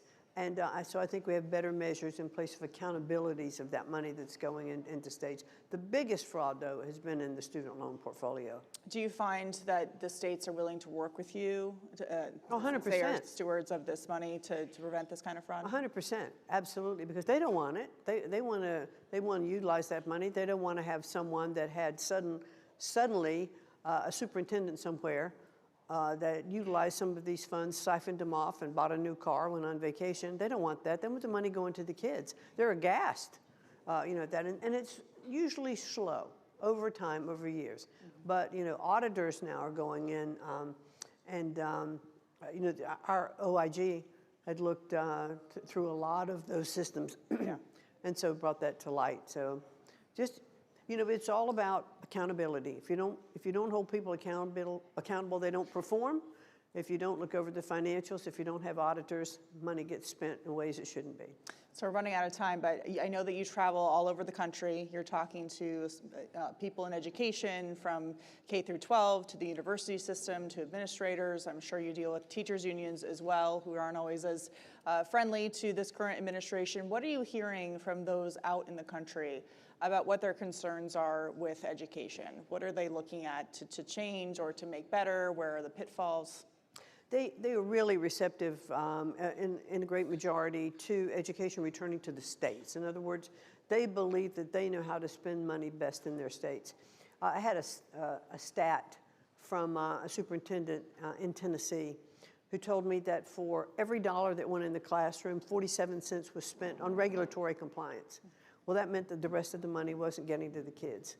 So if we have programs in place so that more of the money goes directly into the states, and I have signed now 5 state returning education state waivers, whereby money that's already appropriated for those states, and it's ready to go in, it would come in like 5 streams, I think was in Iowa, was the first one we did.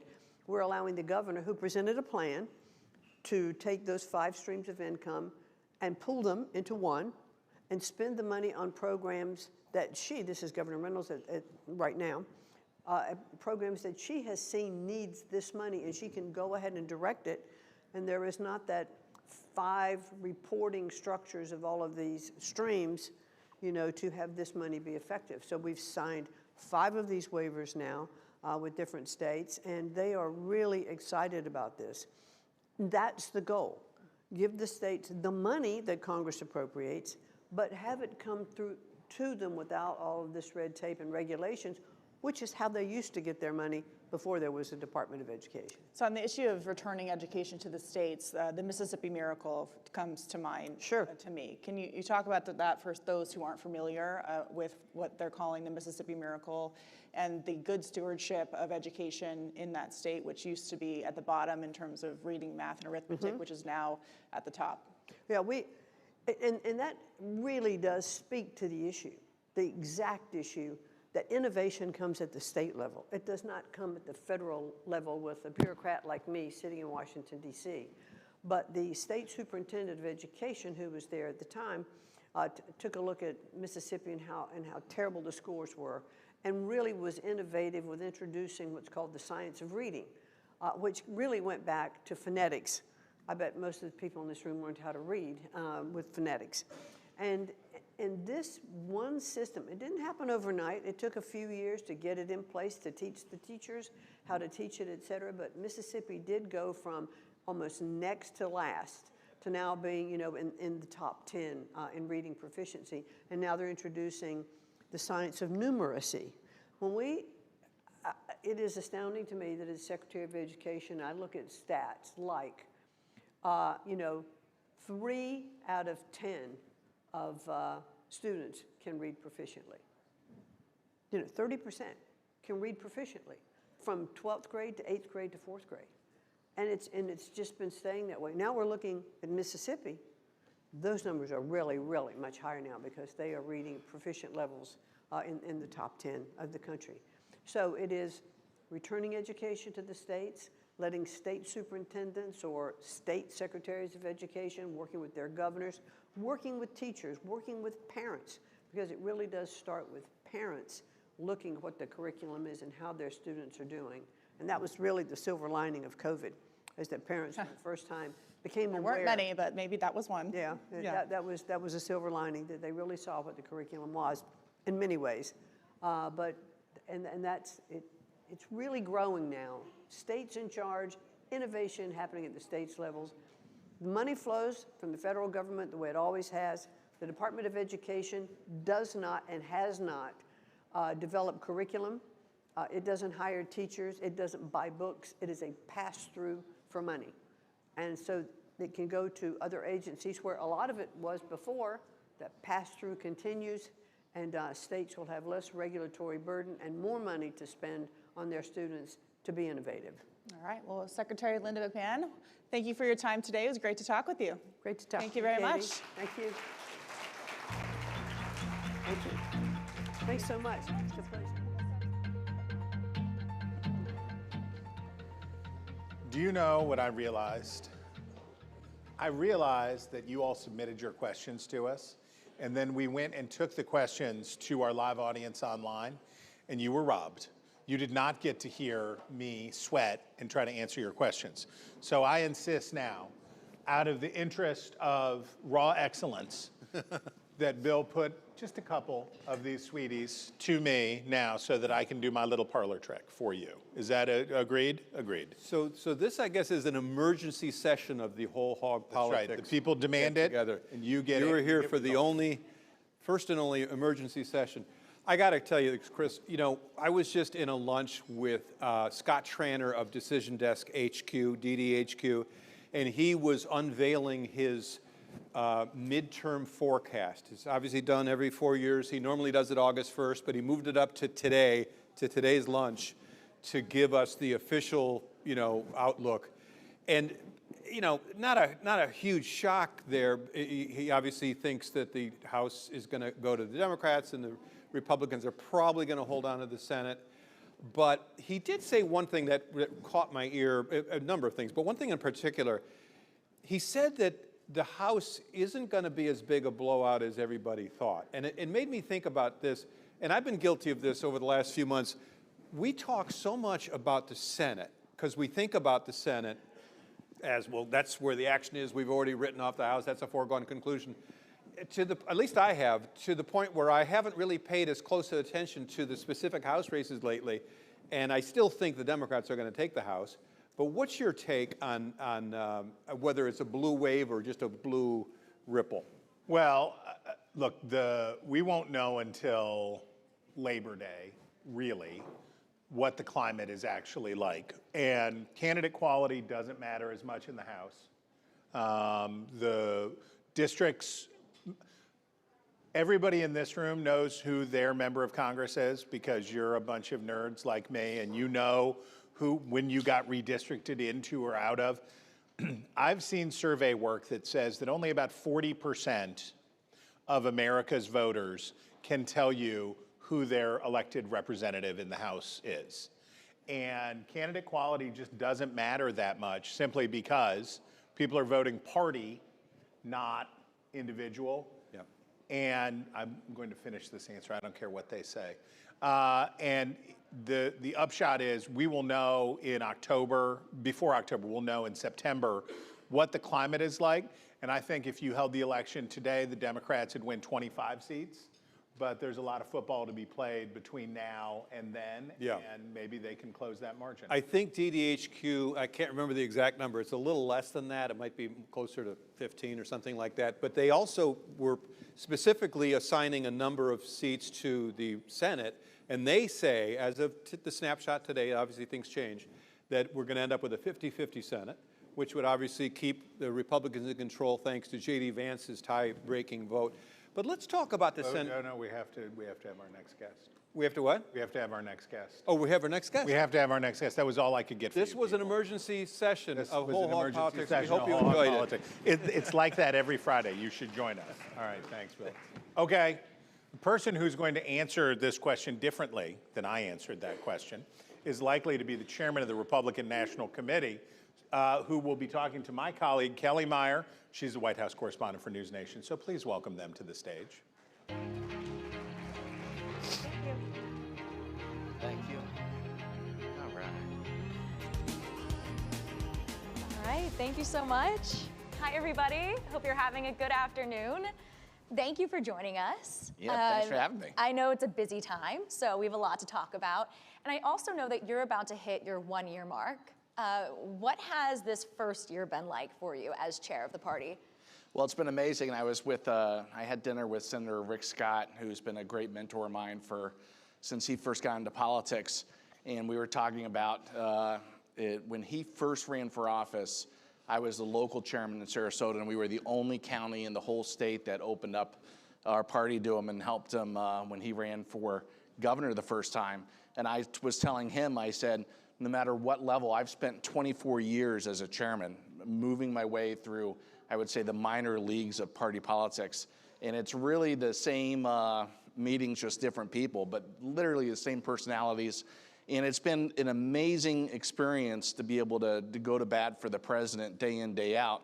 And I was with him early. You know, we honored him as the Statesman of the Year back in 2012. I was the original Florida chairman back in 2015, and Susie Wiles was my co-chairman. We ran that together, and it was an amazing experience. And listen, we're fighting every day. When he asked me to do this job, he said, you have one goal, and that's to win the midterms.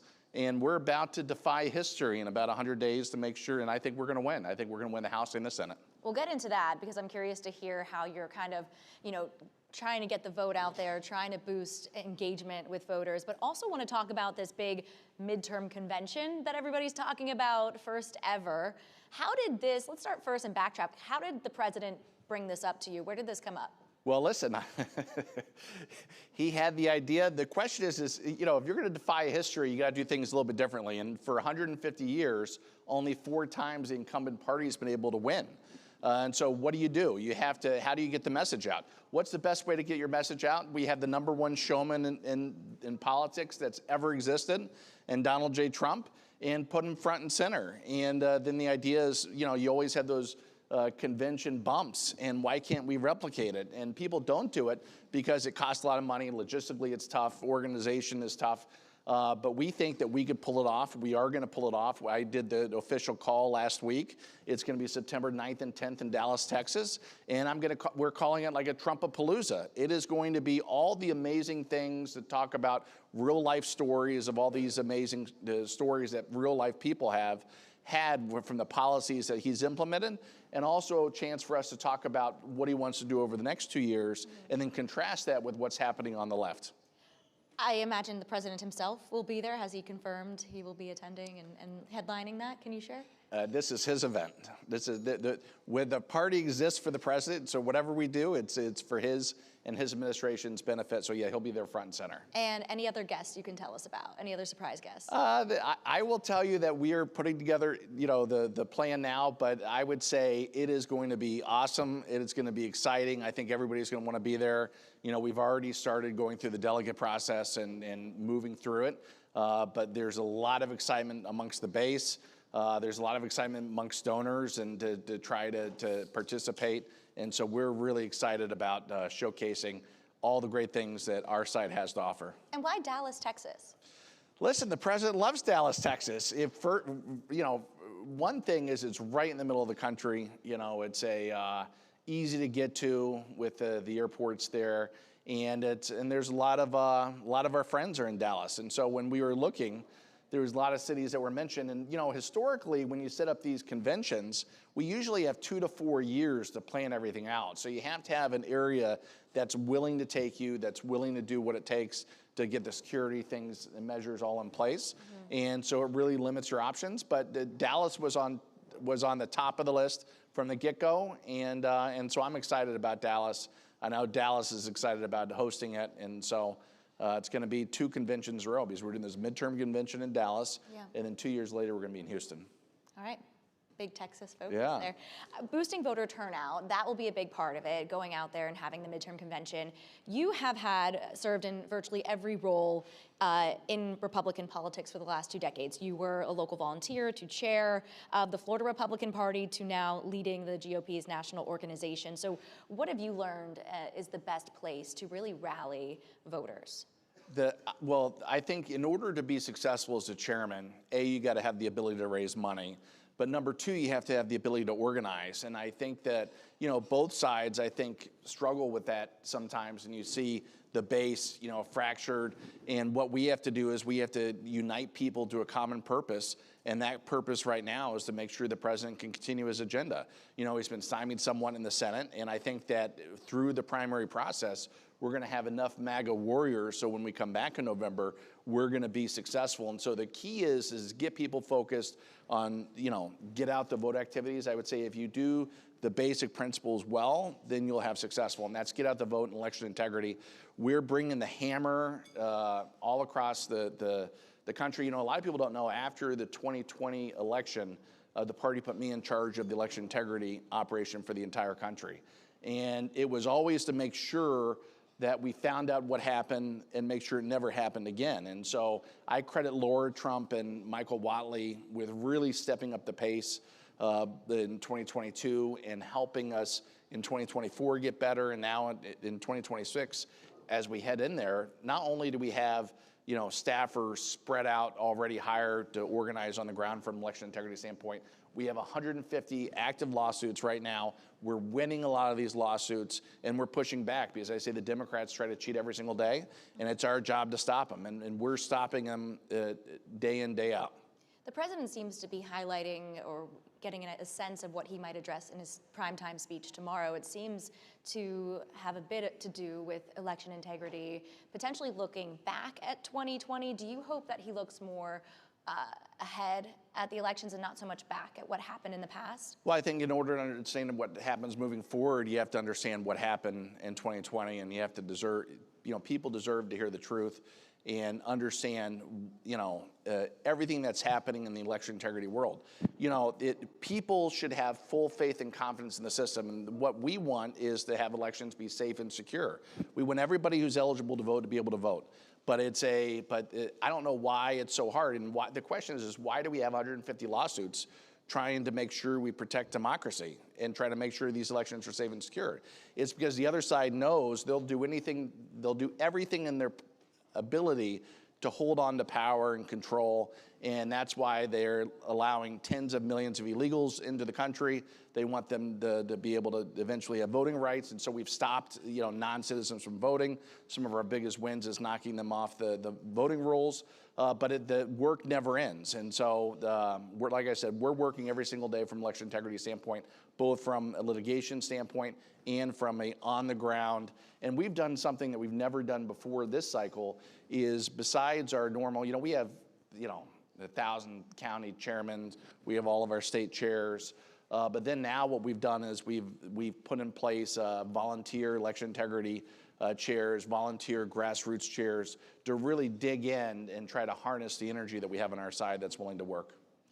And have you spoken to, or when was the last time you have talked to President Trump? And did he talk to you about what he might speak about tomorrow? I did not talk about what he's going to speak about tomorrow night, but I talked to him last week, and we talked about a lot of different things, including the convention, including what we're doing to make sure that we win. I know he's been pushing for Congress to pass the Save America Act. We know that legislation would limit who is able to receive a mail-in ballot and impose a documentary proof of citizenship requirement for registering to vote. Do you see that passing before November's election? I know that there's been some question on whether they have the votes, especially with McConnell being out now. Listen, we're working on all fronts, and the party, obviously, we're here to support the president, his administration. The Save America Act is common sense. Over 82% of Americans are in favor of it. Again, you would think it'd be an easy thing to pass, and you would think that since we have control of both houses, we'd be able to pass it. But I think what's going to happen is we have our candidates and our nominees that are in place now, that once we win in November, I think we'll be able to push that through and pass it. So if we don't pass it now, we will pass it at the beginning of next year. How do you feel about how it's all shaping up right now and who the competitors are going to be? It seems like on the Democratic side, we're seeing a lot of left progressive candidates winning their races. Do you feel as though that seems like they are energizing a part of the Democratic Party and the base there that you're worried about coming up against, or do you feel like this is better? Keep on electing it because they're giving us a gift every single day. What's happened to the left? They're in the death spiral. All you get to see it. All these mini mamdamis running around, and they're winning, and it's not New York City and big cities. We're talking about, the middle America, these DSA candidates, and you got to look at what their agenda is and what they're trying to do. It's and you got to think about, let's go back to the first question you asked is where are we at with some of the races? Bottom line is on the Senate side, we have Mike Rogers of Michigan against the fanatic El Said. We have Susan Collins, who was against a fanatic Plattner. And listen, 74% of the Maine Democrats voted for him. Right now, they're in some type of civil war, and they're trying to have do the nomination behind closed doors without anybody saying, just like they put in Biden, just like they put in Harris. They should have a debate. They should have it open. It should be for everybody to see. But every single day they give us gifts from the standpoint of the matchups that we need. So on the Senate side, you could look. We have 53 seats right now. I say we pick up a seat, at least one seat on the House side. And I always say, don't take my word for it as the chairman. Go to the nonpartisan website Cook Political Report. It shows you every race in the whole country. I look at it every other day to tell me, besides the information that I get, I just want to see some independent forum. And it says, because of all the gerrymandering, because of all the redistricting that's happened, we're down to 18 toss-up races. They're giving us 212 to start. Now, some of those are lean Ds, likely Ds, hard Ds, and vice versa on our side. But there's 18 or 19 competitive seats. 16 of those, I think, are ours. And so we have to, hold 6 of those to keep the majority.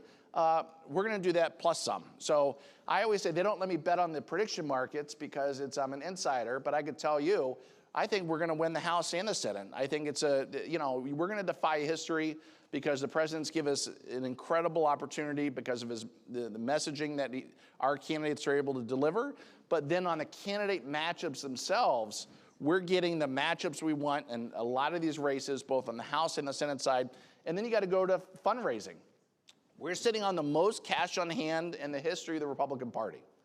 And what happened last week? The Supreme Court ruled on the coordinated campaign limits, which makes the party system and us, because we were preparing for that, the Ds are out to lunch. They have minus $4 million in the bank, right? Our dollars are now worth 3 or 4 times what they're worth because we're going to be able to coordinate directly with the campaign, so we're going to create maximum efficiency. And then what we're going to be able to do is we're going to be able to spend at the candidate rate, which is an absolute game changer. So fewer races, better candidates, superior resources, and then the best political person that's ever existed in politics in terms of their ability to get low propensity voters out, and that's Donald J. Trump. And so when you add all those things, the Republican Party and our candidates, we're in great shape and we're well positioned to win both the House and the Senate. I know we're running out of time. I have a minute left, but I want to ask you too, because you're talking about money, we're talking about the economy is going to be the #1 issue for voters. We're hearing that from Americans across the country. We're also still dealing with the impact of the war in Iran and the cost on gas prices, groceries for people at home. How much are you feeling that could impact as the longer the war carries on? Well, think of what happened during Joe Biden's administration, the fact that gas prices were the highest they ever were. And they're actually lower now, even with this conflict, than under Joe Biden. This president cares immensely about the working class Americans. That's why he passed the working family tax cuts, no tax on tips, overtime, Social Security. He's going to bat for the American worker every single day. He has empathy, and he's going to continue to do everything he can to get the nose of the economy of this country up and to get prices down so everybody can experience that, and to create a path so every American can go out there and achieve the American dream. Do you see this all ending before the midterms? Listen, I have full faith and confidence in not only the president, but his team to do the right thing. We have to do what's in the best interest of America. Remember this, 47 years, no president's been willing to touch it. Why? Because the political risks are very high. Why is this president doing it? Because he understands what's at stake. He's not only trying to save the country, he's willing to put his reputation to save the world. He is going to bat for us. He's going to bat for America, and we all owe him a debt of gratitude. One last quick question before we go. The future of the Republican Party after President Trump leaves?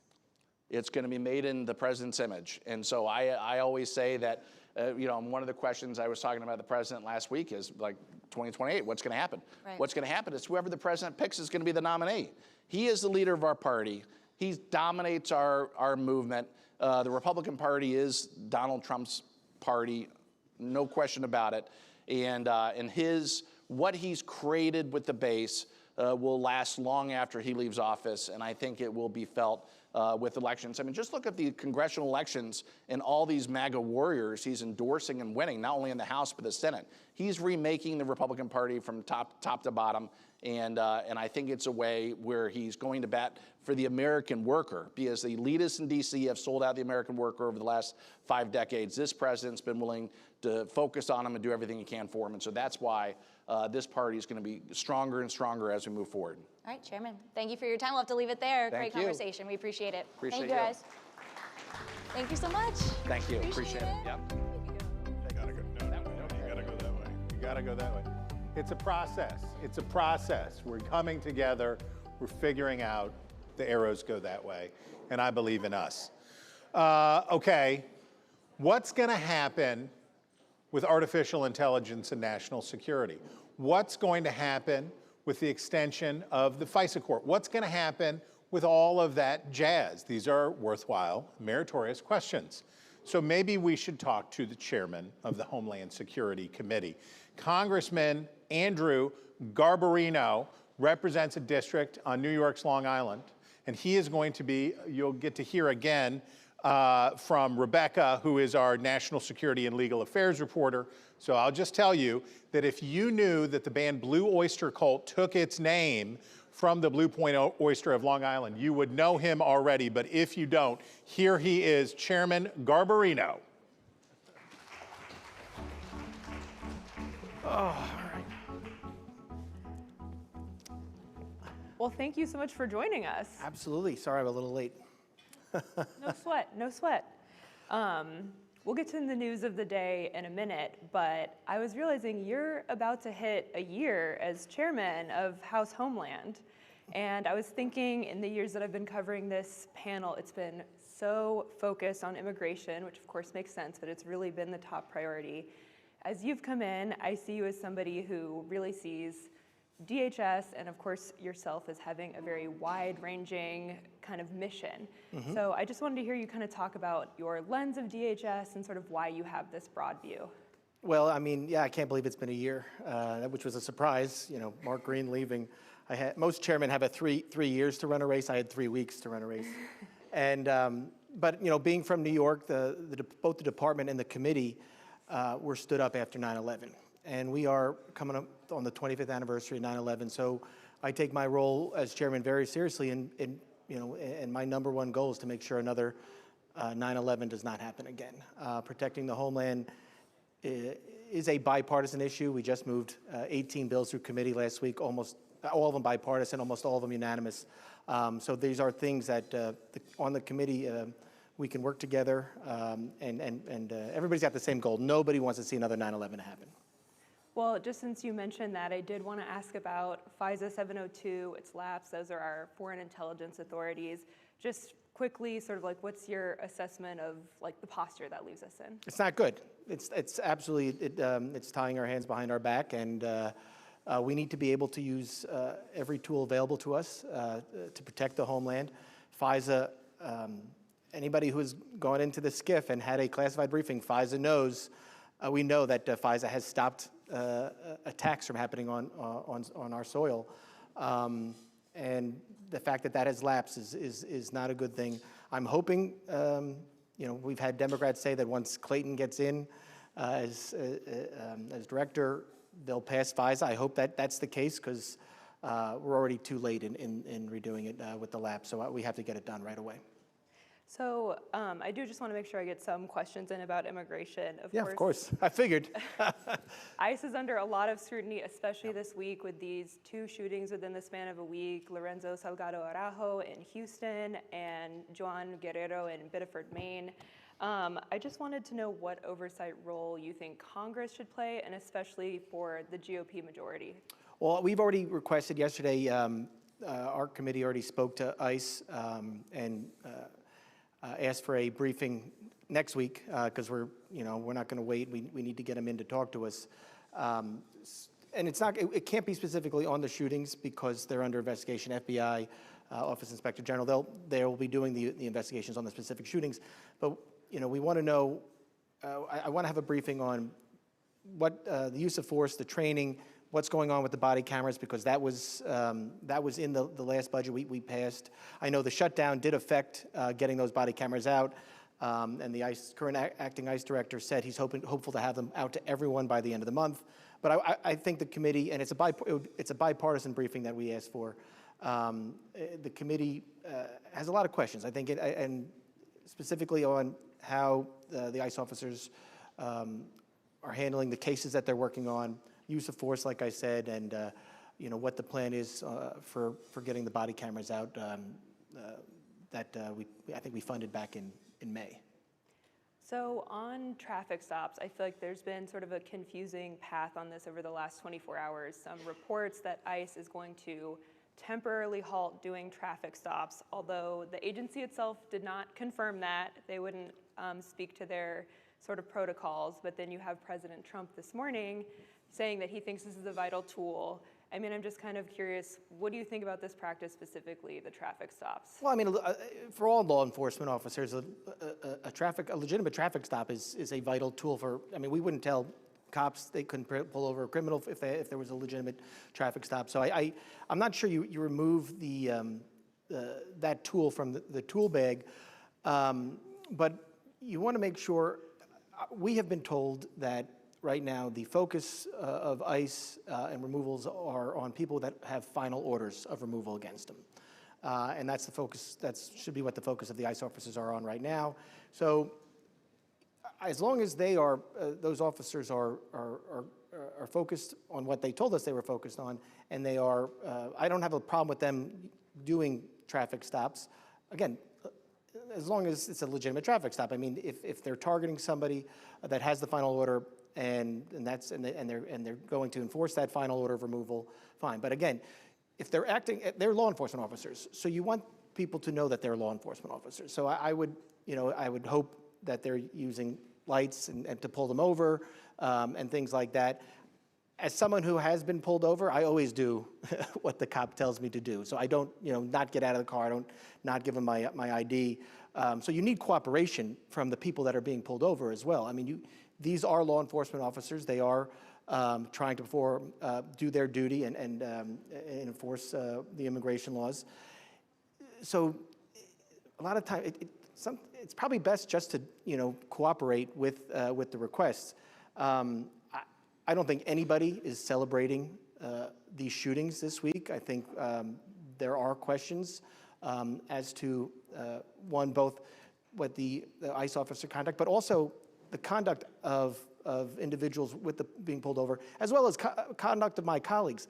I have colleagues, and ICE pointed to this in one of their statements, that are giving advice to people on how to evade ICE officers and what to do if they're pulled over. I mean, that is not helping in the situation here.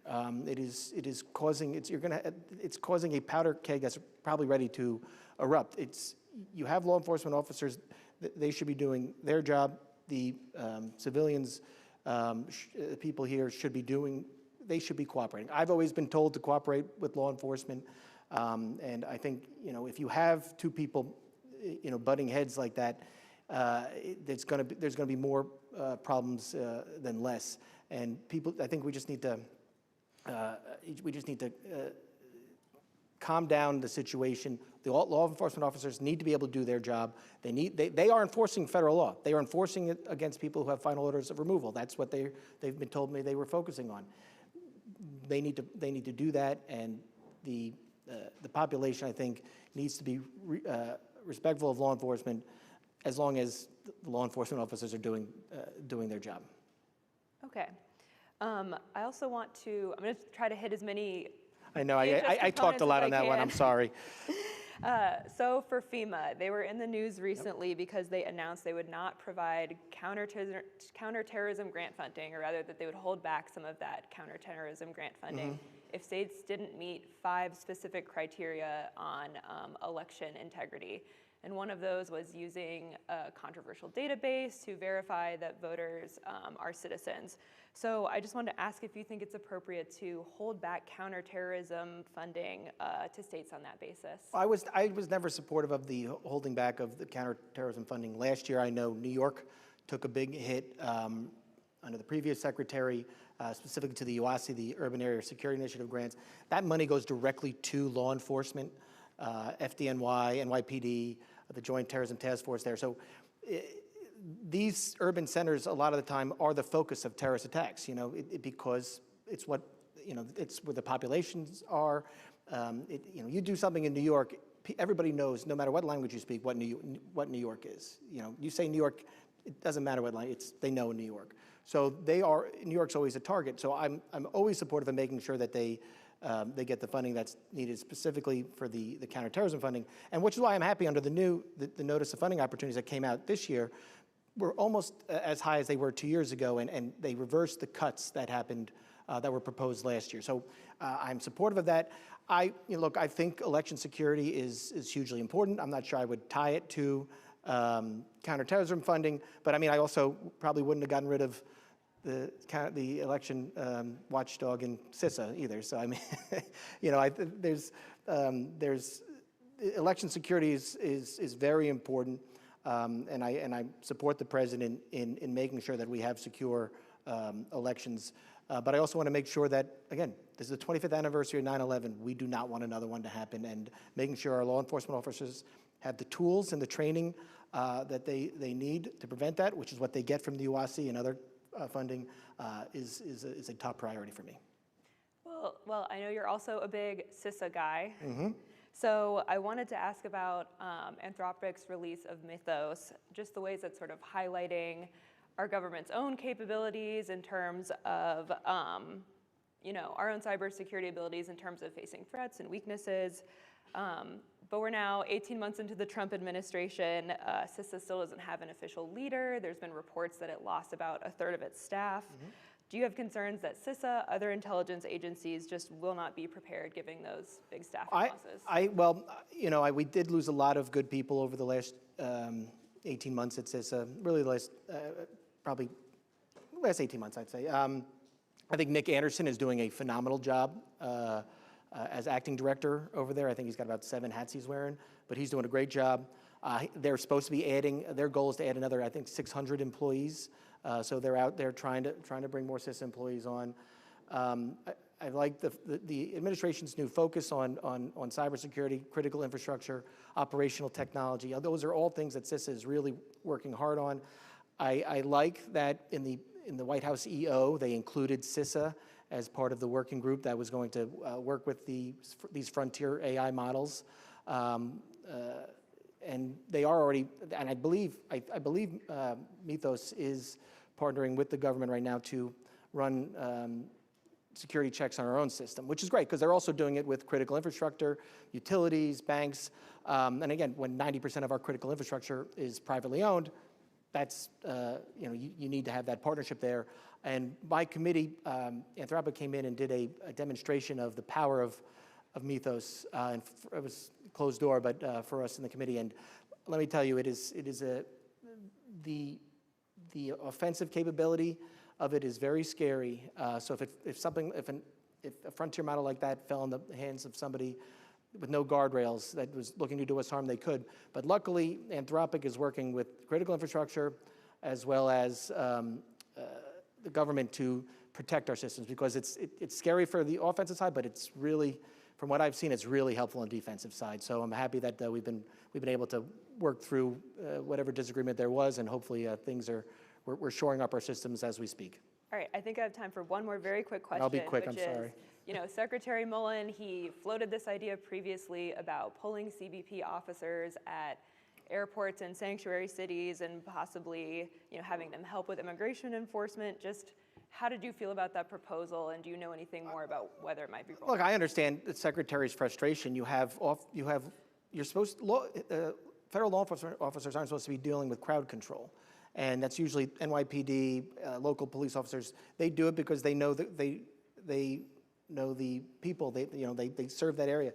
So when you have a federal law enforcement officer that shows up and then there's nobody there to help because there are protests against them, I mean, I understand that his job is to keep his men and women in law enforcement safe, his law enforcement officers safe, and he has to do whatever he can to do that.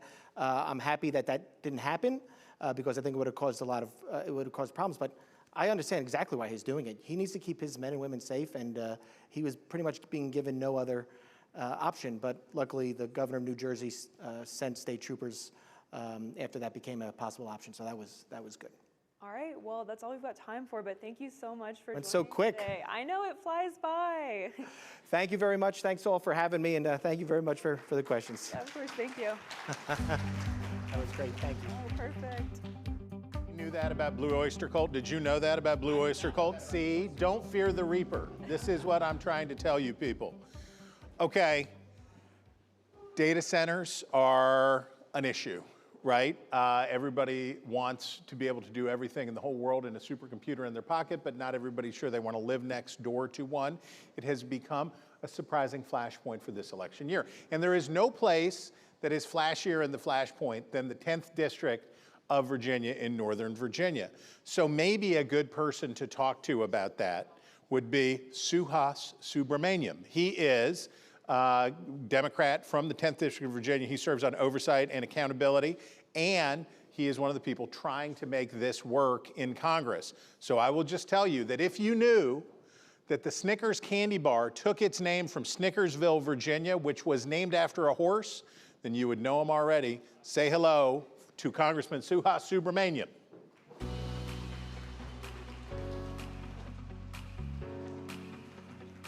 Thank you, Chris. Chris, and thank you, Congressman, for joining us here today. Thank you. I promised we'll get to data centers, but I wanted to start with a news of the day topic. I know you're on the Oversight Committee, and you've been very vocal about the investigation into the Epstein files.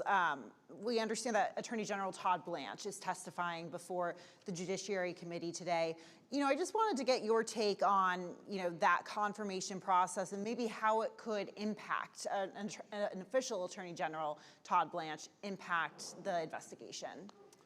Well, we have a lot of concerns about Todd Blanche. He's been leading the Epstein investigation at the DOJ and the Epstein files release, and has done a very poor job of it.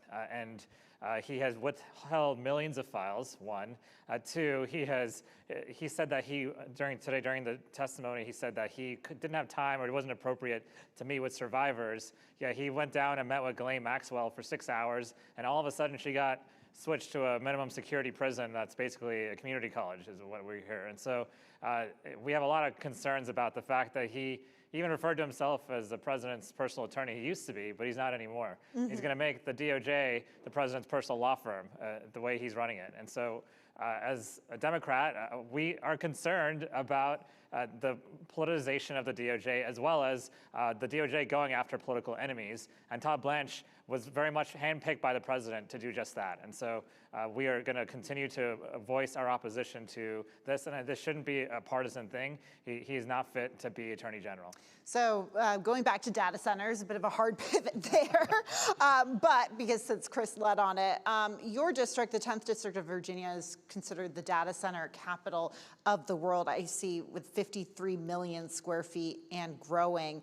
I understand that your Data Center Infrastructure Risk Reduction Act would require the Department of Homeland Security and the Pentagon to identify which of those facilities qualify as critical infrastructure. How exposed is our critical infrastructure right now, and what could happen if action isn't taken? Wow, our infrastructure is so exposed. And you think about if you're an adversary, do you go after the White House or the Pentagon, or do you go after data centers in my district, in my neighborhood? Mm-hmm. I live right next to a place called Data Center Alley in Ashburn, Virginia. And there we have 70% of the internet is running through the data centers in my district. If my district were a country, it'd be top 3 or 5 in the world as far as number of data centers. So why are we putting them all in one place? A place that doesn't have the power at this point. Literally, it's going on our utility bills to try to pay to get more power infrastructure into our community, and it's just not working at this point. A lot of the data centers there aren't even running to full capacity because they don't have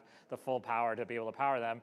And an adversary comes in and tries to bomb a data center or tries to cut or sabotage some of the power infrastructure. There's our internet, right? And so there's all of our data storage. And so we need to be thinking about this very, very carefully. It needs to be a top priority when it comes to securing the United States. And it also needs to we also need to make sure we're doing data center development right. Instead of putting them all in one place, that makes no sense from a security perspective. It makes no sense from an infrastructure perspective. We need to spread out the love. We have other states that want them, but the data centers aren't going there right now, and they need to be. And there was issues in the past with latency and other technical issues. Those issues don't exist as much anymore. There's other places you can put data centers, so it needs to happen. Do you think there's room for maybe some bipartisan collaboration on this? I hear Republicans voicing concerns about data centers as well. I am trying to make all of this bipartisan because I don't think we can have a sustainable solution unless it's bipartisan, especially on this issue. And I think there is an opportunity. I've talked to members from states all across the country, in every region of the country, Democrat and Republican, who have identified this issue too. And there's Democrats who feel like their community is ready to have a data center in their community, and the community is bought into having one, but the data centers just aren't coming to their region, right? Mm-hmm. And so they come and ask me, how do I get some of those data centers? And I tell them, you can have some if you really want it. But we need to do it smarter, and we need to make sure we're thinking not just for the next 2 years and not just for the cash grab short term, but the implications long term for our kids and for our grandkids. How do you balance being a congressman from this data center capital of the world while also pushing back on the costs those facilities impose on constituents? Let's put the people first. I mean, my utility bills in Ashburn are going up. They're going to double or more because of data centers alone, right? So we are paying for the infrastructure. They're not paying their fair share. That is a policy failure, and that needs to be fixed. And then we need to stop building data centers in my communities, period. I support a local moratorium, but a national moratorium makes no sense either, because we need to build data centers because of the advent of AI and because of what's going on in other emerging technologies. So to say, let's build no more data centers makes no sense. Where are we going to put them? We're going to put them in the Middle East. That was one proposal. And then the Iran war started happening. And data centers have been a target of Iran, right? Data centers have been targeted by Russia in the Ukraine-Russia war, right? So data centers are a target. And the best way to make sure that we have ownership over all the technology infrastructure is by finding a smarter way of rolling them out that does not put them all in one place and has community buy-in, unlike what's happening right now. Speaking of Iran, the president informed Congress this week that we are once again at war with Iran following the memorandum of understanding. Right, but this is a new war, right? So you can start the clock on 60 days again, yeah. So the War Powers Resolution failed in the House by 1 vote. You voted for it. What's the real consequence, I guess, of Congress failing to assert its authority on war powers? I think the Republicans in Congress feel an obligation to go along with the president and what he's trying to do. They're really scared of their primaries and the fact that the president is endorsing and being able to take out incumbents. They saw the Kentucky primary with Massey, and so they're in a tough spot because if this were a Democrat adjudicating this war and leading this war, they would be against it, right? They would say this is a waste of money and a waste of time. I think many would, and so instead, it's their president, it's President Trump in the White House, and so they have to go along with it. I hope that more will change their tune and will come to the table and assert Congress's power, its rightful war powers. And this war has gone on far longer than 60 days, and so the president should be required to come to Congress. And it's hard for me to vote for any funding for this war at this point. They're asking for tens of billions of dollars more in funding, and frankly, there's a lot of other things we should be spending that money on, like healthcare. They said they didn't have the money for healthcare tax credits. They didn't have the money for food assistance, but somehow they have the money to move forward with this endless war. Behind closed doors, are Republicans you talk to, is their tune different on the Iran war? People in the press ask me about this a lot, and so I think the Republicans have stopped talking to me behind closed doors at this point. Yeah. So I don't actually know, haven't actually talked to any, but I just look at the statements made by not just Republicans on the Hill, but Republicans in the administration, Republicans across the country at the state and local level.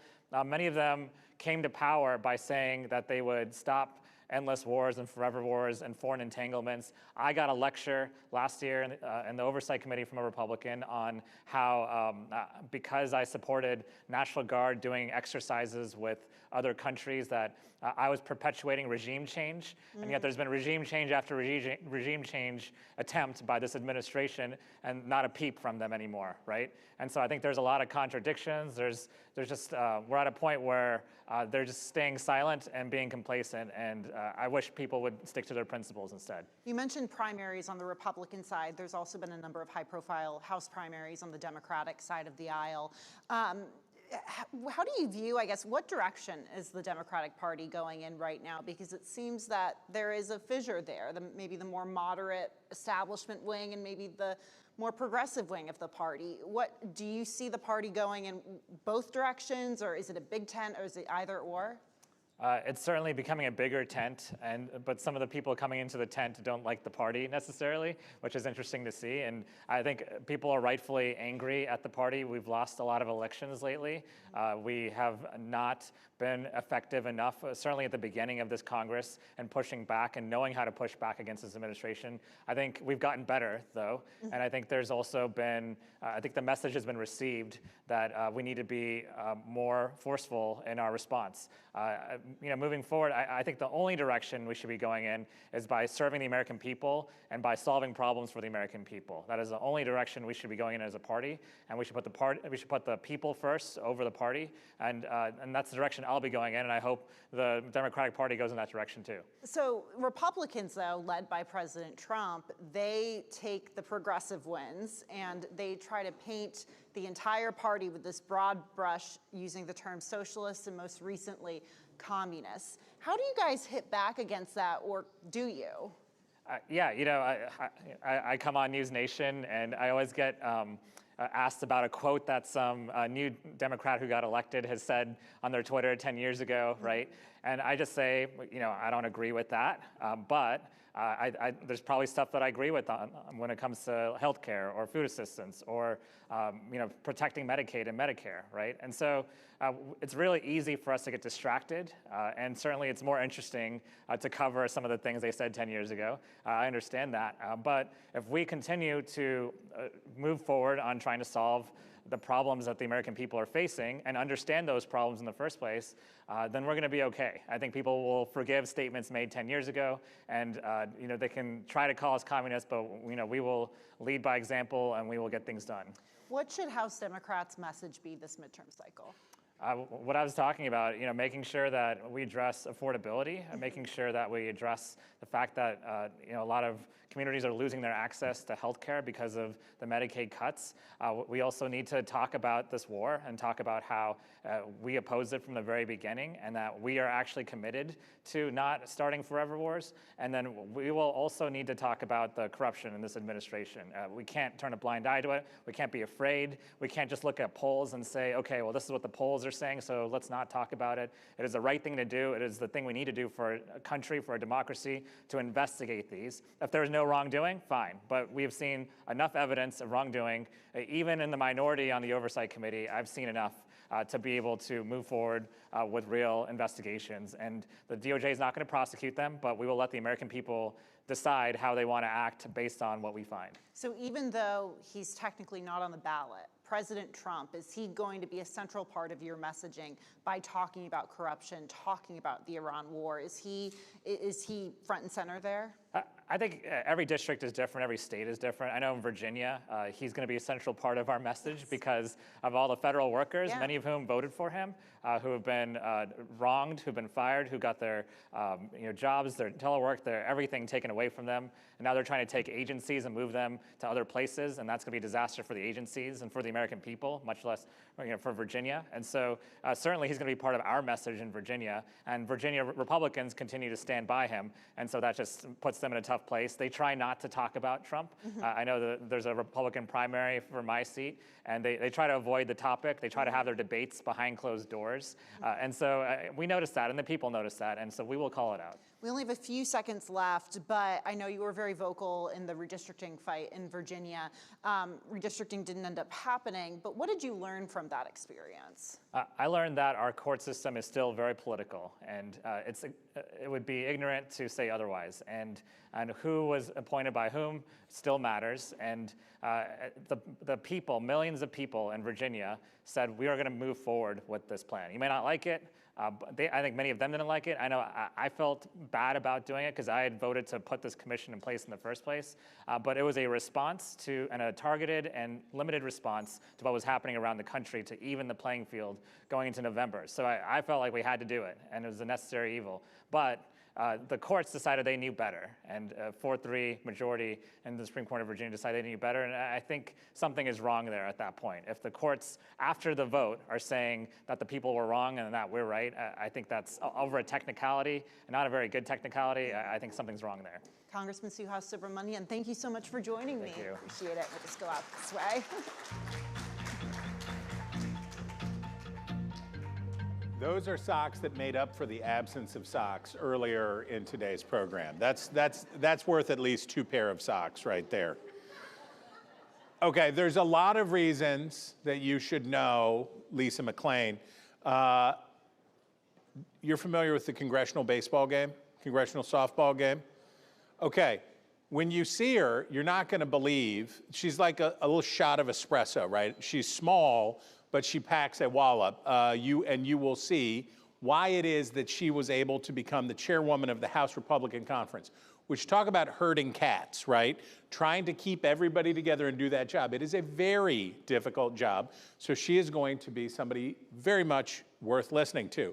It will be even more valuable because she's going to be interviewed by my friend and my colleague, Emily Brooks, who, by the way, if you have not yet signed up for The Movement, which is her Hill Insider newsletter that's tracking what's going on inside the conservative movement among Republicans and all of that jazz, you are missing out. So I would highly encourage you to do so. Okay, if you knew that Thomas Edison's hometown was Port Huron, Michigan, you would know her already, but if you don't, here she comes, Congresswoman Lisa McClain. Put your hands together.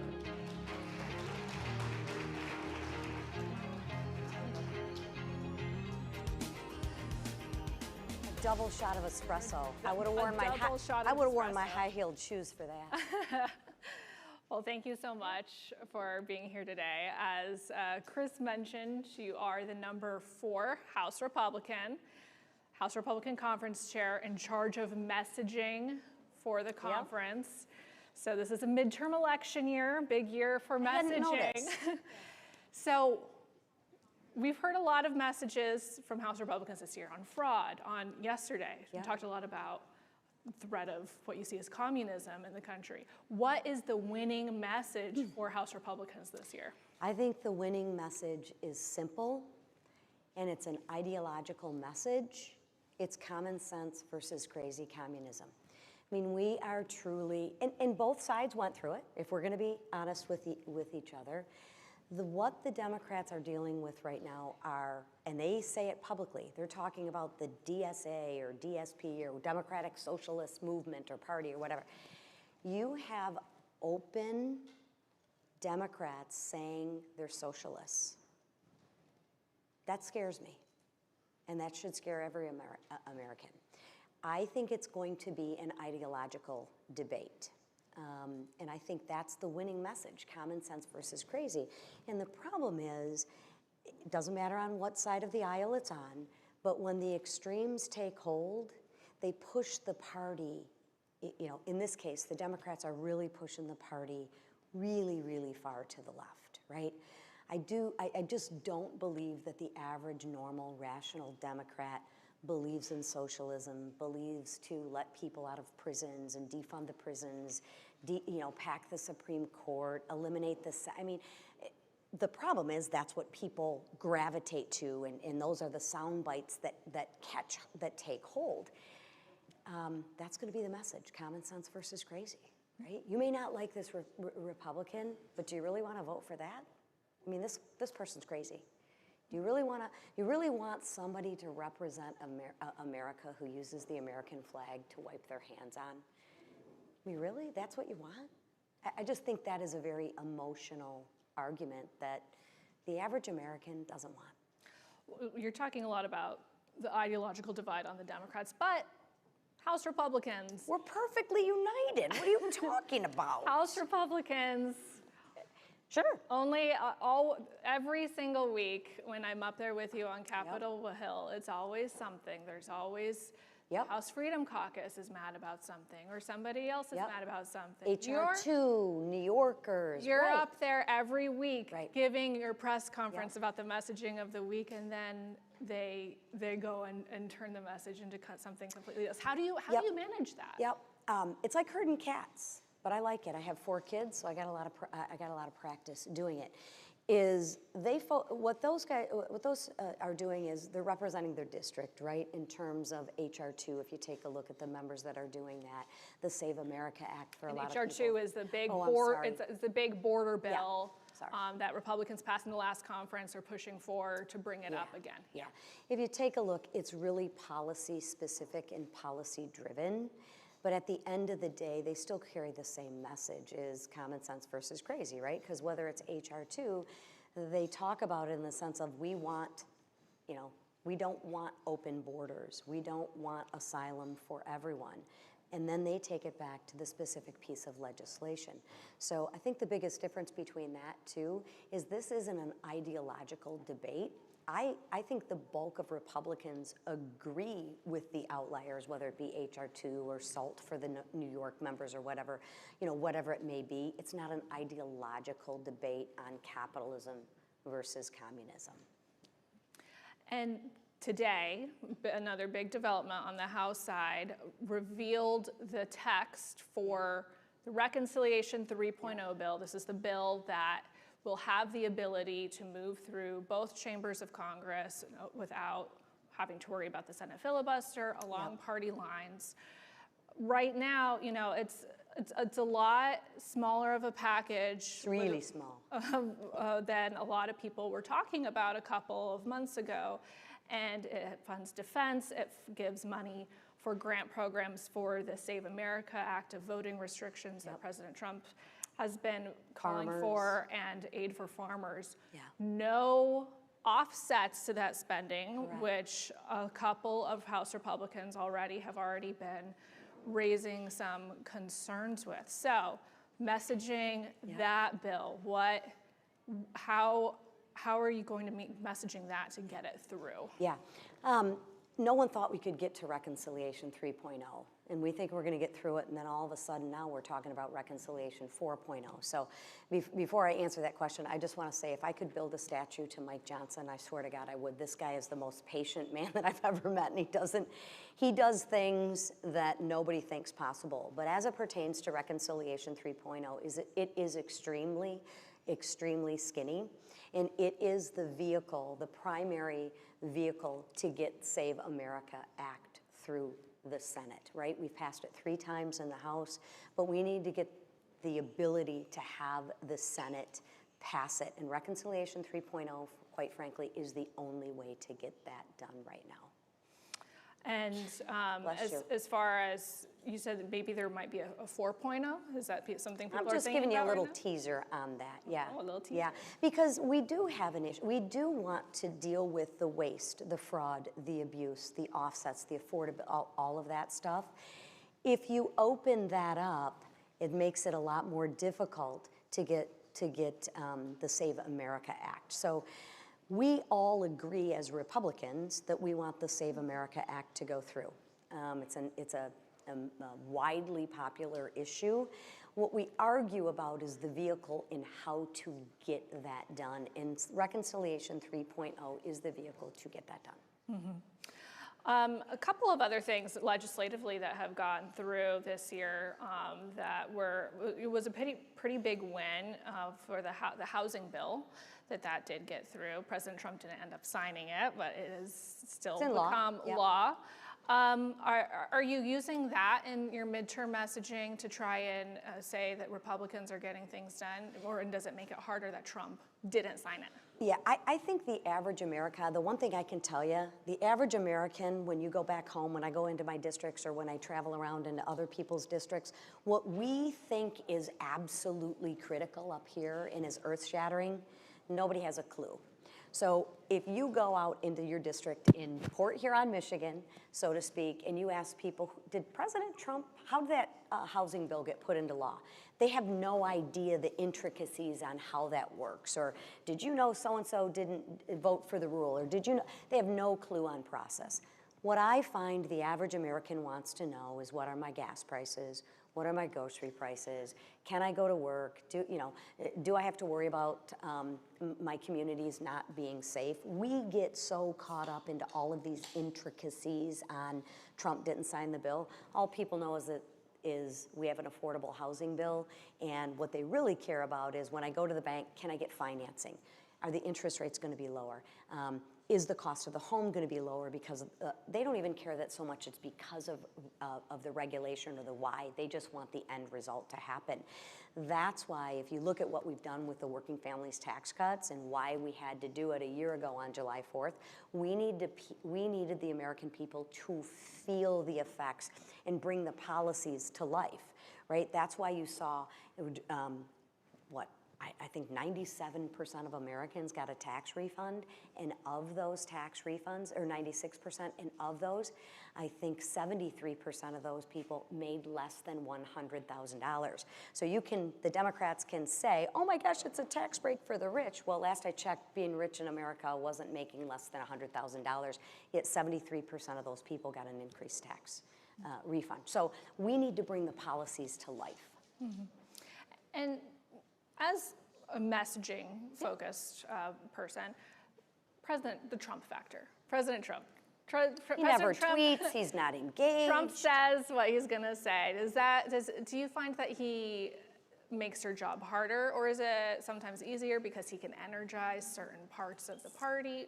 How does that factor in? I think for me, it makes my job a lot easier because I'm way more relevant. I can tell you, I come out of a meeting and it'll be like, oh my gosh, did you just see what President Trump tweeted? And seriously, I haven't seen what he's tweeted, right? But it gives the attention and it gives the spotlight back to us. So I see it as a positive, right? If you look at the two different, compare and contrast President Trump versus President Biden, they're two extremes, right? President Biden didn't do a press conference. President Trump does 17 a day and then feels obligated to get on Twitter. So to me, I would much rather have our president engaged. Now, do I wish he would call me every time he tweets? Yeah, I do, but come on, let's live in reality. That's not happening, right? But I will tell you this, everything that man does, I believe in my heart of hearts. I didn't think this until I got to know him. It's all calculated.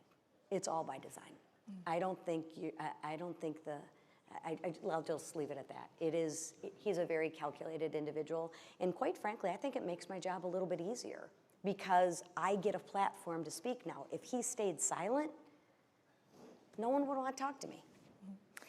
And for midterm elections, Michigan, not a lot of super competitive House races. I know you're in the House, but the Senate is going to be very interesting. The Senate Democratic primary is pretty interesting right now. You have Haley Stevens, who's backed by leadership, and then further to the left, Abdul Said. What do you think of that race, and which do you think that Republicans would rather run against? I don't really think Republicans care, and I say that because if you ask me personally, I'd rather, I think it would be an easier path for a Republican victory if El Said ran, right? It's easier to draw that contrast. But the issue is, because of that very heated primary, El Said has pushed Haley Stevens so far to the left that she's had to make, I think it's pushed her farther to the left than she would rather go. Second, she's had to spend a ton, both of them have had to spend a ton more money in the primary, where we finally did something right. We cleared the field. We have one candidate, and that's Mike Rogers. He hasn't really had to spend a lot of money, and the money that he has spent has been focused on his agenda as opposed to fighting his own party. So I would say I'm cautiously optimistic about the Senate race. And if I had to bet right now, I'd clearly bet on Mike Rogers. I just think the odds are in his favor. And we're almost out of time, but last question. You are the top Republican woman in the House. In the past, there's never been a Republican woman who rose higher than conference chair position. Would you be interested in going higher at any time in the future? The obvious answer to that is, of course, right? I would be prepared for any opportunity that came my way, but I think this is the mistake people make. I spent 35 years in business. The best way to get a promotion in business is to do a really good job at the job you currently have. So that's what I'm truly focused on, because if I do a really good job at the job I have, If we can message, if we can get the right candidates, and we can win the midterms, that is way more important, and I think way more opportunities will come your way if you do a good job at the job you have. And knock on wood, I've been blessed my whole life. If you're just prepared, things usually work out pretty well. All right, well, thank you so Thank much. you. Thank Appreciate you. it. Thank you Yeah. all. This way, this. All right. Two women, they knew exactly what to do. They didn't have any questions about which direction to go. The guys have a hard time. This is typical of our experience in this life. Okay, are we having fun? Yes, I feel the energy. I feel the momentum that's taking us to, you know that they call it the tea break? It should be a coffee break. This is America. I don't care who you're rooting for in the soccer tournament, but it's America. It should be a coffee break. Okay, let's go back to the executive branch. Scott Turner is the Secretary of the Department of Housing and Urban Development, with that cool, bizarre building that everybody knows right by 395. Before he got into politics, he played 8 seasons in the NFL. You will be able to tell that I'm going to get off the stage quickly because he was in the secondary and I do not want to get tackled. Other good news for you, he's going to be talking to my colleague, my friend, Judy Kurtz. She writes the In the Know column, which is absolute required reading in Washington, D.C. So I will say, if you ever got laid the heck out in the secondary field at the San Diego Chargers, you would know him already. But if you don't, here he comes. Secretary Scott Turner, put your hands together. Hey, hey. Yes, ma'am. All right. Hi, everybody. Hi, everyone. Secretary Turner, thank you so much for joining us. You wanted to start with a fact check of my dear colleague, Chris Steyerwald. Yes. You're in a different building these days. Yes, so Chris, thank you for that kind introduction. But we, for those that don't know, we moved our building from 451 7th Street in D.C. to Alexandria in April of this year, and it has been a tremendous move for our agency. It's really been transformative for the culture of our agency. So if you see it, it's right on Eisenhower Avenue. There's a big American flag on it. So if you're driving, take a look. You'll see us right there to the right-hand side. We'll pay you a visit over at the new HUD building. Well, I think housing, home ownership, issues that unify Americans across both parties, but also frustrate a lot of Americans across both parties. I don't think you would necessarily argue with me saying that in many ways you've obtained the American dream. Started at first job as a dishwasher at a barbecue joint, became an NFL player, you're active in your church community, now of course you're a part of the president's cabinet.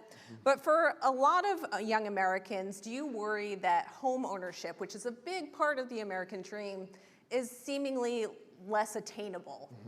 Well, thank you for that. And, you know, I really have, I'm grateful to the Lord and how he's blessed my wife, Robin, and I in our life. You know, we have a 25-year-old son, and I hear it a lot from the younger generation about, you know, am I going to be able to afford to buy a home? And so it is a legitimate question, but I will say from President Trump and his leadership, myself, and others that are in the administration, this is of utmost priority to us, is to make housing affordable for the American people. And as I've traveled around the country, the number one thing that we've learned and the number one thing that we've heard is the regulatory environment is so burdensome when it comes to the construction and the development of homes. And so we have been laser focused on bringing down regulations from the federal standpoint and also encouraging state and local governments to do the same, because I'll give y'all a number right here. The median price of a home in America today is around $426,000. $100,000 of that final price of a single-family home is in regulation, $100,000.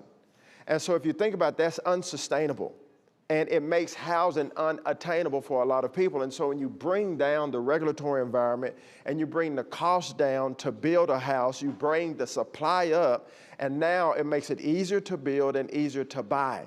And I say that because I want people to know here and throughout our country that may be listening, is that the regulatory environment has stymied development, but we are attacking regulations in our country. We just published our best practices report to bring down the regulatory environment in state and local governments. And I'm encouraging people, mayors, economic development, people on the local level, look at your environment, look at the regulations, see how you can bring that down to unleash building in our country, and it's happening. Piece by piece, we have opportunity zones, which I know we'll talk about, but I want the people of America to be encouraged that the policies that we are setting forth will allow and help people in America at every age to be able to have an opportunity to afford to buy a home.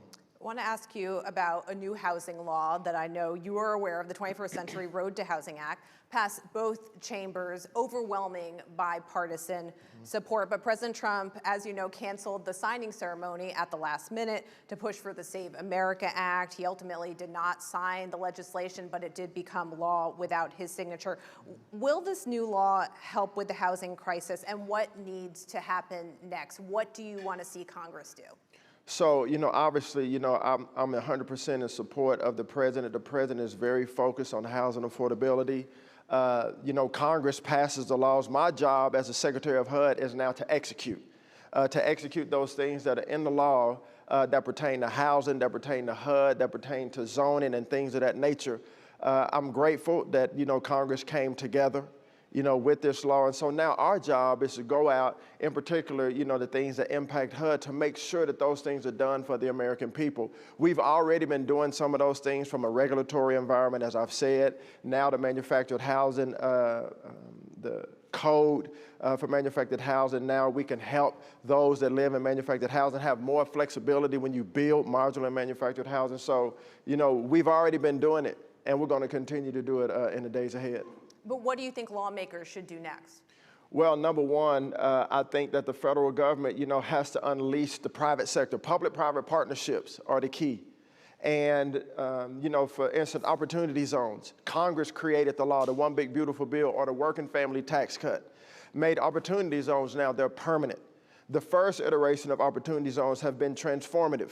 $100 billion investment into distressed communities, 400,000 new housing units, 1 million people getting off of poverty, and 500,000 jobs. Congress was a facilitator of that law, and now the private sector is the one carrying out. And so I think as Congress creates these laws, as Congress creates and facilitates these policies, now it's up to the private sector to go execute it. I want to ask you about a story that caught my eye last week in the Wall Street Journal. It was called "Moving Back Home Used to Be a Sign of Failure. Now It Shows Financial Savvy." It details this trend of older children moving back in with mom and dad because of sky-high rent prices, sky-high home prices. And they talked to Megan Talley, a 28-year-old, lives with her mom near Atlanta, and she told the Journal, "Everything is just out of reach. If a young person wants to live alone, you could do it, but you would be dead broke at the end of the month." What would you tell Megan? Well, what I would tell Megan is to continue to work hard. I don't fault young people, for whatever reasons they have, to move back in with their family, with their mother and father, to save money. And I don't think that just started. I think that's happened for decades in our country, where young people move back in with their parents to save money. And I would tell her to continue to be faithful and be a good steward over the salary that she does make, and save and prepare to be able to buy a house, because on our end, we're working to bring the prices down to make it more affordable for Megan and all of Americans to be able to afford to buy a home. And I would also tell her, look at FHA. Last year, in a year's time, FHA, which is the FHA mortgage insurance from HUD, we helped 1.5 million people be able to afford to buy a home last year. And 80% of those were first-time home buyers. The mainstream media doesn't do a great job of broadcasting this and telling this, but FHA, working with our Jenny Mae, has done a tremendous job for first-time home buyers. So I would tell people to research it, go look at it, go to HUD.gov and understand it. I think a lot of times young people today, they kind of travel in herds and mobs, like, well, they can't do it, they're doing this. But step out on your own and research. See what the good news actually is. See what tools are actually there. So that's what I would tell Megan. and look at FHA and see how they can help you. I want to ask you about FHA. HUD recently announced 14 policy changes to FHA, single-family mortgage insurance program aimed at lowering costs, easing regulatory burdens, improving affordability for those Americans using FHA-insured mortgages. How much of a difference will those changes mean for the average home buyer? Well, I think there'll be huge changes, you know, because when you bring the time to be able to get a loan, to buy a house, you bring the cost down, you bring those duplicative processes back, it makes it cheaper to get a loan, it makes it quicker to get a loan. That's a huge impact for the American people. So I'm really proud of our housing folks at HUD and FHA, because we'll continue to find those things that are burdensome and duplicative and bring those down to rescind those, because that transfers to the American people that can become potential home buyers.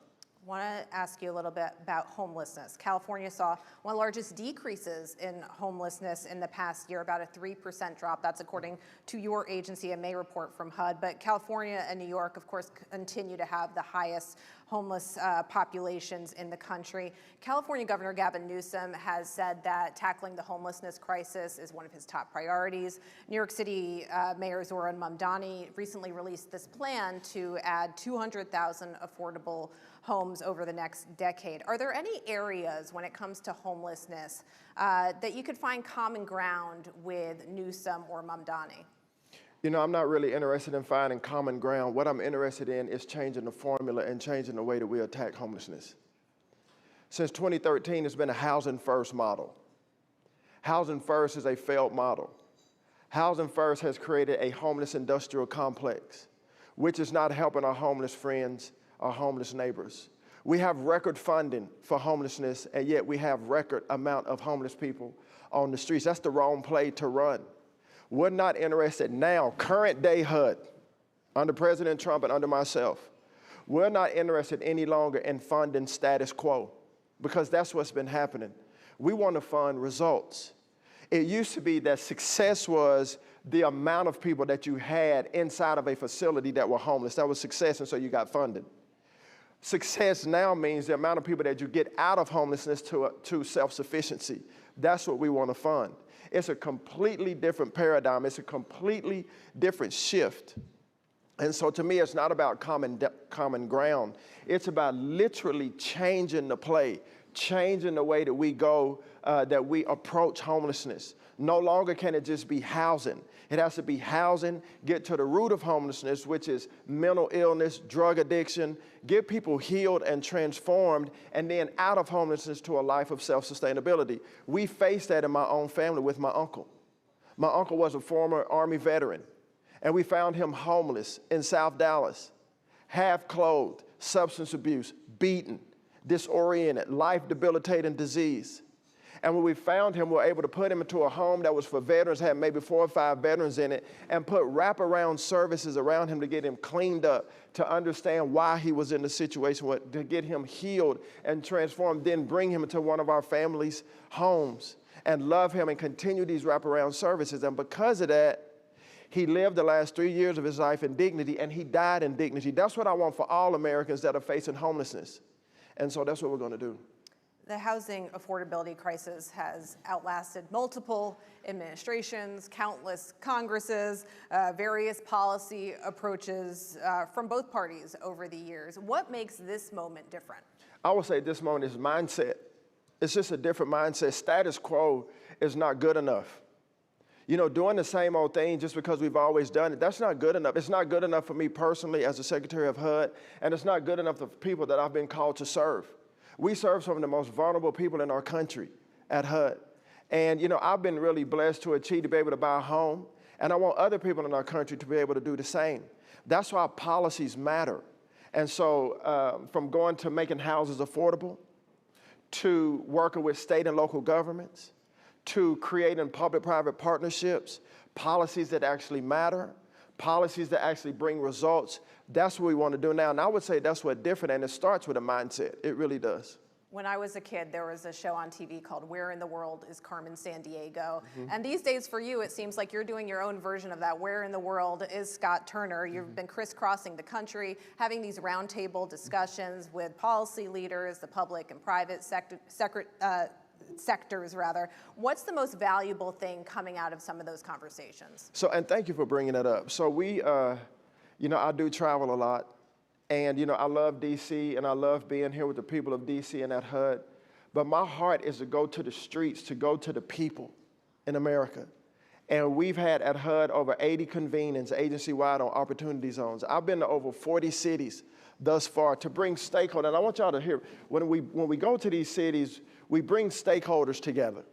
We bring community leaders, education leaders, industry experts, elected officials, finance people as it pertains to housing or homelessness or disaster.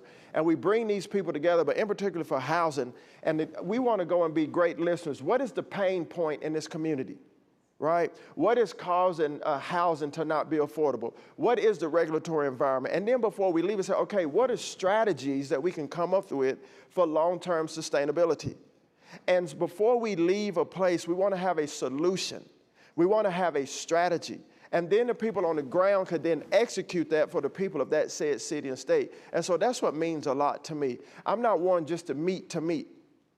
I want to meet to learn to execute, to help the people of that said community. And that's our mindset. That's our mantra. That's our strategy, is that when we go into a place, we have to leave it better than it was when we found it.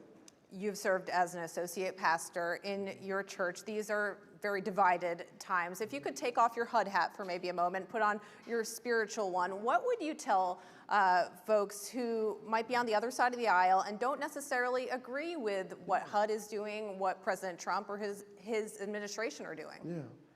Well, this is what I would say to people. Poverty doesn't have a party. Poverty doesn't care if you're a Republican or Democrat. It impacts all of us. My job as a Christian, as a man of God, as a pastor, is to love people, to love God first, and to love people, and to help people where they are. People may not agree with me, but I tell people all the time, I don't care about your politics, I care about people. And when you go into a city, as I have, many cities, and you see poverty, it's not about their party. It's about helping people to overcome and fulfill a life of self-sustainability and fulfill their God-given potential. And this is what I would encourage the people of America to do. Look in the mirror. Forget your politics. And ask yourself, are you, one, living a life pleasing to God? Number two, are you living a life fulfilling the call that He's called you to? And number three, are you living life for yourself, or are you laying your life down for your brother and your sister? Period. And I think if more people would do that, if we would do that, then you would see a lot of this divisiveness settle down. When you humble yourself before the Lord and let Him lift you up, and then you lay your life down for your brothers and sisters, I believe that will bring great change to our country. We only have a few seconds left, but I can't let you go without a football question. The Washington Commanders are building a $3.8 billion stadium here in D.C. White House Press Secretary Caroline Leavitt told The Hill last year that President Trump would surely be a beautiful name for this new stadium. Should the new planned Commander Stadium be named after President Trump? You know what, I'm not going to get into the name of the stadium. I think that obviously, the president did a lot to get that deal done, working with different partners in the state, local, and private sectors to get that deal done. I will say this, it is going to be a transformative project for Southeast DC and this entire region. The spirit of opportunity zones is community development and economic development. And I do know this from the president. That's what the president's heart is to bring revitalization to these areas. Whether or not the stadium bears his name, I think what's more important to him is that the people of Washington, D.C. thrive and that this project is a success. One final question for you. As I mentioned at the beginning of our chat, you worked as a dishwasher, one of your first jobs. What is messier work, working as a dishwasher or navigating the landscape here in Washington? It's a different kind of messy. Working as a dishwasher, you can see it because it's all over you. A lot of times in D.C., you don't see it till it's right in your face. But what I will say this, I wish it was less messy. and I hope everybody hears me, we need to start taking these positions not for self-exaltation, but to serve the American people. We need to make decisions based off of conviction and not based off of keeping our seat. We need to make decisions based off of principle and not based upon how many likes or clicks we're going to get on social media. Remember we didn't have social media? Do anybody in here remember that? I do. Raise your hand if you remember we didn't have social media. It was a lot different back then, wasn't it? And I know that sounds old school, but old school principles have stood the test of time. These trendy principles, they don't stand. And so that's what I would encourage our people to do. We will have to leave it there. Secretary Scott Turner, thank you so much for being here today. Thank you, thank you. Great job. Okay.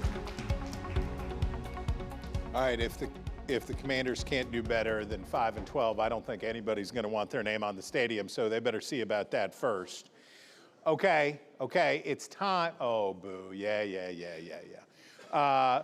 Okay, it is time for another word from one of our sponsors. You are now going to get to hear from Lori Riley. She is the Chief Operating Officer for Pharma, and you are going to get to hear again from Hill contributing editor Kathleen Koch. Please welcome them to the stage.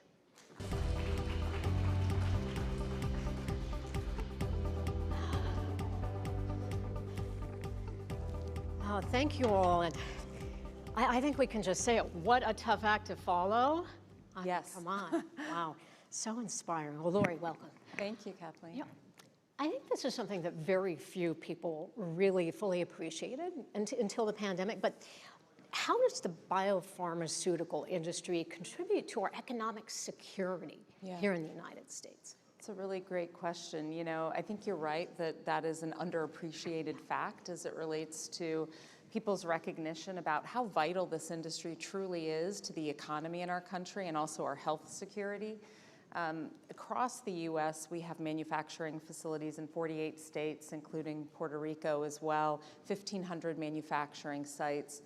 We made a commitment last year of $500 billion in additional investment that's going to happen over the next 10 years. The majority of medicines that people take here, the innovative medicines that people take in the U.S. are actually made in the U.S. And about 70% of new medicines, once they get approved, people in the U.S. are the first to get access to them. And I think that became really clear during COVID, as you mentioned, Kathleen, when people were relying on vaccines, people needed therapeutics, and people in the U.S. got access to those first.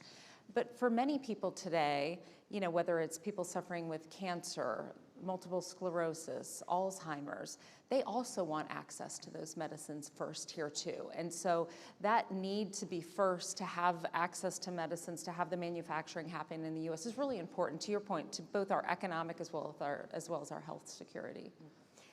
Those economic gains, I realize, are possible largely because the United States is currently still the global leader in biopharmaceutical innovation. So what would you say has made that leadership possible? And then on the other hand, what threatens it? What puts it at risk? I think there's a couple of key factors that are really critical to keeping the U.S. in the global lead. One of it is strong intellectual property rights, right? When companies make investments, you need those patent protections to ensure those investments exist. Of course, you need a strong regulatory system that's science-based, that is somewhat predictable to get your product through that process.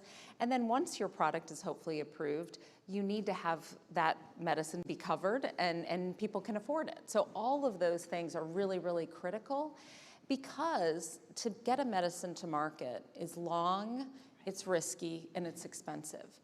It takes anywhere from 10 to 15 years to get through the Food and Drug Administration clinical trial process and the pre-work that's needed to get there. It is risky. About 9 out of 10 of every attempt to get a medicine to medicine fails. So we're only successful about 10% of the time. And the cost is about $2.5 billion to bring a new medicine to market.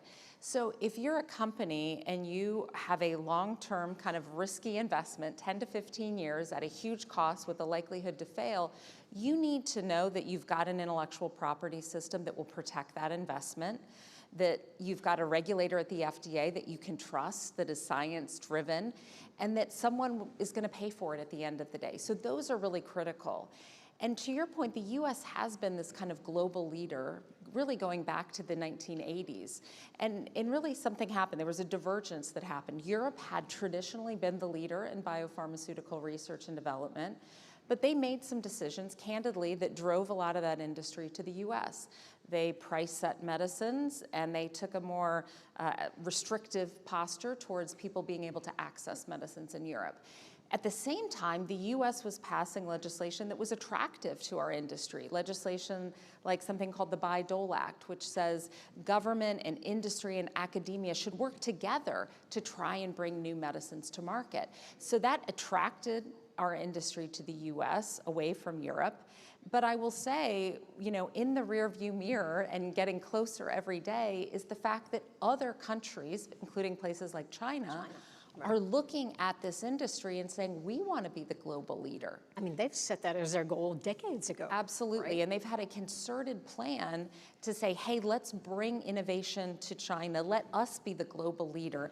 And they're doing a lot of things to make that happen. And so we can't lose sight of the fact that what has made us great for a long time, we need to continue doing. We need to shy away from policies that harm innovation, that restrict entrepreneurship and investment, so that we can preserve this industry, because it really is vitally important. American patients want access to medicines here first. We want to remain the global leader, but we have to make sure that that policy environment, whether it's intellectual property, regulations, or coverage and payment, stay intact.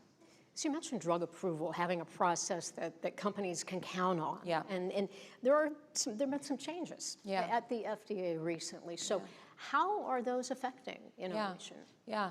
The FDA is our primary regulator. Obviously, to get a medicine approved, we have to go through the FDA. And as you noted, there have been some changes. We've lost some key personnel that have been at the agency for a very long time. And we've fallen a bit behind, candidly, relative to other agencies in a couple of key areas. We still submit, when we submit a medicine for approval, it's still a paper submission, right? We're not using cloud-based technologies. We're falling behind in terms of getting our sites inspected. The reliance on new tools like artificial intelligence are not as high here as we think, candidly, they should be. And new types of science, like real-world evidence to evaluate how effective a medicine may be, aren't being utilized as much as they should be. So could those things speed the process along? Absolutely, absolutely. And I will give this administration credit.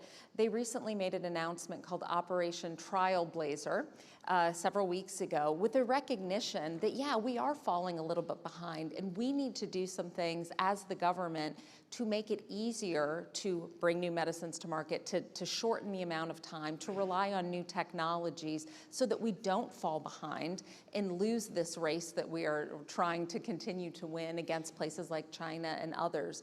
And so I'm heartened to say there's at least a recognition, but there's a lot of work that remains to be done. But do that, but without being protectionist. Right.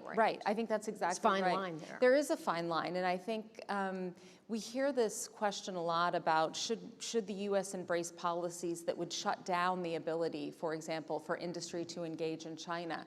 And what I would say is, listen, anything we do is not going to stop China, right? China is moving full speed ahead.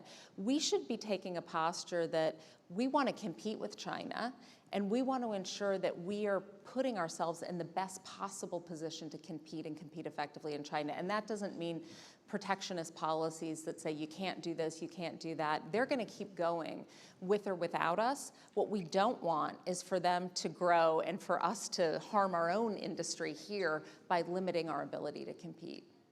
So I know it's not a surprise to anyone in the room that affordability, right, is a key issue heading into the midterms. And recent polls show that health affordability tops the list. So Lori, I'm wondering, how can policymakers work to lower health care costs without ceding our leadership in this space. It's a very tricky dynamic. And, you know, we obviously spent a lot of time thinking about these issues. Healthcare affordability, right up there with housing, food, and other things, is very high on people's minds. In some of the recent polling that we've looked at, one of the big concerns as it relates to healthcare affordability has to do with people's insurance and how they experience their insurance.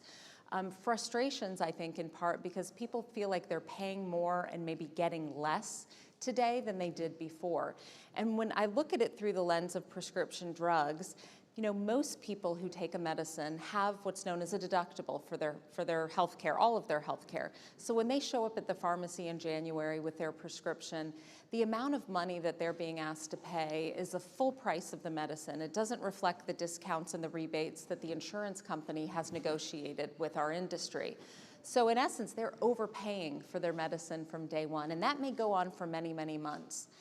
At the same time, we're seeing that about 70% of the time when somebody receives their first initial prescription, that prescription is denied by their insurance company. So they're facing these new hassles and hoops that they have to jump through at the same time. So they're paying more, they have more hassles, and they're frustrated, and I don't blame them. I would be frustrated too. So there are things we think that could be done that candidly are relatively simple. You know, one, to me, simple message is a individual who has insurance should never pay more for a medicine than their insurance company did, right? Why should it ever be the case that an insurance company can make money when you get, it makes no sense. That would be an easy thing that could be done. We also provide significant discounts and rebates to the tune of over 50% for every prescription medicine, innovative medicine, right? Those aren't passed on. They're not passed on, 100%. So, you know, that could change how people experience their healthcare too. If they were able to show up at the pharmacy counter, get the benefit of the discounts their insurance company received, that could lower their costs as well. And those are two, we think, pretty common sense solutions that could lower, at least on the prescription medicine side, what people pay. But we also recognize that we need to do our part too. We provide free or discounted medicine to over 10 million Americans today who lack health insurance or don't have sufficient health insurance. And a lot of our companies are now providing discounted medicines on websites. You've seen a lot of these direct-to-consumer models that are springing up. And that, for many people, particularly people that are uninsured or have high deductible health plans, are a good solution for many. Lori Riley, Chief Operating Officer of Pharma, thank you so much for sharing your insights. Kathleen. Appreciate it.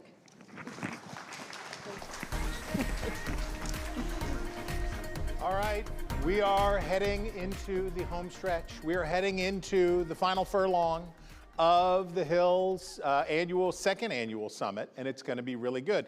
Still to come today, John Fetterman is here, Chris Van Hollen, Ron Johnson. We have a stacked cast from Capitol Hill that's going to be here to tell you all of everything. So right now, I want you to take a 5-minute break.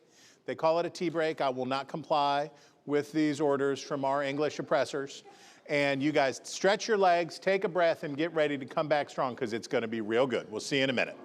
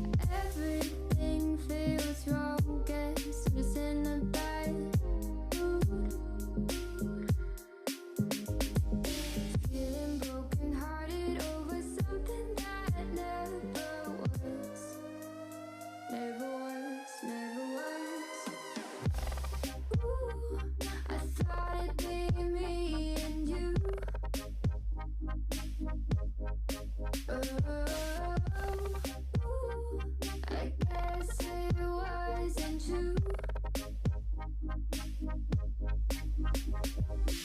If I only knew what you put me through, I don't deserve this.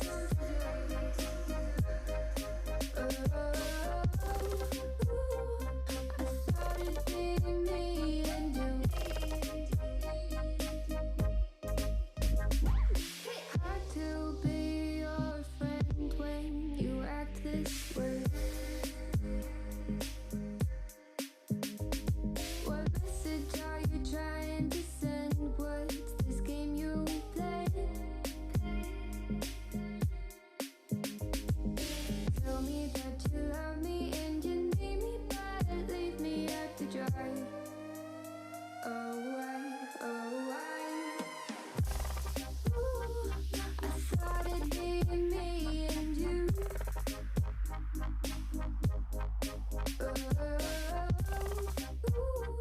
I guess it wasn't true.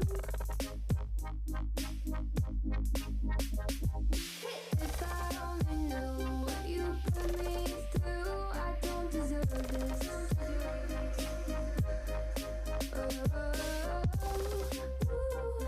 I thought it'd be me and you. Could you still call me at the end of the day when you have nothing else to say? What do you want me to say? Try blending my inwards. I know you're about to be oceans away. Please quit asking me to stay. I'm weak under your grasp and my heart, it won't last. No, my heart won't last. I thought it'd be me and you.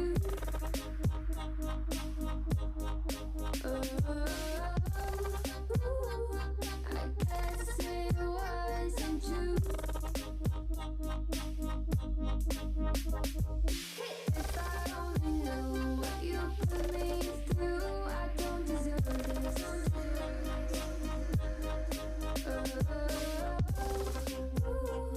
I guess there was never me in it.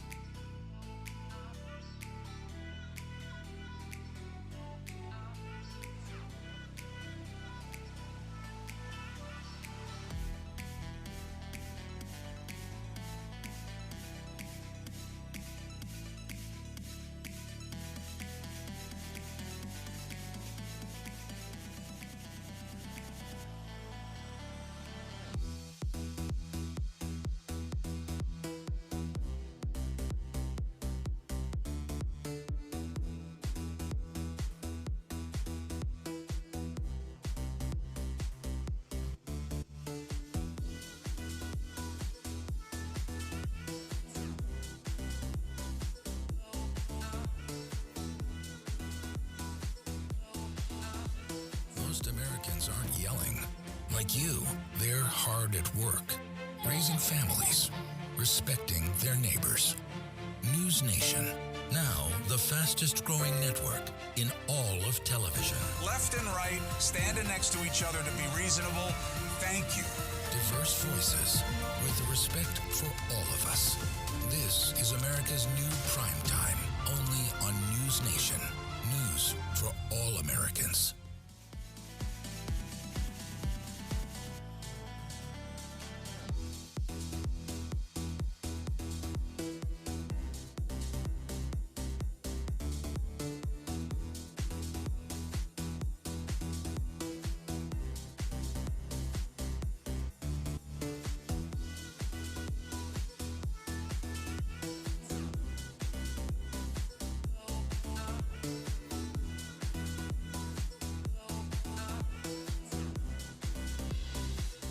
Whole Hog Politics on the Hill Insider. Politics is too important to take so gosh darn seriously.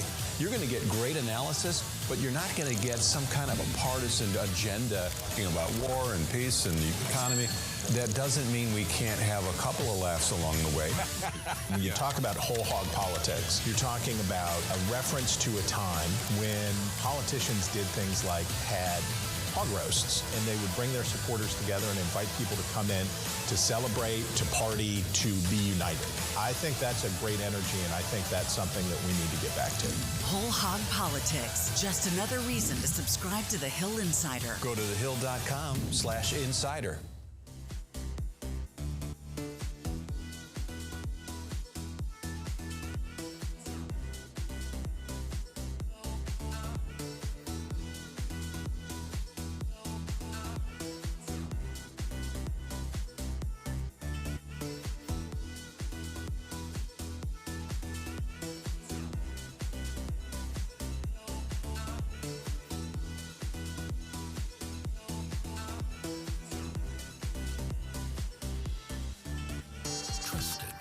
Credible, nonpartisan. The Hill, the country's largest digital first politics and policy news publisher. Inside the Beltway, it's an essential agenda-setting read for lawmakers and influencers alike. The Hill outperforms other political publications in D.C., reaching more monthly visitors than Axios, Politico, and Wall Street Journal. Beyond the Capitol, The Hill's trusted content reaches millions of Americans. 38 million consumers engage with The Hill across all platforms each month, garnering 58 million average monthly video views. It's clear why thehill.com is the most shared political news brand. The Hill's nonpartisan position is validated by top media watchdogs, ranking reliable for analysis and reporting, positioned in the center, and given a trust score of 100. It is the #1 source for political influencers and thought leaders. TheHill.com. Trusted, credible, nonpartisan. The Hill.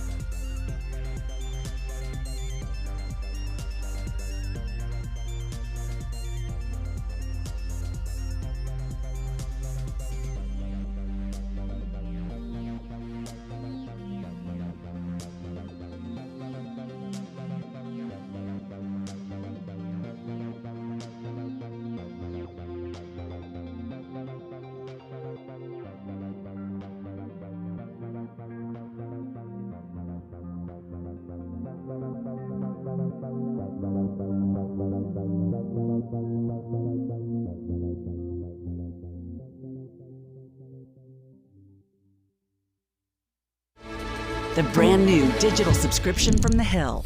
Really excited about the Hill Insider. It's really going to provide a sort of the next level of insight.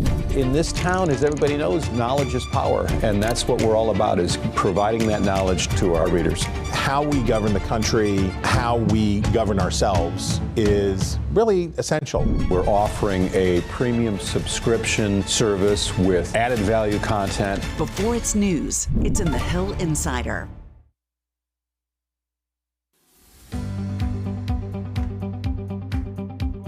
Coffee? Did you get yourself a Coca-Cola? Do you feel prepared to blast through to excellence in the remainder of today's program? Oh, I feel the energy here.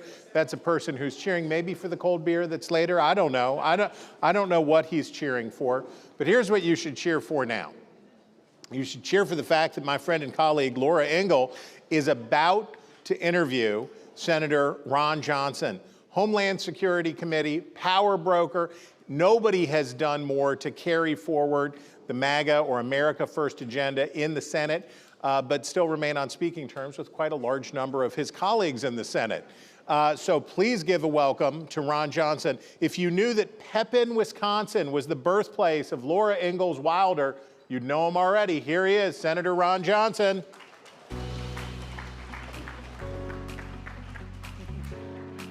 Hello, hello, everybody. Welcome. Thank you. Yeah, we just had a chance to briefly meet backstage. Good to have you here at the summit. And briefly, we mean 2 seconds. Yeah, I mean like 2 seconds. So great to have you here at the summit. And we have a lot to talk about. And we've got the clock is set. We've got a set amount of time to get to a lot of important issues. How's your day been? Let's start Busy. there. Busy? So I'll talk fast. Okay, very good. So the first thing I want to ask you about is we want to start with what is making news in the last few hours, and we're talking about what's happening with ICE. There's been a lot of news about the ICE traffic stops and the fatal shootings that we've seen in Maine and Texas just this month. There was a pause put on those traffic stops by DHS, and then just literally an hour or so ago, President Trump reversed it. So I wanted to get your thoughts on that, where we are with getting cameras on ICE officers and just this whole thing in general that we're dealing with. For those of us who opposed opening our borders wide open to drug traffickers, human sex traffickers, transnational criminal organizations, violent gangs, and who support ICE's efforts to try and remove the criminals, the first thing we would say is, was the news concentrating on the victims like Laken Riley, Rachel Morin, of illegal immigrant crime? And the answer is no, not even close. So listen, I don't like to see people, lose their lives. Certainly not in law enforcement activity. But if law enforcement knocks on your door, you're probably better off cooperating with them versus fleeing. Right. So and I think you'd have a lot fewer of these instances too if you had local law enforcement, local jurisdictions cooperating with ICE as opposed to having these sanctuary cities and states, which has really complicated the process here. So it's, let's face it, it was the Democrats, it's the left that threw open our borders, allowed millions of people to flood into this country unfettered. And now when President Trump was elected to clean up that mess, they're trying to sabotage his efforts. They literally trained tens of thousands of activists how to obstruct justice, encourage their supporters to go in and put themselves in harm's way.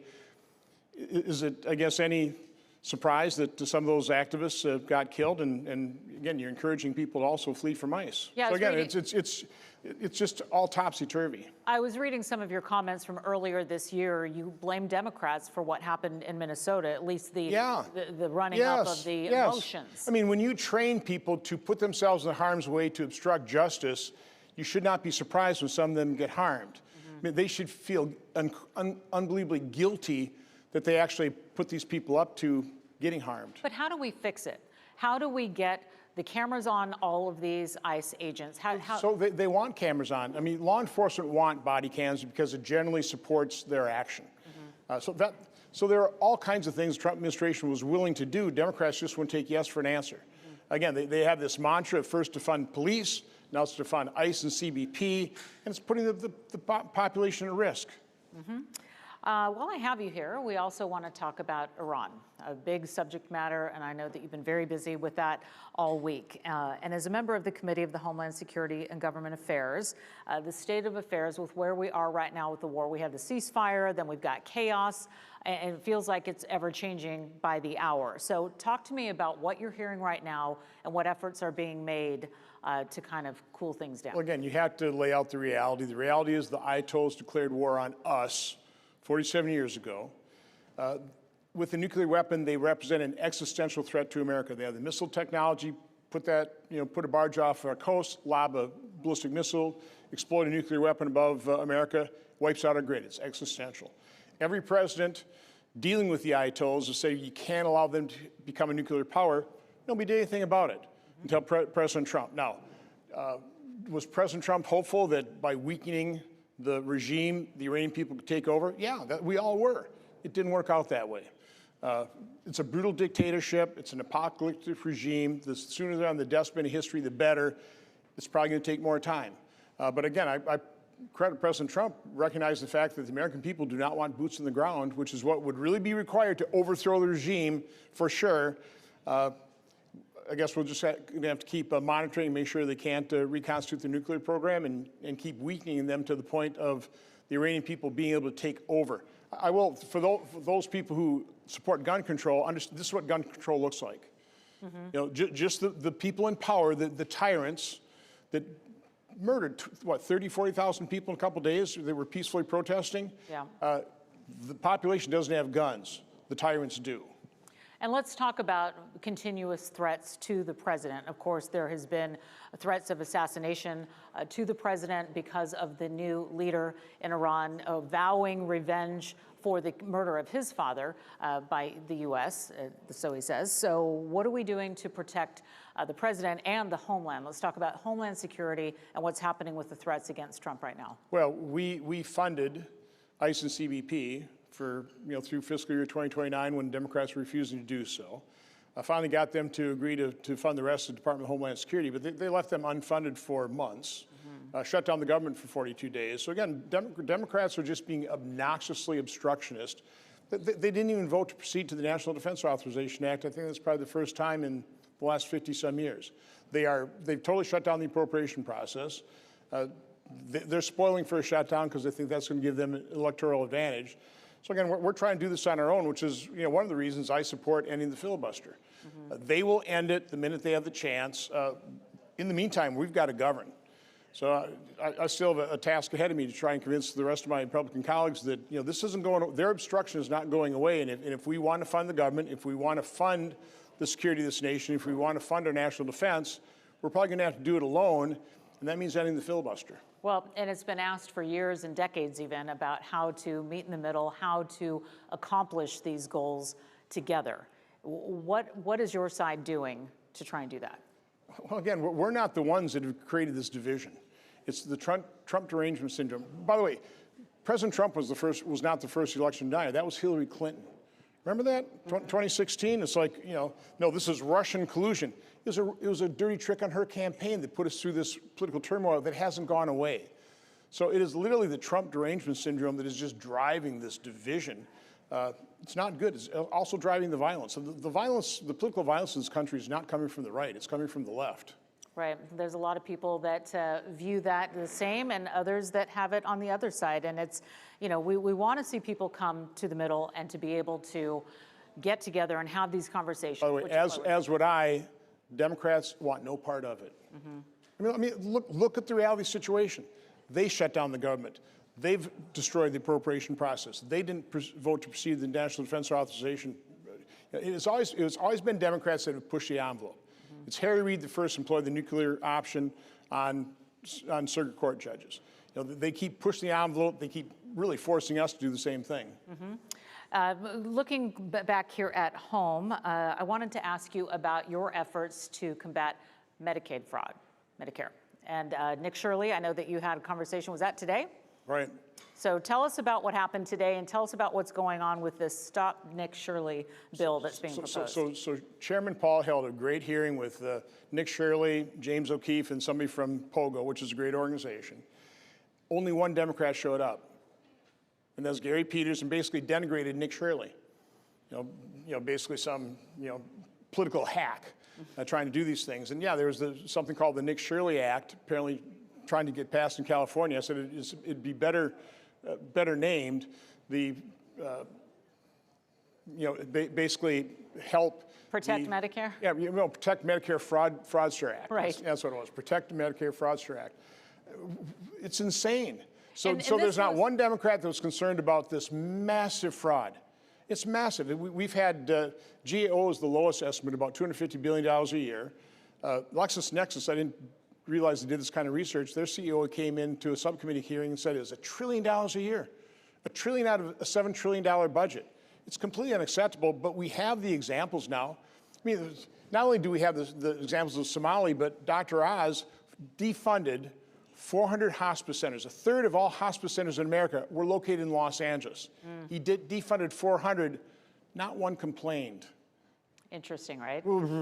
It speaks volumes. So obviously they're all fraudulent. My guess is fraud is rampant in the federal government. mainly because states don't have skin in the game. You know, we just give all this grant money to the states. The politicians, you know, lobby for more free money. They disperse it, you know, through different organizations. It's totally unaccountable for, they don't care about eligibility because it's not their money. Right. They don't need to balance their budget. So we have to get states, and anybody who divvies out this money has to have skin in the game so that they control it. Doesn't the news cycle move so fast? Doesn't it feel like forever ago that we were watching those videos of Nick Shirley? And I mean, it was just this year that we were watching all of that action. And this bill that's being proposed is to stop people like Nick Shirley from standing out front and actually videotaping on public property, right? It is meant to protect the fraudsters.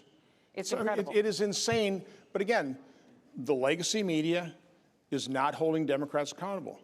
I mean, where's the news stories about we hold a hearing on Medicaid fraud, just fraud in general, and not one Democrat shows up because they're just not interested in it? Speaking of that, you have also been very vocal on the COVID vaccines.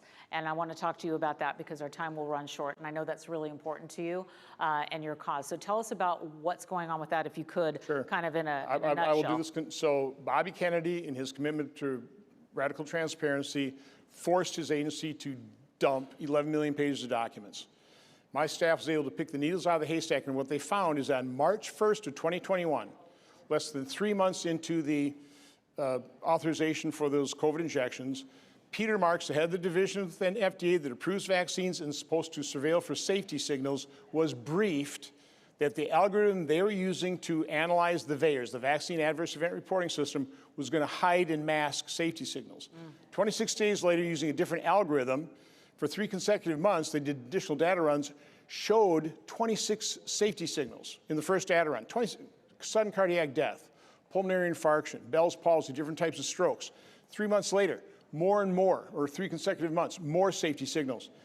And the FDA decided to continue to use the algorithm that they knew was hiding safety signals and then lied to the American public.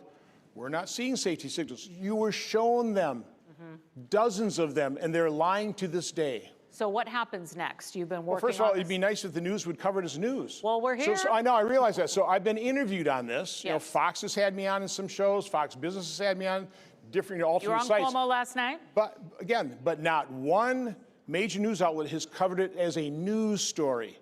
And to me, this is the greatest government scandal in our lifetime because past that point, 3 months in, people should have been given that information to decide whether or not they wanted to take that injection, or certainly should have impacted the mandates or the coercion.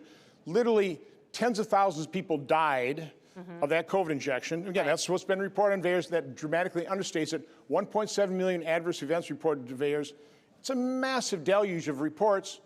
And our FDA is going, we didn't see safety signals. I mean, it's a massive lie. So you need to go to his website to learn more because there's much more. Read my report, 38 pages. I know that you've been wanting people to read that. And before, I've got to wrap it up, but I do want to give you a quick minute to just reflect on Senator Lindsey Graham. I know that you guys were close, you worked closely together, and I wanted to give you that opportunity. He's irreplaceable. He dedicated his life to this country.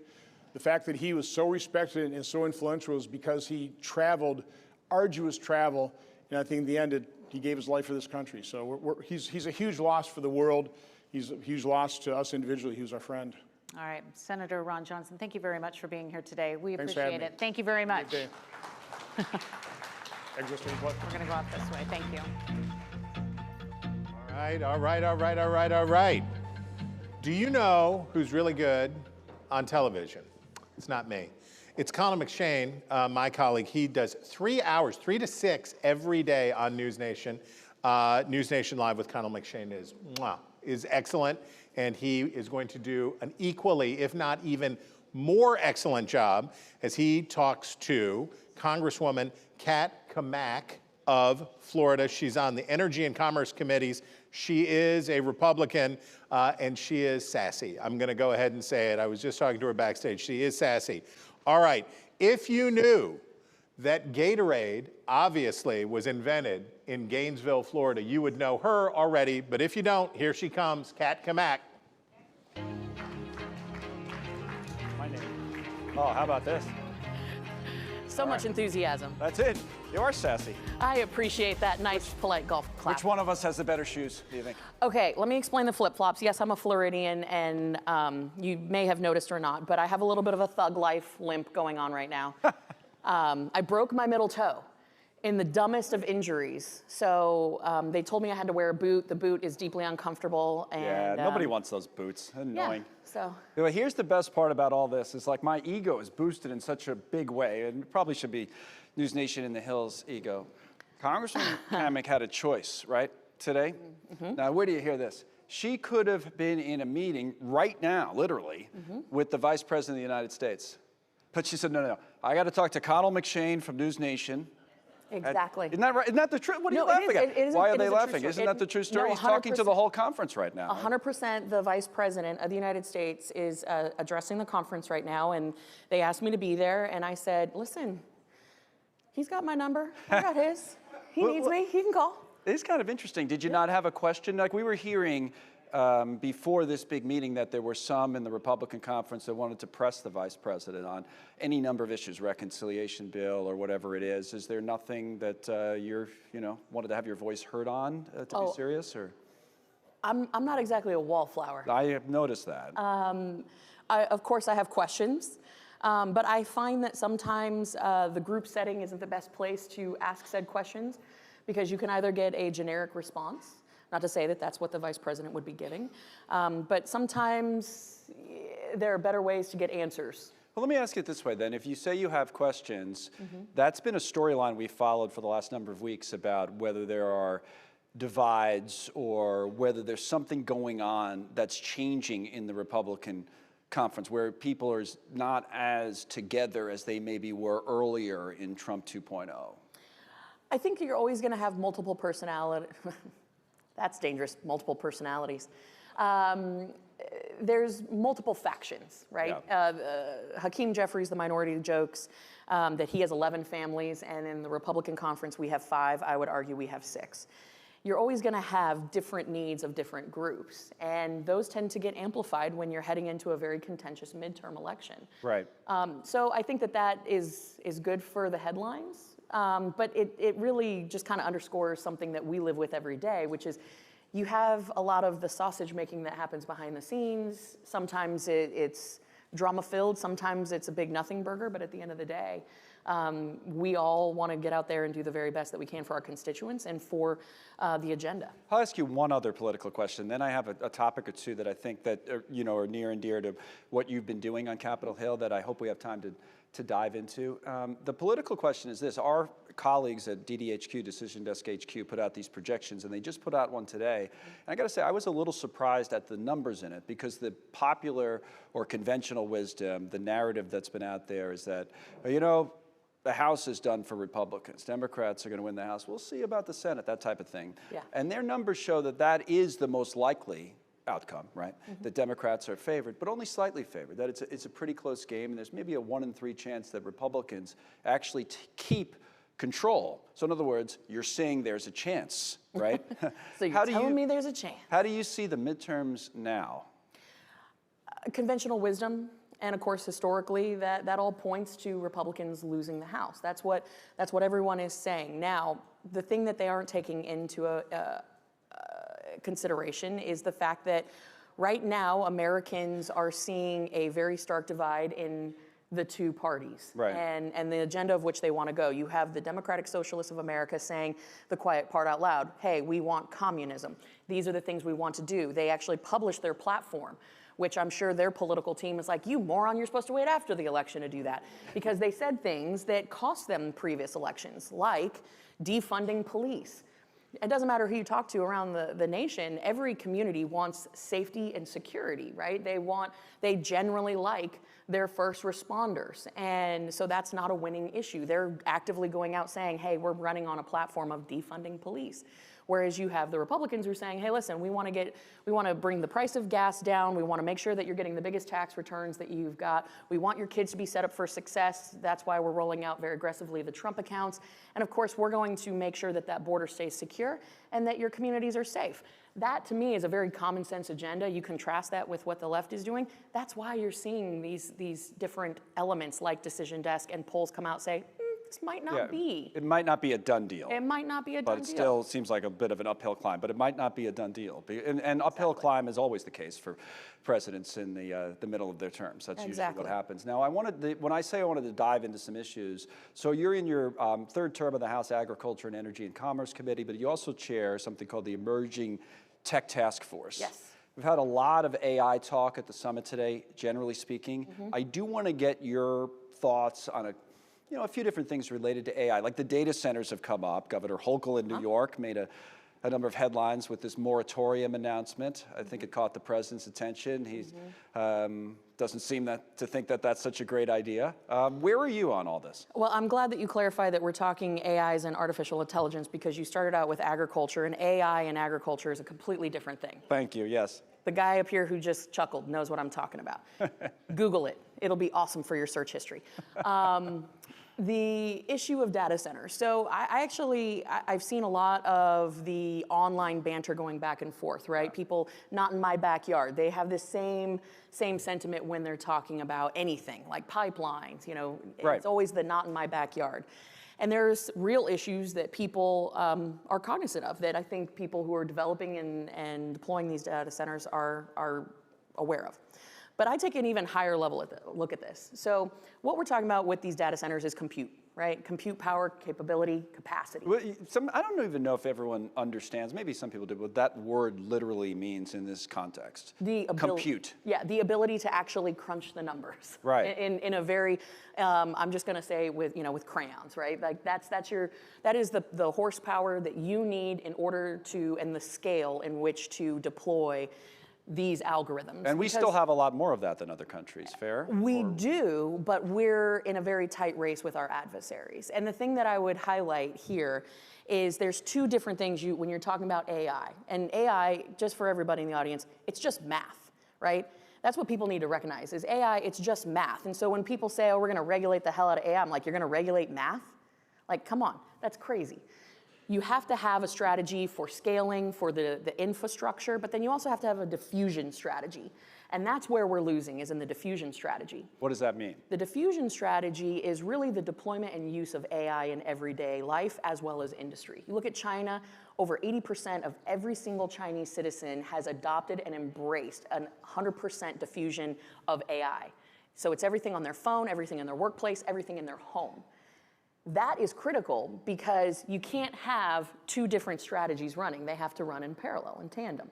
So if we're scaling and spending billions of dollars in building up the infrastructure, but we don't have a diffusion strategy, that seems to be a bit of a mismatch. So when people say we're competing with China, what part of that competition concerns you the most? Like, in some people's mind, it might be like, well, we have companies and they have companies, and we want our companies to make more money than them and employ more people. But it seems to me you're saying there's a lot more to it than that. Oh, there's a shit ton more to it, right? So fortunately, the FCC chairman left a little earlier today, so that should be fine. You know what, Brennan?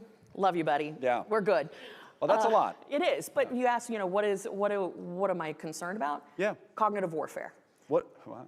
Yep. Cognitive warfare. Cognitive warfare. All right, so war of the brain. A war of the brain and the influence, right? So everyone has talked about data and sensitivity and collection and harvesting of data in a multitude of ways, but they haven't talked about it in the context of cognitive warfare, which is essentially our adversaries looking to influence our existence. And by existence, I mean everything from our everyday lives to what we post on the internet, to the products we buy, to the policies that get made in Washington. Give like a real life, tangible example of what you're, something somebody was, well, I've done that and I didn't realize they were doing that to me type of thing, or? Perfect. Well, we just talked about data centers.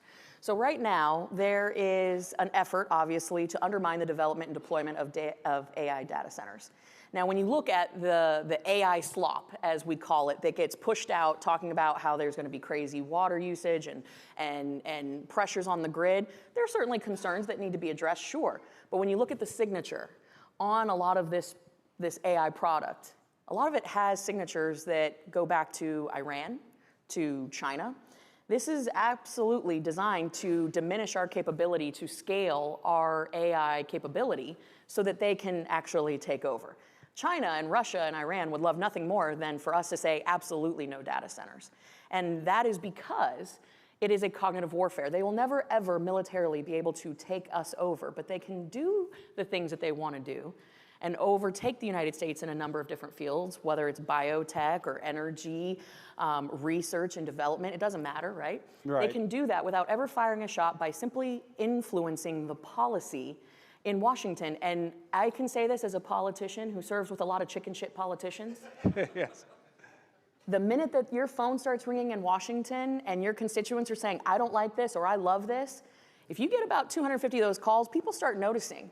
And if they can drive a narrative on social media to get your constituents worked up, that's going to influence Your argument is keep building these data centers because it's in our national security interest to do it. Like that's a top of the list type of an argument. It is a national security issue. It is an economic issue. It is an innovation issue. This is a competitive issue. It is a litany of issues. Right. But the thing that people need to recognize is that as we sit here, the Chinese government has already deployed digital twins of every member of Congress and has been using the data that they've harvested. Have you seen yours? It's gorgeous, girl. Yes. Where does that? No, I'm kidding. Where does that leave us? They still haven't figured me out. My husband hasn't figured me out. They ain't gonna be able to figure me out. I feel like I'm like your Ed McMahon here, setting you up. I don't know where this is going.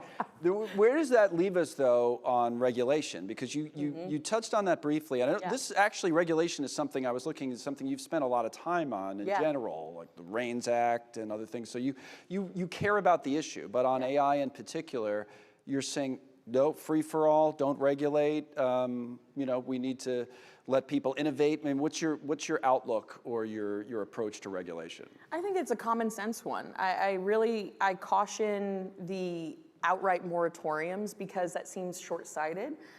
You need to have some guardrails because those guardrails can provide certainty long-term. But if you're going to regulate the hell out of something, and I don't care what industry it is, no industry can survive every administration knee-jerking from one side to the other. Well, isn't this administration changing its tune a bit on especially AI regulation and maybe being a little bit more open to it than it was? I would say that the administration is trying to adapt in a very fast-paced, moving world with a Congress that moves like molasses.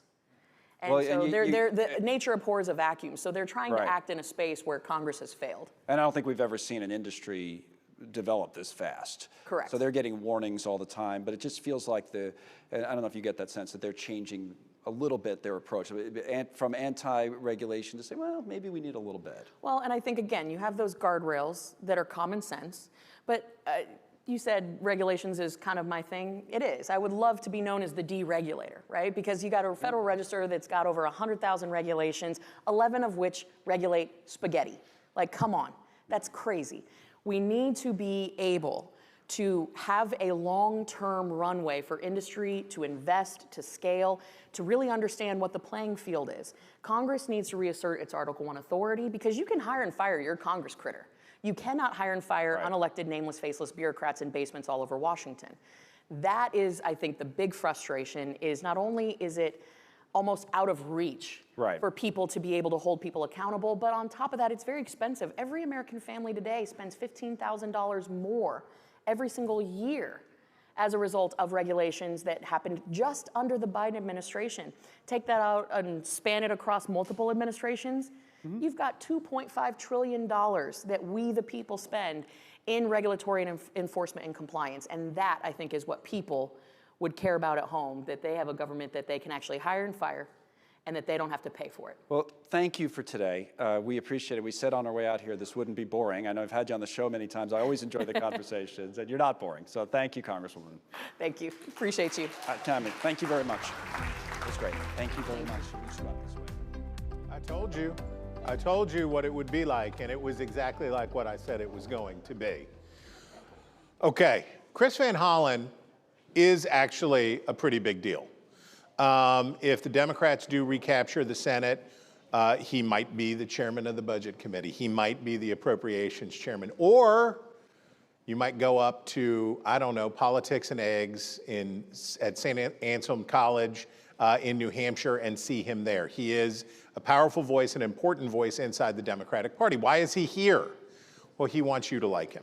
But he's also here because he's going to talk to Alexander Bolton, who covers the Senate for the Hill, and no one is better than Alexander Bolton at covering the United States Senate. It's a fact. So please welcome them to the stage. And I will tell you, if you knew that the town of Kensington, Maryland was named after Kensington Gardens in London because of its beautiful curved streets, you would know him already. But if you don't, Senator Chris Van Hollen. Thank you. Nice to see you. Thank you.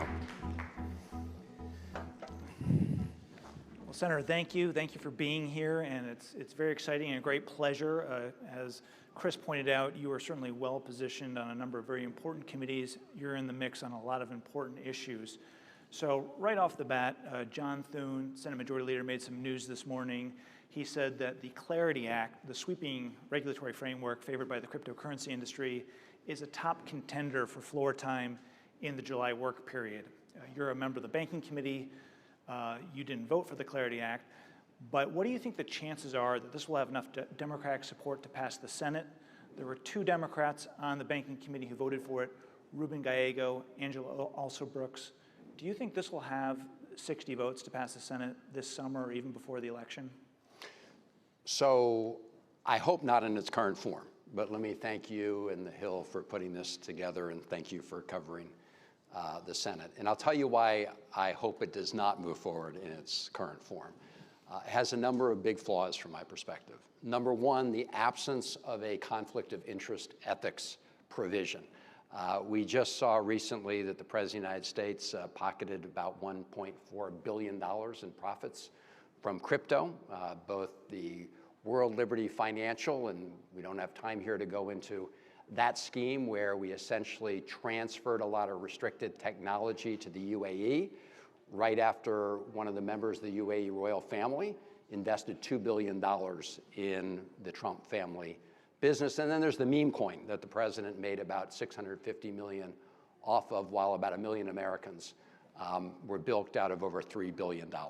We need a conflict of interest provision applying to the president and to members of Congress who are regulating the crypto market. Second, they haven't closed the loopholes that would allow this to be a big avenue for illicit finance.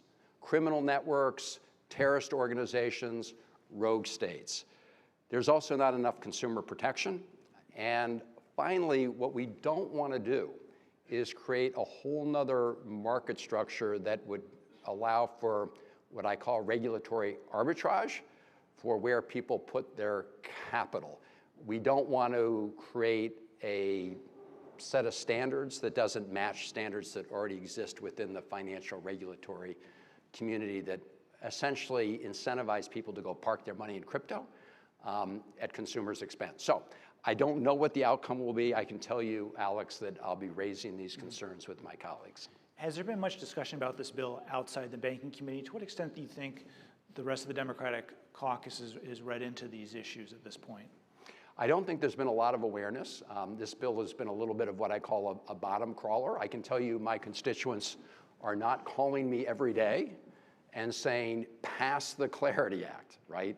The people who are pushing to pass the Clarity Act are the crypto industry. They're pushing very hard. They're spending tens of millions of dollars in super PAC ads around the country.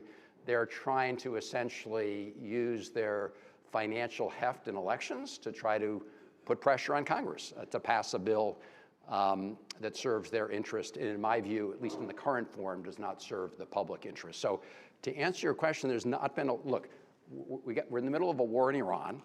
We have an affordability crisis. We have lots of other issues. Ask yourself, why is it that the Clarity Act might bubble to the top of the pile? And you've got your answer when it comes to politics and a lot of super PAC spending. Mm-hmm. Well, thank you for that. I saw you gave a fiery speech on the Senate floor on Monday, talking about why you voted against the motion to proceed to the annual defense authorization bill, as did every Democrat who voted on that.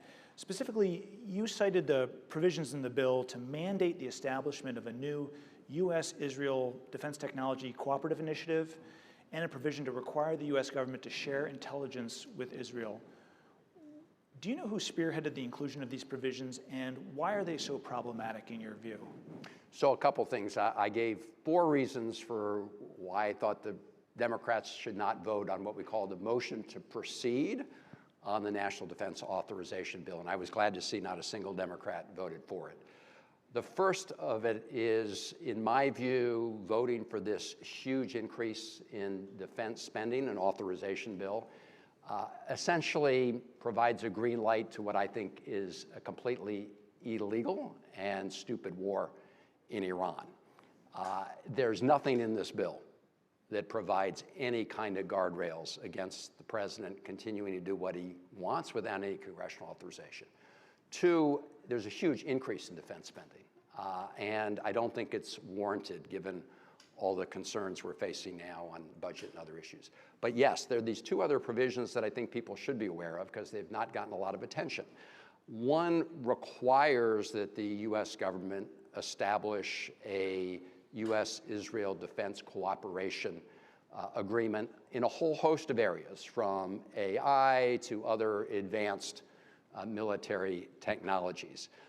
My view is the U.S. government can do this on a case-by-case basis right now when we perceive it to be in our interests. I don't think that Congress should be mandating that we enter into these agreements with the government of Israel for a whole host of reasons. The government of Israel is not always operating, in my view, in aligned interests with the United States. Sometimes yes, sometimes no. I do want to give a particular example here of where we did enter into a co-production agreement, which I've supported, for the Iron Dome system. But when the United States government wanted to use our Iron Dome batteries in defense of Ukraine, in other words, 100% paid for by everyone in this room and American taxpayers. These are US-based Iron Dome batteries. The government of Ukraine wanted them for air defense. And the government of Israel, the Netanyahu government, vetoed our ability to send to Ukraine our Iron Dome systems, our American Iron Dome systems. And so I'm very much opposed to requiring that we enter into this relationship when that kind of thing can happen again. And finally, I do want to mention the other piece. There's another provision in the intelligence authorization bill that requires the President of the United States to share intelligence with the government of Israel, no matter what the conduct of the government of Israel may be. And again, we can do that, and we do it now on a selective basis. Sometimes we perceive it to be in our interests, sometimes not.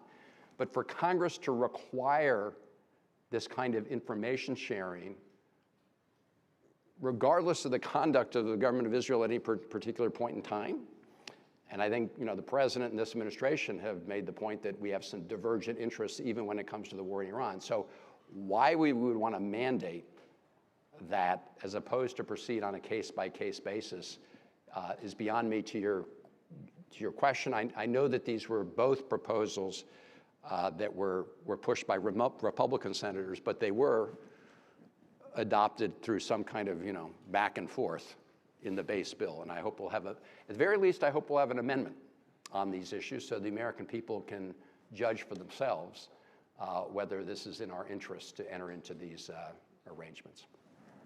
So moving on to politics, we have a big election coming up, and Decision Desk HQ, we just had a story on this morning, is predicting a 50-50 Senate after the election. Of course, it's anyone's guess as to how it's going to go, but you're a member of the Senate's Fight Club, and you've endorsed several of the more progressive Democratic candidates, Abdul El Sayed in Michigan, Peggy Flanagan. Why did you decide to get involved in these races, and how do you think the election of these specific candidates, as opposed to their Democratic opponents, Haley Stevens and Angie Craig, would change the focus and priorities of the Senate Democratic Conference in 2027 and beyond? So thank you for the question. I chaired the DSCC once. I chaired the DCCC twice. Count me insane for being somebody who said yes on all those occasions. I do think the Democratic Party needs to do more than tell people what we're against. In my view, we need to be fighting what I perceive as a completely lawless Trump administration, but we also need to be telling people what we'll do to shake up the status quo, right? There are some Democrats that think we should just go back to the pre-Trump status quo, right? My view is that Trump's election was a symptom of a deeper set of concerns within the American electorate, and that Democrats better show people that they're willing to shake things up. And that's no more true than when it comes to addressing the affordability crisis, a broken tax system, which in my view rewards people who make money off of money at the expense of people who earn a paycheck through hard work. And so these candidates in the Democratic primaries are much more the shake 'em up candidates, right? They're telling voters that the status quo, they agree, the status quo is broken, and it's not enough just to be against Donald Trump. Democrats need to stand for working people and take on some of these special interests that are pouring tens of millions of dollars into these campaigns. So you're talking about the need for more of a leadership vision within the Democratic Party. You said a few weeks ago that you're kicking the tires on a 2028 presidential bid. How's the progress on that, and do you think you'll make the plunge and actually run for president in 2028? Well, look, as I said, I don't think the Democratic Party has done a good job of letting people know what we stand for.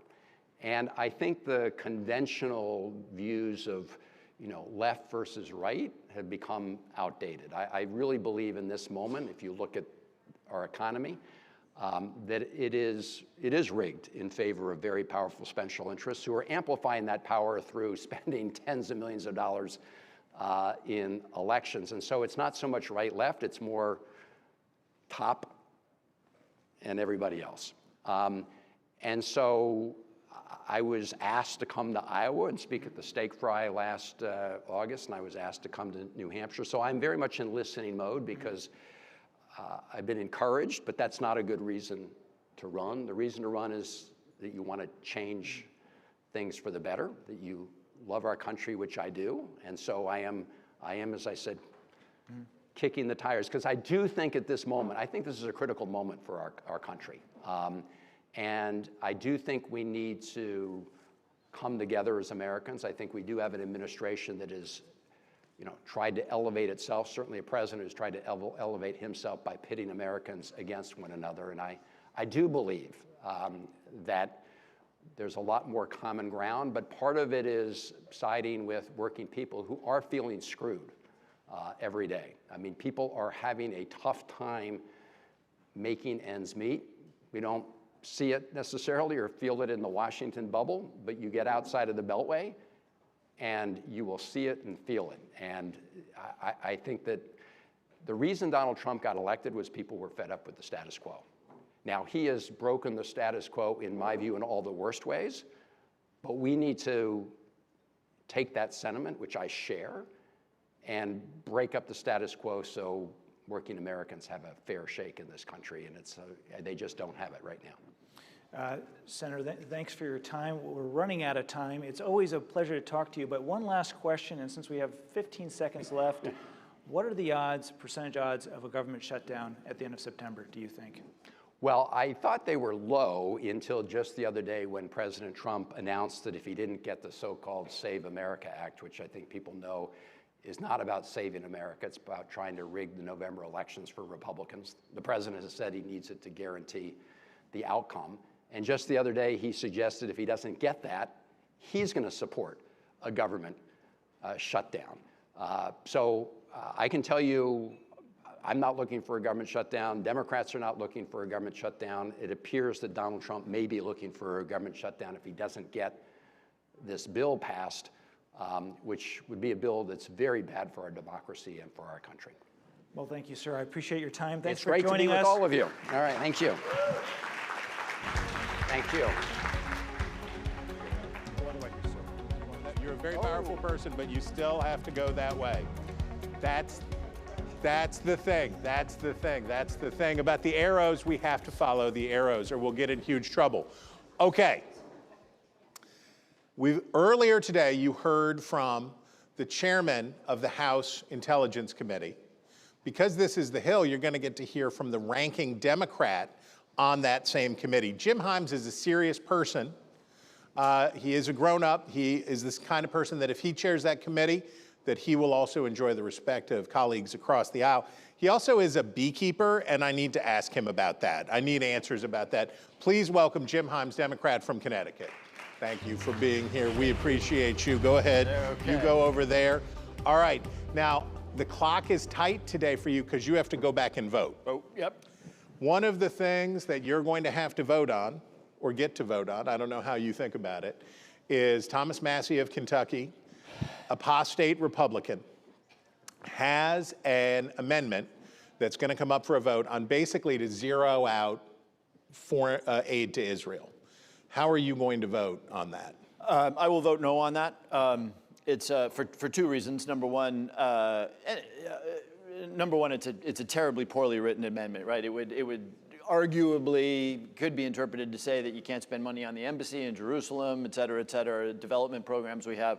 And in fact, the people who are voting yes acknowledge that and just say it's a symbolic thing, which is the answer here. This is a symbolic thing. It's a little bit of a litmus test for, how partly how you feel about Israel's conduct in the last couple of years, and partly the signal and the symbol you're sending out there to a newly energized Democratic primary electorate. Right. And so inside the Democratic Party, I watched the Republicans do this about Ukraine, right? I watched them in the previous cycle where this became a litmus test about supporting Ukraine or not supporting Ukraine. Inside the Democratic Party, this litmus test question about Israel has superseded a lot of sort of more, I'll use the word rational, discussions about what makes good U.S. foreign policy. What happens for Democrats generally and the question of Israel? Well, first of all, I'm going to reject that it is or should be a litmus test, right? I mean, all too often it gets framed in the political world like that. Look, it's as serious as it comes. Israel is a country which for generations has been a very, very close ally that is surrounded by people who very literally have pledged their lives to decapitate children. And we saw this on October 7th. It is also a country that has conducted the war in Gaza, in my estimation, not the way it should have, and that is tolerating and maybe even encouraging settler violence in the West Bank that needs to stop right now. So both of those things are true. So when you start by framing it as, are you with the primary electorate, and guilty as charged, I actually brought that up, but what you're doing is you're taking a situation with huge geostrategic questions, and by the way, a profound weighing of moral equities and making it far more simple than it should be. Now, there's a lot of ways that we could explain the escalation, the re-escalation of the U.S. conflict with Iran. The president sent another letter to, I think it was to Chuck Grassley, saying we were back on another 60-day clock. You could also argue that there's never been a cessation of hostilities between the two. How much do you think the threat of assassination attempt on the president and that kind of stuff affected the United States re-engaging, or is this just part of the ongoing negotiation? Well, there are no credible negotiations. I mean, I understand that Jared Kushner and his real estate pals are doing this and that and going to Geneva and everything else, but what you have is you have the United States in a strategic cul-de-sac.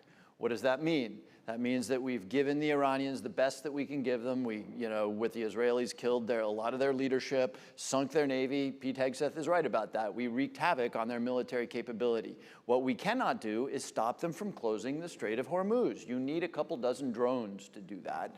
And frankly, we don't have the capability to prevent that. And the Iranian regime has now learned two things. Number one, they can survive the worst that we can throw at them. And number two, that they can, it's an overstatement, but they can control the global economy with a couple of drones over the Strait of Hormuz.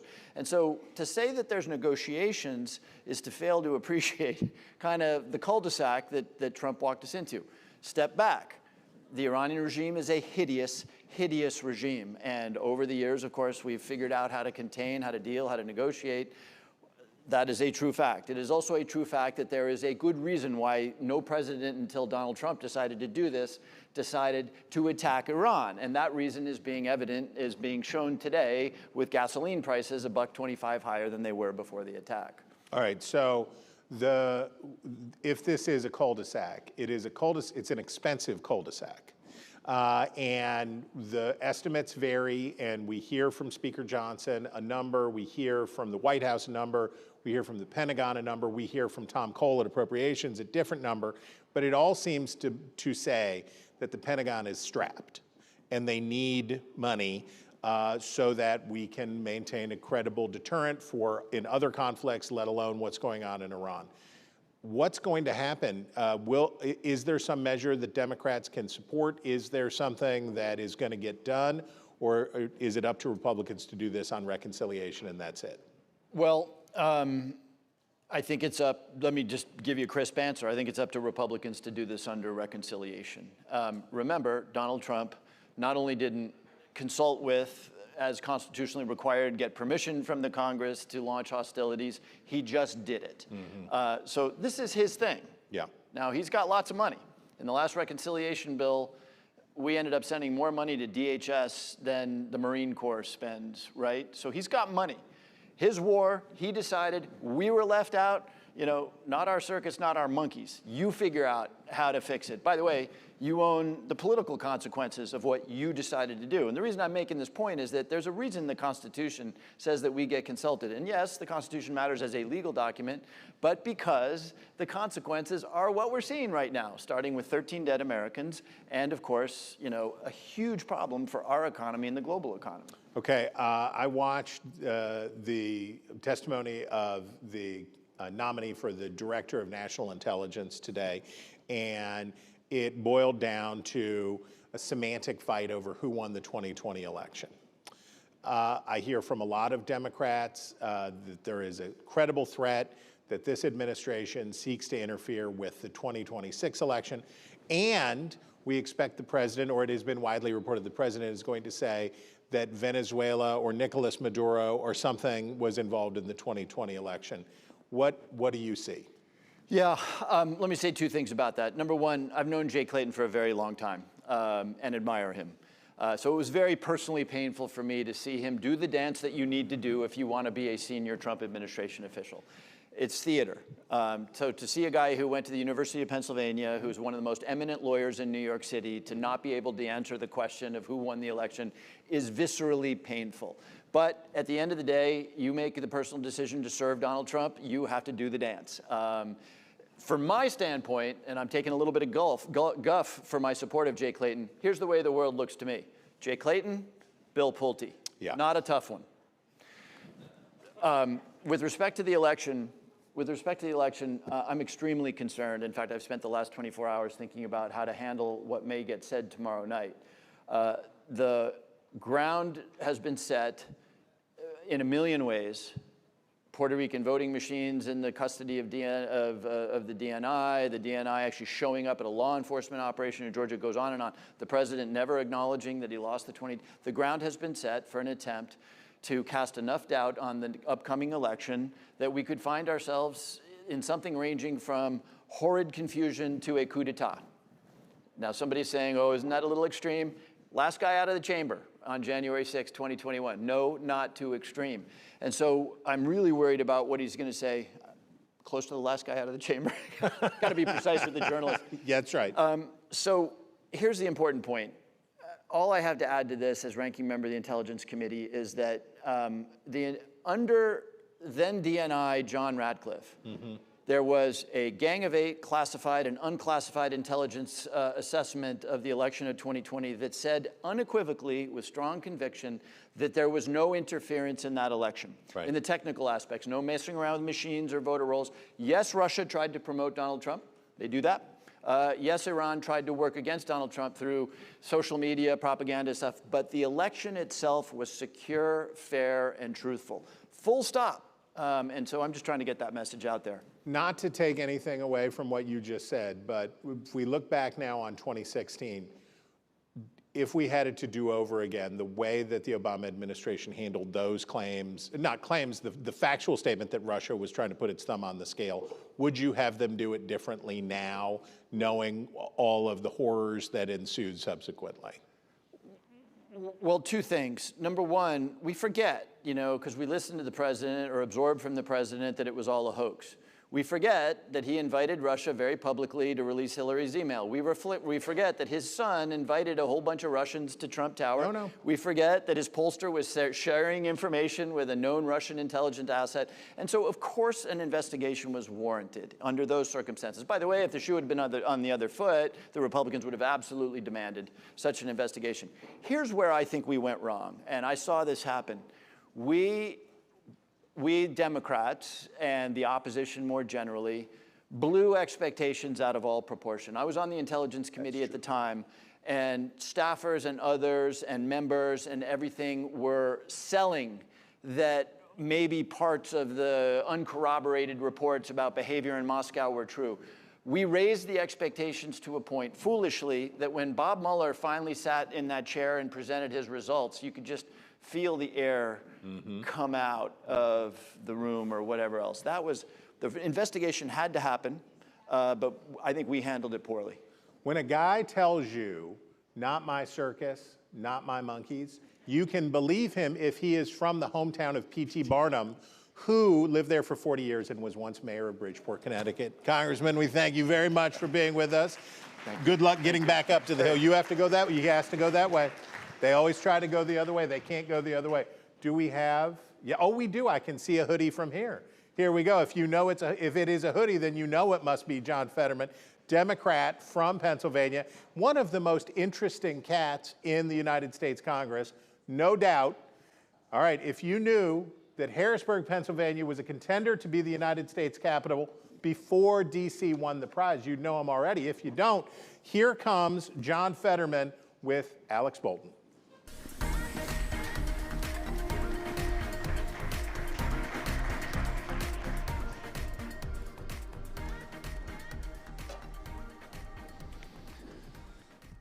Good afternoon, Senator. It's a great pleasure and honor to have you here at Hill Nation Summit. It is exciting for me to be able to interview you in front of all these folks here. You are a major news topic in Washington since you've gotten here, so thank you for that. We just had Chris Van Hollen on this stage, and we were talking about various issues, but including a speech he gave on the Senate floor Monday where he essentially urged Democrats to vote against the defense authorization bill because it included provisions that would require the U.S. to establish a new U.S.-Israel Defense Technology Cooperative Initiative and require the U.S. government to share intelligence with Israel. And so Senator Van Hollen was making the argument that that's a reason why Democrats should vote against it. Proceeding to the defense bill, the other big news in the House is you've had a split between Democratic leader Hakeem Jeffries and the number 2 Democrat, House Democratic Whip Catherine Clark, over an amendment proposed by Tom Massey that would cut off U.S. aid to Israel. My question is, if Democrats regain control of the House or both chambers, what do you think it means for the future of U.S. support for Israel? Well, my long-term concern has been with the Democratic Party, as I am a member of that, is that our party is going to back away and turn their back to Israel. And what we've been witnessing that now, both in the primaries, you look at the kinds of individuals that are winning our recent primaries, and now looking like the things that you just referenced there. It's becoming more anti-Israel and hostile to people like that.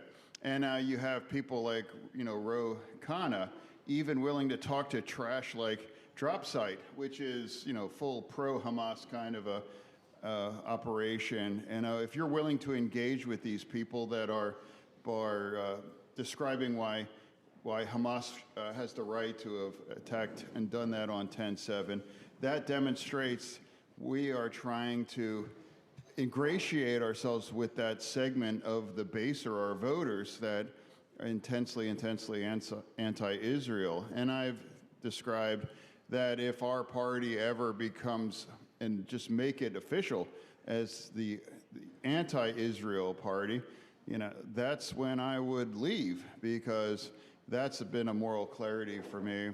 And I can't understand why the Democratic Party that has these very specific values the only nation in the region that has and lives and projects those kind of values that exist in that region are entirely only in Israel, in that region.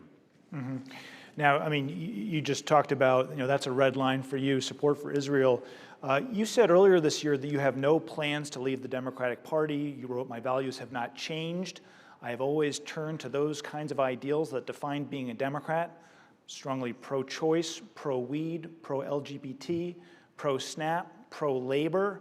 I refuse to cave on my conscience because Pennsylvania deserves someone who is honest and can work across the aisle. Even so, Republicans have tried to court you to join the GOP. How intensive have those efforts been, and have you talked specifically to President Trump about that or John Thune about that?" I mean, I'll never disclose like private conversations, but I've been very clear. I am never changing my party except for that one condition that we just discussed. Now, it's just absurd. And if I was going to, I would have already done that. So, and I would remind everybody, we are talking about how it's possible the way we could retain the majority in the Senate. Well, that's because I make that mathematically possible. You know, and if we flip those 4 seats, then I would be 51. And, you know, watch what I do. And it's going to be, hey, I'm the guy that would be there, that 51, as the committed Democrat. And it's strange. It's strange. People and Democrats would criticize me, but they won't criticize, you know, people like Plattner or some of these new people that just won there. It's like, why not? You know, what exactly my votes? I never voted for the big, beautiful bill. I didn't vote against Save America Act, and I've never participated in and engaged in the extreme views. Now, if people are okay if they were a communist or they would wipe their mouth with the American flag, so what exactly I voted for that would offend a Democrat is something I'm not really unsure what. And you represent Pennsylvania, that's the purple state. We're gonna work together on both sides in that aisle. And that's, for me, if you're more angry for me being friends with Dave McCormick, you know, as a Democrat, I am angry at people like Bernie Sanders that pushed that accused rapist. Why did so many people on the left embrace that accused rapist? What was the appeal? Was it no record in public service? Was it the record of the Nazi ink? Was it the crazy things he said online? What was the appeal? Roughing up his ex-girlfriends? And now it was finally pushed to the brink where, you know, he was credibly accused of raping that woman. So why did you push these people? Why did you buy in and then plunge that most consequential Senate race now into chaos and makes it more difficult to retain the majority status here? When the New York Times and Wall Street Journal reported those initial rounds of allegations, not the rape allegations, but the others of chauvinistic, potentially abusive behavior. Where are they apologizing? Did Van Hollen apologize to the victim? I don't know. I didn't see it. Yeah, and same with Bernie. They made it more about, well, I talked to P. Hustle and I think he should drop out. He doesn't talk and mention, you know, the women that he brutalized for that. I thought we were Democrats. You know, these things count. Things should matter. So for me, that's really, where's the accountability? And imagine if I would have done that and I pushed, you know, that kind of individual, a guy that spent a decade on kick. Well, this is something that came up yesterday in the Senate. Elizabeth Warren, she was heading to a leadership meeting. She was asked by a gaggle of reporters repeatedly whether she had regrets about supporting Plattner, and she had her line, which she stuck to, which was, I withdrew my support for him, end of story. And my question is, what do you want to see from those Democrat colleagues who endorse Plattner? Do they need to go further? Do they need to make an outright apology or something else? Well, why aren't every member of your party, isn't part of your job to police your own ranks? I mean, criticizing a Republican as a Democrat, that's news. I mean, unless you really say absurd things or out of control things. So for me, what you're afraid of is defined by what you won't criticize or won't call out. And I'm always going to call out people that they're not Democrats.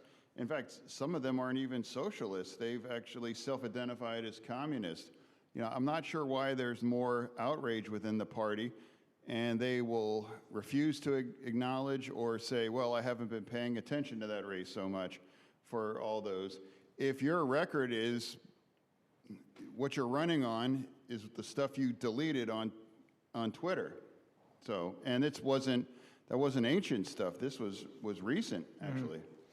So, I mean, as you point out, that Maine seat is going to be a lot tougher for Democrats to win now against Susan Collins. But in another key Senate battleground, Michigan, the former director of the Wayne County Department of Health, Abdul El-Sayed, has opened up a lead in the polls over Rep. Haley Stevens, who is endorsed by Chuck Schumer and retiring Senator Gary Peters. Abdul El-Sayed has emerged as a forceful critic of Israel. He recently called the U.S. ally a, quote, rogue state. Do you have concerns about El-Sayed leading in the polls in Michigan? What does it say about the Democratic chances of beating former Rep. Mike Rogers, who only lost the 2024 Senate race by a mere 20,000 votes? Yeah, exactly. That's a great point. Rogers just barely lost in 24. And now, if El-Sayed wins, then that puts Michigan, much more in play for us and would require us to spend more money but what's defined El-Sayed is the more anti-Israel and hostile to Israel thing. And now here's more Democrats defund the police. Here we are back to part of the worst impulses that we just can't resist. We forgot the crazy things that we've said, and that cost us the election in 2024. Now, why we want to revisit that, if anything, they're coming back in the strongest kinds of term and look at the people that are winning in this race. I don't give endorsements. Michigan Democrats know more than I do, so stay out of it. I've stayed out of it until, P. Hustle became the kind of individual that requires to call it out and describe him exactly the kind of individual that he is. So you mentioned that the Democrats are kind of going back to where they were before with defund the police and some other issues. Earlier this year, the DNC came out with a long-awaited autopsy report, but it was kind of perceived as a dud because it didn't have a whole lot of analysis. Do you think the Democratic Party has done enough soul-searching about what went wrong in 2024 and learned any real lessons coming out of the last presidential election? Oh, it's like, answer the question. Why is Donald Trump so competitive in the last 3 cycles? He's won 2. Could have won the other one. It was a small margin. Why? And why do we keep doing the same kinds of thing? When we win the majority in the House, are we going to impeach him again? Just make him more popular again? All of these things and the criticism. I am not going to carry the next, the Trump coin in my pocket. I don't care about these things. I never take the time to care whether it's a ballroom or his dollar coin or these. It's like, I feel like, I don't know why he feels like you have to have an opinion on every single thing, and if I have to, I'd say, I don't know why you deal with these things. And that actually, if anything, that takes from away the important things that I think he's done. I thought it was entirely appropriate to bomb the nuclear facilities in Iran, and I've been the only Democrat that thinks that was appropriate. As the Democrat, we would always agree that we can never let Iran build a nuclear bomb. Mm-hmm. Other news this week, New York, your neighbor to the north, became the first state in the country to enact a statewide moratorium on data centers. You have previously called Democratic opposition to AI and data centers a China first kind of policy. What's your reaction to what you saw in New York this week? Well, I just said on my on X, I just said China wins. China wins. For every moratorium in a state, that's China wins. That thrills the Chinese. Everybody understands that who controls AI can control and shape the future. So China is going to be able to do anything, and if we hand them those kinds of easy wins. So it wasn't that long ago, New York announced that there's a moratorium on fracking. Oh, very noble. Well, but they still bought gas from Pennsylvania, where we frack. Is it more noble to say we have a moratorium on fracking, but if you're going to buy gas from the state right next to us, okay? Well, I won't kill any cows, but I'm going to buy the burgers from you. Now, it's like, be honest about it, and that's what's a requirement as a Democratic Party, is to be honest about energy. So I support the entire spectrum of energy. We're going to need fossil fuels for the foreseeable future, but I'll never understand the way the Trump administration will cancel wind. Energy, you know, A, B, C, and D, all the way through Z, whatever it is, we're going to need more energy, and that's also the fact. Important things like AI. I don't have the views that's going to be the end of humanity. I think it's going to produce profound changes, and if you look at any major technological things in history, it's never destroyed society. If anything, it's raised the standard of living across the globe. So there are going to be challenges, but overall, that's the latest boogeyman, that we have to hate that, or we have to vote it down, or to attack it. And a lot of those views are being pushed by organizations that are financed or influenced by the Chinese government. Another cutting-edge technology issue that Democrats have mixed views on is cryptocurrency. Senate Majority Leader John Thune told reporters this morning that the Clarity Act, a sweeping regulatory framework favored by the cryptocurrency industry, is a top contender for floor time in July. Two Democrats on the Banking Committee, Ruben Gallego, Angela Also-Brooks, supported that. Would you consider supporting legislation to set up a new regulatory framework for cryptocurrency?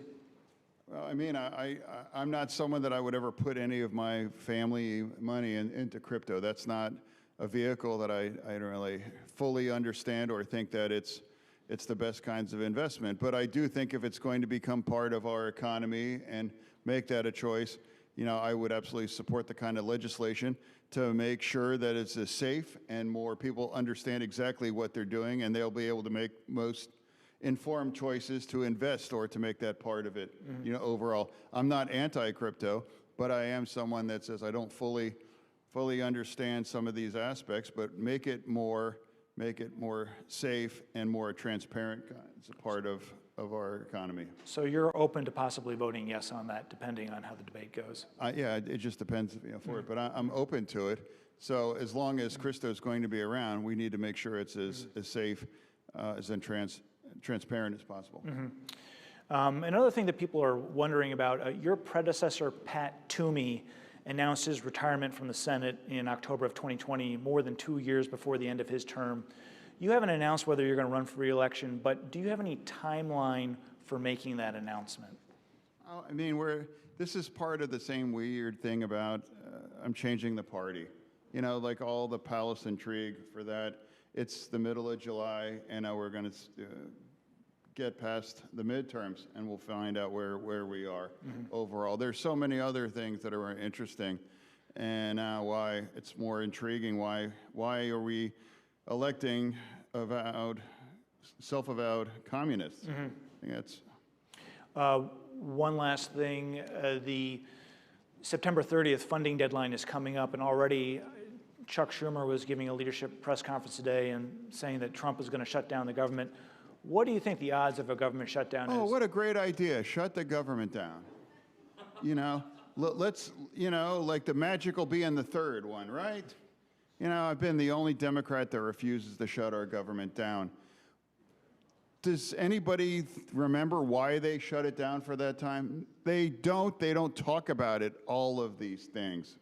Now, I encounter TSA agents every week of my life, and not every single time, regardless of whatever the airports I'm in, they would say, thank you for not doing that.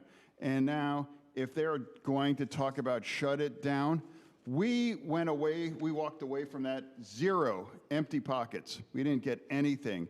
No kinds of changes or reforms with ICE that we had during the last shutdown, and we never delivered any health care. Why? So the only people that suffered were the government workers, and especially people like TSA and those folks. So now we are going to revisit that to shut it down. Why? What does it do? Because that's part of, at the time, that's part of the base demands to engage in. It doesn't change anything. I'm never going to support shutting it down, and regardless who's behind it, I'm going to criticize that choice. We have a responsibility to keep our government open, and I wish we could pass a law to make sure and strip us from the ability to shut our government down in the future. Well, Senator, you're certainly not mincing your words on any of these answers, so thank you for your honesty in answering my questions, and thank you for your time today. I appreciate it. Oh, thank you, Alex. You really do a great job. I think I really enjoy Hill. That's much more news rather than opinion. You know, opinions aren't news, you know, in that sense. So, but overall, I think if we revisit the shutdown now, they're starting to flirt with that. We'll be back there, and there will be no surprise on my votes throughout that. Thank you for having me on here. Thank you very much. Go this way.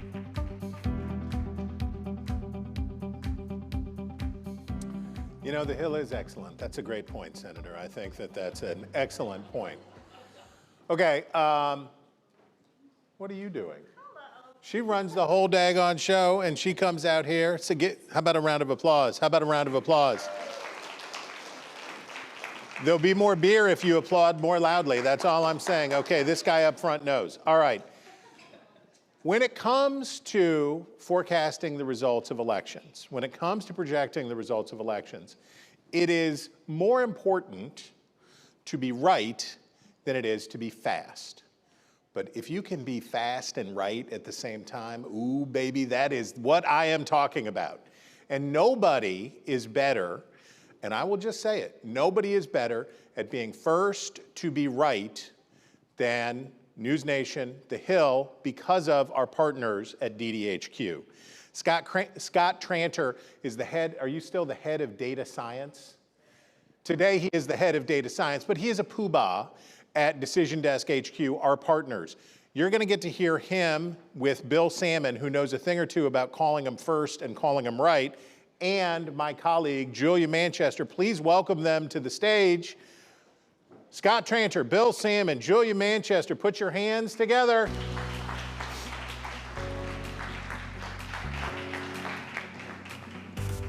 Well, what a day for DDHQ. This is the long-awaited midterm forecast.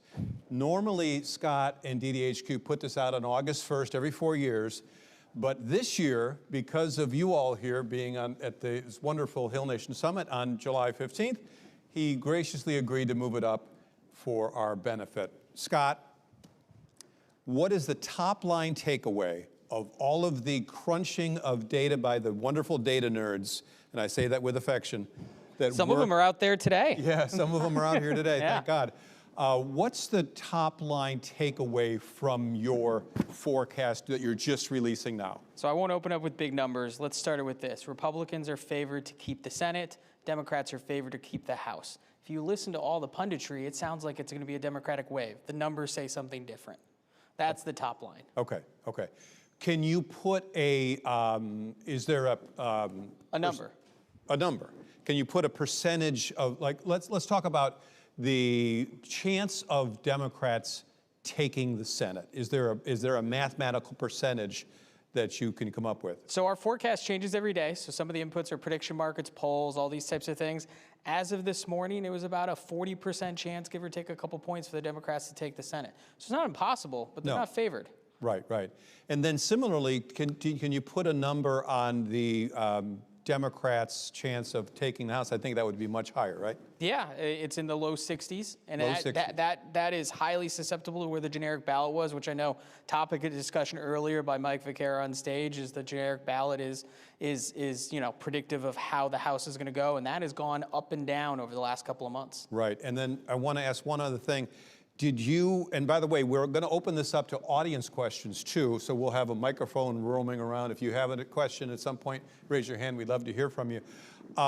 Tell me about the number of seats that you're predicting. In other words, let's look at the Senate. I think I saw where you're predicting a 50-50 Senate. 50-50 Senate, tiebreaker goes to VP Vance, and that's why the Republicans are favored to at least maintain control So there. they would, so the Democrats, and again, things are going to change. Yeah. Who knows what the future holds? But as of this snapshot in time, it looks like the Democrats would fall just short, but certainly increase their numbers significantly in the Senate. In the House, is it, what, like 13 seats, or was there a number? 12. It looks, as of this morning, we're projecting about 227 total Democrat seats. That's a 12-seat flip. And again, from a wave perspective, the wave elections that we saw in 2006, 2010, this is a much smaller wave, if you can even call her that. If, you know, the gerrymandering that has gone on by both parties in all the states has really made the number of races which could potentially flip or be fought over smaller. And I will say this last thing before I turn it over to Julia, but we talked about this before. You know, we always discuss the possibility of a wave election, and you know, it's going to have dozens or scores of seats and whatever. But because so many of these toss-up Senate races are so close, setting aside North Carolina, which it looks like the Democrats will probably win that, but the other ones are all within the margin of error pretty much. And so my point being that you wouldn't even need a wave, you just need a little bit of a ripple that correlates across a couple of seats. That could correlate across, that could theoretically, even if it wasn't that big of a blowout, you still might end up with the Democrats taking the Senate, right? Correct, yeah. Scott, I want to talk about some longer term, I want to say long-term trends, but some broader trends. I think the DDHQ data out today shows President Trump with a 33% approval rating on the economy, 34% on Iran. We know that gas prices continue to be high. You know, he informed Congress that we're once again at war with Iran after that MOU failed, or the Memorandum of Understanding. What role does President Trump play in the midterms, and is it smart for Democrats to tie every Republican to him? Yeah, look, the role he's played in the primaries, his preferred primary candidates are winning. And so that is why he feels, you know, like he plays a role. I think the team around him is smart enough to read the numbers that you just read off, as well as their own internal polling, and understand that those numbers may not play with persuadable voters in the fall. So I think you're going to see, you know, him be helpful in some of the more Republican-leaning areas in some of these seats and stay away from it in other areas, just because, as you pointed out in all these numbers, he's underwater in a lot of these places. And these numbers tend not to move. You know, you bring up approval rating, I don't think we're going to see a 15 or 20-point swing on approval rating over the next 3 months. Voting starts in North Carolina in about 8 weeks. Voting starts. So, you know, it's upon us. It's around the corner. Folks, I want to remind you, we are opening it up to audience questions. In fact, why don't we go ahead, if anybody has a question, raise your hand. We'll continue talking, but if we get the signal that somebody's got a question, we'll go to you right away and get you in. Scott, let's talk about individual Senate races. Yeah. I mentioned a moment ago that the conventional wisdom is that North Carolina will probably flip to red. Yeah. Okay.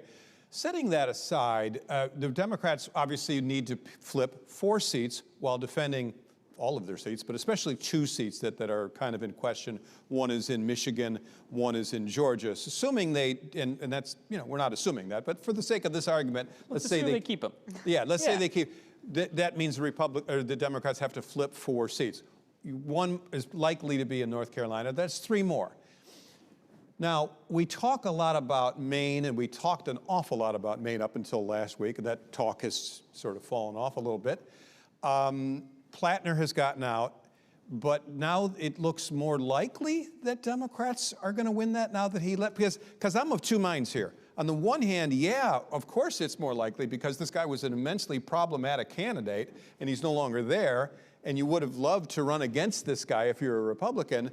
But on the other hand, you know, the Democrats don't have anybody yet. They literally don't know who their candidate is. Time is ticking, and it's doubtful in my mind that they will find someone with, setting aside Plattner's scandals, with his political skills that vaulted him to the top of the field, that made him basically force Janet Mills out of the race, and that sort of got the attention of the nation. So I still think it's a kind of a steep hill for Democrats in Maine, no? You think is. it's likely that they win it? Well, and you brought up a good point. Look, our forecast increased the Democrats' chances after Plattner got out, and the Democrats didn't have a candidate. That's an indictment of what people thought of how good a candidate Plattner was, as well as how good of a candidate Sue Collins is. I remember in 2020, she was going into her last race, and she was, depending on the poll, you're looking down 5 or 6 points, ended up winning by 7. Yeah. Not only ended up winning by 7, but she had $9 million in the bank. She knew she was going to win. She didn't have to spend all her money. All this to say, Maine, is a good case study in, candidates matter. And it's also at least interesting from the forecast we have with you. Look, there's no new polls. He drops out. It takes a week to field a new poll, get all this data. We incorporate those prediction markets because they are a signal. They're not always right, but they are a signal that helps us give better quantitative assessment of how a race is going to go in real time. And one follow-up. If you had to rank the races under North Carolina in order of likelihood that they will flip Democratic, of these states that we're all talking about, Maine, Michigan, or not Michigan, Michigan's one of them they're defending, Texas, Ohio, Iowa, Alaska, so on and so forth, would you put Maine as the next state, as the most likely state, given everything that we've just said, the numbers, under North Carolina? Yeah, the numbers say Maine and Alaska are probably your two biggest flip opportunities. Really? But it's interesting. The one thing forecasts don't capture very well is candidate quality, right? And so fundamentally, just by numbers, Maine looks like it's potentially possible. Right. We don't know who the candidate is. We do know who the candidate is in Alaska. We know that Democratic candidate's been elected before and is well liked. And so that's why I bring Alaska up there. Again, another interesting fact. And Madison on our team, who usually runs these numbers, will correct me, but I believe the last time we ran it, there's a 6% chance that Alaska is going to be the deciding Senate seat for control, which is going to be fun because it's ranked choice voting. It sometimes takes a while. Oh, yeah. But it gives you an idea of how close these, the Senate is because of, these individual seats. We haven't talked about Texas yet, and I understand favorite, that. yeah. Favorite. Maine. Who would have thought Maine would have, yeah. Right, but Democrats I talk to are so enthusiastic about Texas, very optimistic. The last time, in 2018, Beto O'Rourke came within points of ousting so close. Ted Cruz. Yeah. So close. What's the likelihood of that happening again, especially with a candidate, and you brought this up earlier, Ken Paxton has one statewide, but he is scandal prone. Yes, scandal prone. I'm not a pundit. That might be an understatement. We might use other adjectives. He has one statewide, so it's proven that he got voters. And interestingly, he didn't win. The first round of the primary, he didn't win. Cornyn came from, and then he defied expectations and really blew Cornyn out in the runoff. So clearly he is able to rally the base. The other fundamental thing, Texas fundamentally is a Republican state. That being said, if the Democrats could have picked any candidate, Tellerico's probably one who can at least get some of that Hispanic vote back, which is what the Democrats going to need to get in Texas. They're going to have to increase turnout. They're going to have to find new voters. I tend to think, and our model thinks, that the Republican Ken Paxton is favored, but it is going to be close. Look, on paper, if both parties had their highest probability candidate on there, it should be the Republicans. It should be the Republicans favored by more than it is now. But look, this is the race we have, and this is why it's close. Right. One of the takeaways from your prediction, from your forecast today, that struck me was that even though you're saying it's likely that the Democrats will take the House of Representatives, it feels like it's not a big of a certitude that we previously kind of assumed. In other words, and correct me if I'm wrong, but I thought I heard you say when we were chatting earlier that it was like a 1 in 3 chance that the Republicans could hold the House, or did I mishear that? Roughly 1 in 3. Look, is it really? Look, and the best measure to do is, we do this with you guys. We have the generic ballot that we track. And the generic ballot, if you want a rough way to see how any of the forecasts work, is look at where the generic ballot is. If the generic ballot is Democrat plus 7, that's going to be pretty good for them. If you see the generic ballot be much closer to Democrat plus 4 or 5, that's when the Republicans certainly have a chance to hold on, simply because they have a few more seats right now. But my favorite thing is, and I don't have it off the top of my head, the generic ballot has swung quite a bit. A couple weeks ago, it was D plus 8. I believe today it's D plus 6. In other words, this stuff moves around. We're 8 weeks away from voting starting, and so that's why the Republicans have a chance for keeping it. Well, let me follow up on that, because if I'm the Republican Party and I'm sitting there in the fetal position waiting to get, shellacked in the midterm elections because of the historical trends, because of the high gas prices, although those have come down, because of the unpopular war with Iran, because of the, frankly, low approval ratings of the president, I'm saying to myself and to my colleagues, okay, guys, I know it's bad, but what do we have to work with? What do we got? Are there any bright lights that we can work with here? And if you think about it, they do have a few. I'm not saying they're going to win, but they have a few things to work with. One of them is the cumulative effect of the redistricting wars. We talk so much about the redistricting wars, this state, that state, the other state. Most of the dust has now settled, not all of it. But I think the general consensus is that the Republicans ended up with probably going to look like a 5 or 6 seat advantage compared to what they had previously had. In other words, they'll end up with 5 or 6 more seats. Now, that if they lose 20 seats, that doesn't keep them from losing the House. So that's one thing they've got to work with. Another thing, I saw the recent Supreme Court decision that had to do with campaign finance. And I'm not going to try to recreate what that decision is here because I don't remember all the details, but I remember the takeaway, which was somehow it really benefits Republicans, at least in the short term, right? So that's one thing. And then the third thing I'll leave you with is this. If you're a Republican strategist and you're sitting there, and we heard so much of this today, and that is, well, we can make some hay out of this DSA stuff. They're electing self-proclaimed socialists. And you saw the the congresswoman in the leadership from the Republican House today saying that, jumping right on that, saying, look, they're talking about socialism, this is very dangerous, blah, blah, blah. In other words, it gives you a good talking point to work with.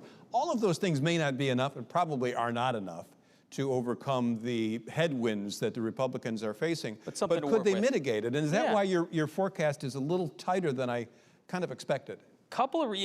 Some of that is part of, let me start with your last point first, because we did a deep dive on this. I'm sure folks have noticed that the president hasn't talked as much about immigration as he was, say, 6 months ago, right? We can debate on why, but certainly talking about it less. And one of the things we can see in a bunch of public polls is his approval rating on handling immigration is not what it was a year ago. It's not as high. And what we do also see is your point on socialism and communism. When asked about socialism and communism, voters who are over the age of 40 tend to not like that. And again, we can get into how the question's framed and all that kind of stuff, but that is a calculated decision to talk about that because the average age of a voter in the midterm is well over 40. And so the Republicans are hoping to hone in on an issue in which they are on the right side of approval against a voting electorate that is favorable to them. And so that's one of the strategies, to your point. That's one of the things they're going to hope on. Now, how is that going to translate into seats like California 20 or Pennsylvania 8 or Senate races in Michigan, those types of things? It remains to be seen, but that's part of it. You brought up the money thing a minute ago, too. I think, look, it's an interesting, there's so much money in politics. What this specifically does is it allows donors to write massive checks to their party committees, Republican and Democrat, and then those party committees to do massive transfers without limits in support of a candidate. So it makes it much easier whether you're a Democrat billionaire or Republican billionaire to write a 7 or 8 figure check, and then they can immediately decide how to spend that. And the party committees, at least from that aspect, can also use the candidate's name and likeness, which all the studies show using candidate's name and likeness in political advertisement helps them. So all these factors, the money, money is a factor in our forecast. There's going to be a whole lot more of it, which will probably irk some voters given the state of the economy, that there's still more in it. But yeah, these are some bright spots. And why look, the Republicans have a fighting chance of keeping the House. Yep. I asked you this question earlier today, Scott. Do you see any parallels with the 2022 midterm elections? I mean, we're seeing that it's going to be tight in the House and the Senate this time around. But I remember last time the punditry was all about the red wave. It didn't happen. I understand that 2022 is also when Roe versus Wade was overturned, so you saw the liberal base very much activated and swing voters persuaded. But I mean, could we see something similar happen this time where it's not as bad for Republicans? Yeah, I mean, look, if the Democrats only win 12 and they end up at 227, if you look at the quote-unquote wave elections from 2010, 2006, I mean, those wave elections saw 25, 30 seats flip. And so, look, these margins are certainly, you know, if the Democrats win 12, as our forecast says right now, those are margins bigger than the Republicans have now, but that's not a wave, and so the reason why I think forecasts are important, whether it's ours or anyone else, is it really puts a quantitative number on this. And what the takeaway is the House and Senate are going to be closer than they've been in the last 20 or 30 years. We can talk about why, we can talk about if it can be changed, but, you know, our forecast shows that, look, Republicans are favored to keep it, but 50-50 with Vance as a tiebreaker. That's them controlling, but that's close. We're showing the Democrats favored to win the House, but with 227 seats as of today, that's about a 10-vote margin. That's a small, as you know, used to covering the Congress, that's a small margin to get a rule vote across. We're looking at a lot more turmoil and gridlock despite, you know, how this comes out. And I just don't buy into this whole wave thing. It's going to be close. Folks, I just want to remind you all that Decision Desk HQ is the entity that called, you talk about calling things first and fastest. They were the first to call the 2024 presidential election before any other network, any other news organization. They did the same thing in 2020. I've spent a lot of time during my so-called career on decision desks and being there with the data nerds and getting granular with the computer models. And they are the best in the business. They are absolutely the best in the business. We so appreciate their partnership with the Hill and NewsNation. And we so appreciate you, Scott, moving your forecast up 2 weeks to accommodate the Hill Nation Summit. And we'd love to hear it. And if you want to read more about it, you can go to thehill.com, you can go to DDHQ, and really go into the crosstabs of all of this material. So thank you so much, Julia and Scott, for giving us this great presentation. Thanks for having me. This is great.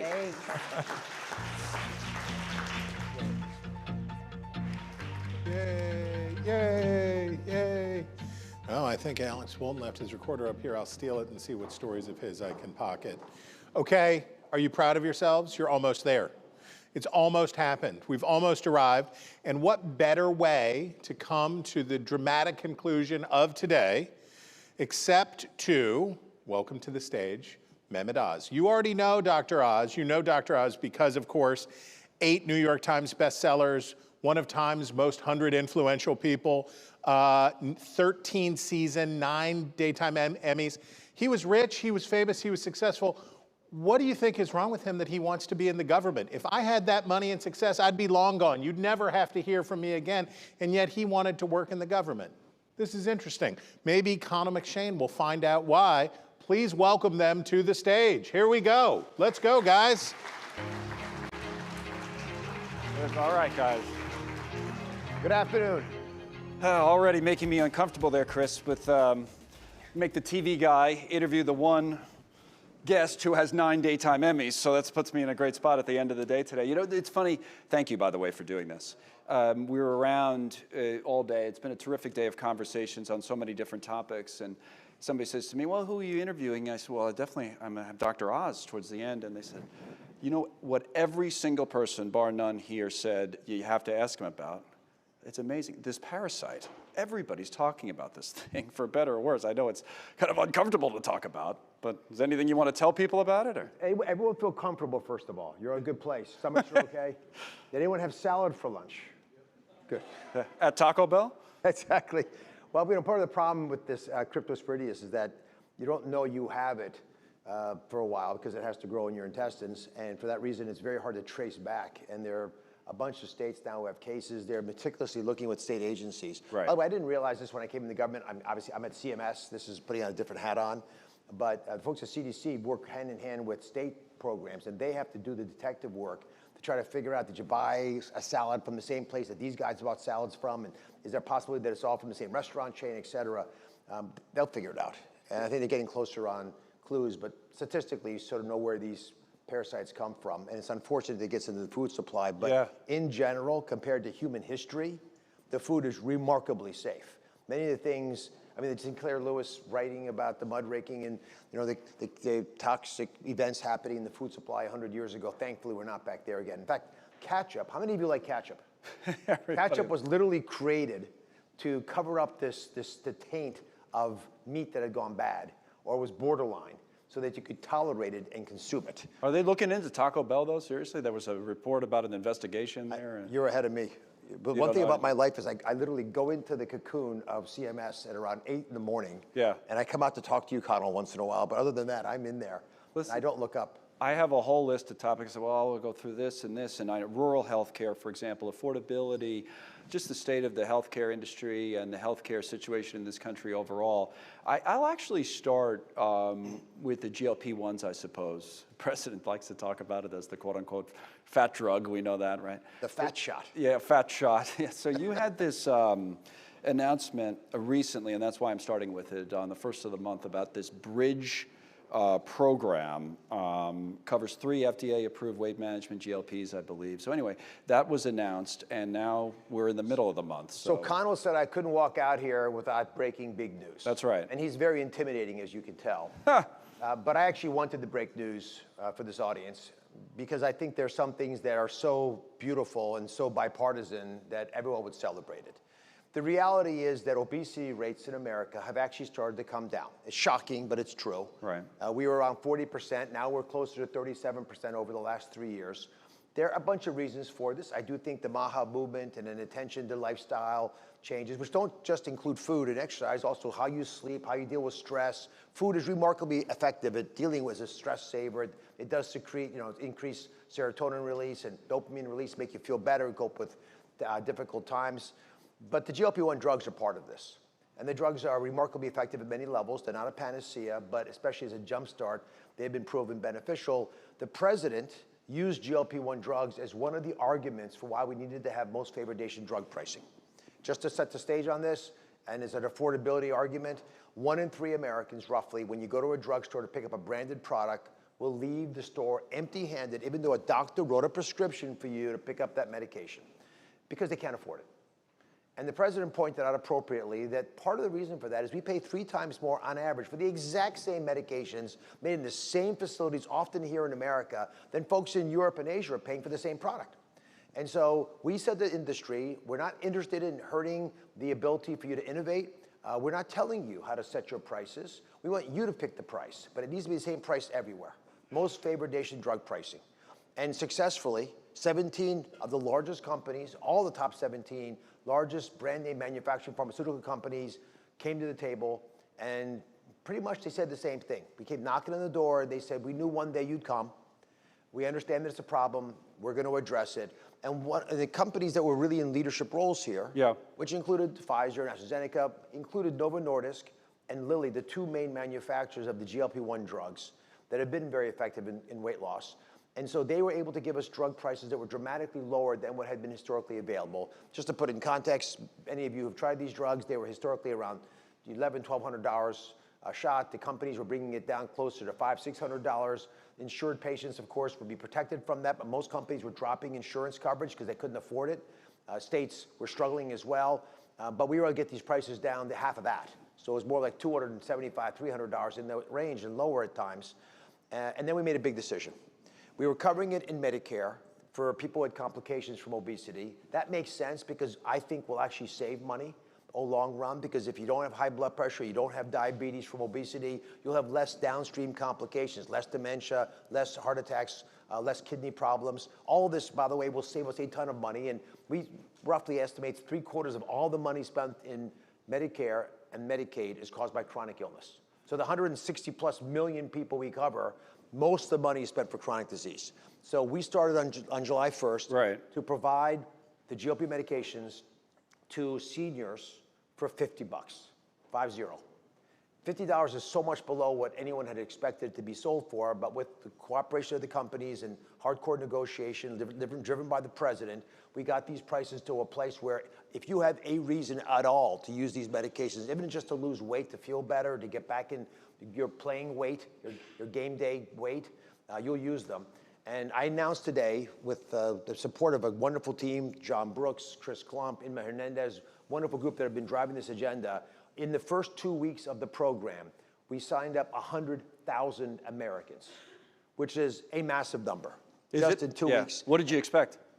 Well, just in the uptick, we expected, as you always should, that there are going to be some flaws in people not understanding what it is, not knowing they could get it, problems when they try to sign up. The system wouldn't work. They try to, but they get thwarted or frustrated. We haven't had that. It has been a seamless, effortless effort. Part of it, by the way, because of you guys. The media has been incredibly thoughtful of how to explain what these GLP-1 medications could do and used in the right setting. There's been an incredible amount of press coverage. The fact that it's available now at a price that was unimaginable prior to the launch of this bridge program. Right. And to have 100,000 folks effortlessly signed up in this shorter period of time is a spectacular endorsement of the fact that the public's interested, your government is competent to actually deliver the medication. Now we're going to see what happens. What happens when the bridge period is over? It's till the end of 27, right? When the bridge period is over, we'll have a year and a half of data of exactly how effective this is. Who needs it, who wants it, how many desire it, and we'll figure it out. There's a lot of evidence that the GLP-1 drugs work exceptionally well in people with complications from obesity. We're wanting to explore the possibility that obesity by itself, because it makes you sedentary and causes complications that have not been measured effectively, is beneficial enough that it's worthwhile. This is part of a much larger narrative that I think is really important to understand. What is the value of insurance? What is the actual cash profit of us using insurance wisely? And I'll just paint it in two different ways for the financial guys in the room. Option number one, if we can make you so healthy, so with it, so vibrant, and we've modeled this out, that we can get you to work just one more year. Instead of retiring at 61 and a half or 62, you go to an extra 63. Just one more year. That's worth $1 trillion to the GDP. $1 trillion to the US economy. The taxes on that are $300 billion.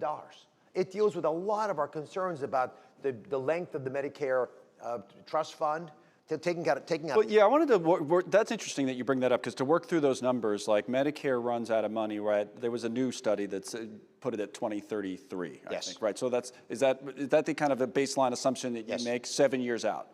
Well, so you're trying to work through from there with things like this to, we need the trust fund to last long enough that we don't have to think about it. Right. Because you don't want to think about it. You're all here because you've got jobs, most of you, working your tails off, and you expect, and you should, that the person who's in my role when you're ready to retire has protected this beautiful safety net program. It's been around 61 years this month, that it'll be there when you're ready to retire. If it's got a 6-year, which is what it actually is, life expectancy, well, that's not very comforting. I'm looking at this crowd. They all look like GQ models, by the way. Absolutely. You were about to say the same thing, I know. No doubt. But young people are increasingly frustrated that they're paying into the system, but it won't be there for them. So if we can double or triple its life expectancy. So the ways to do that are, it's innovation. Is it AI? Is it the GLP-1s? There's MAHA, which painted broadly, make it easier to be healthy in America. That does include using GLP-1 drugs and other sources as a jump start if necessary. Right. So getting you healthier so that you're not one of the 3/4 of expenses that is caused by chronic illness. Taking fraud out of the system. Again, it's about $100 billion total, much of it in Medicare. That dramatically helps us because every year we're stopping that fraud. And then we have the broader agenda item of technology, which I know we'll speak to.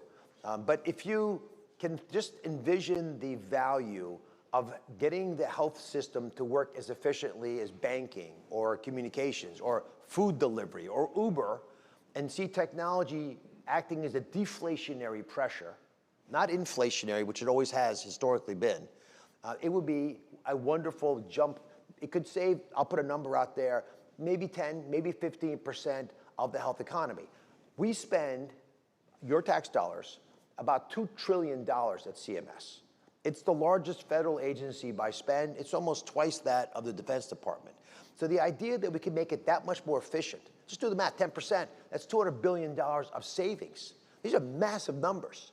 And these are, again, annual, this is not like a one-time problem. Every year, $200 billion contributed back to this tax system takes a lot of pressure off the budget and makes everyone much happier. You see a lot of smiley faces. So you're with plans or assumptions that turn that 6 years into?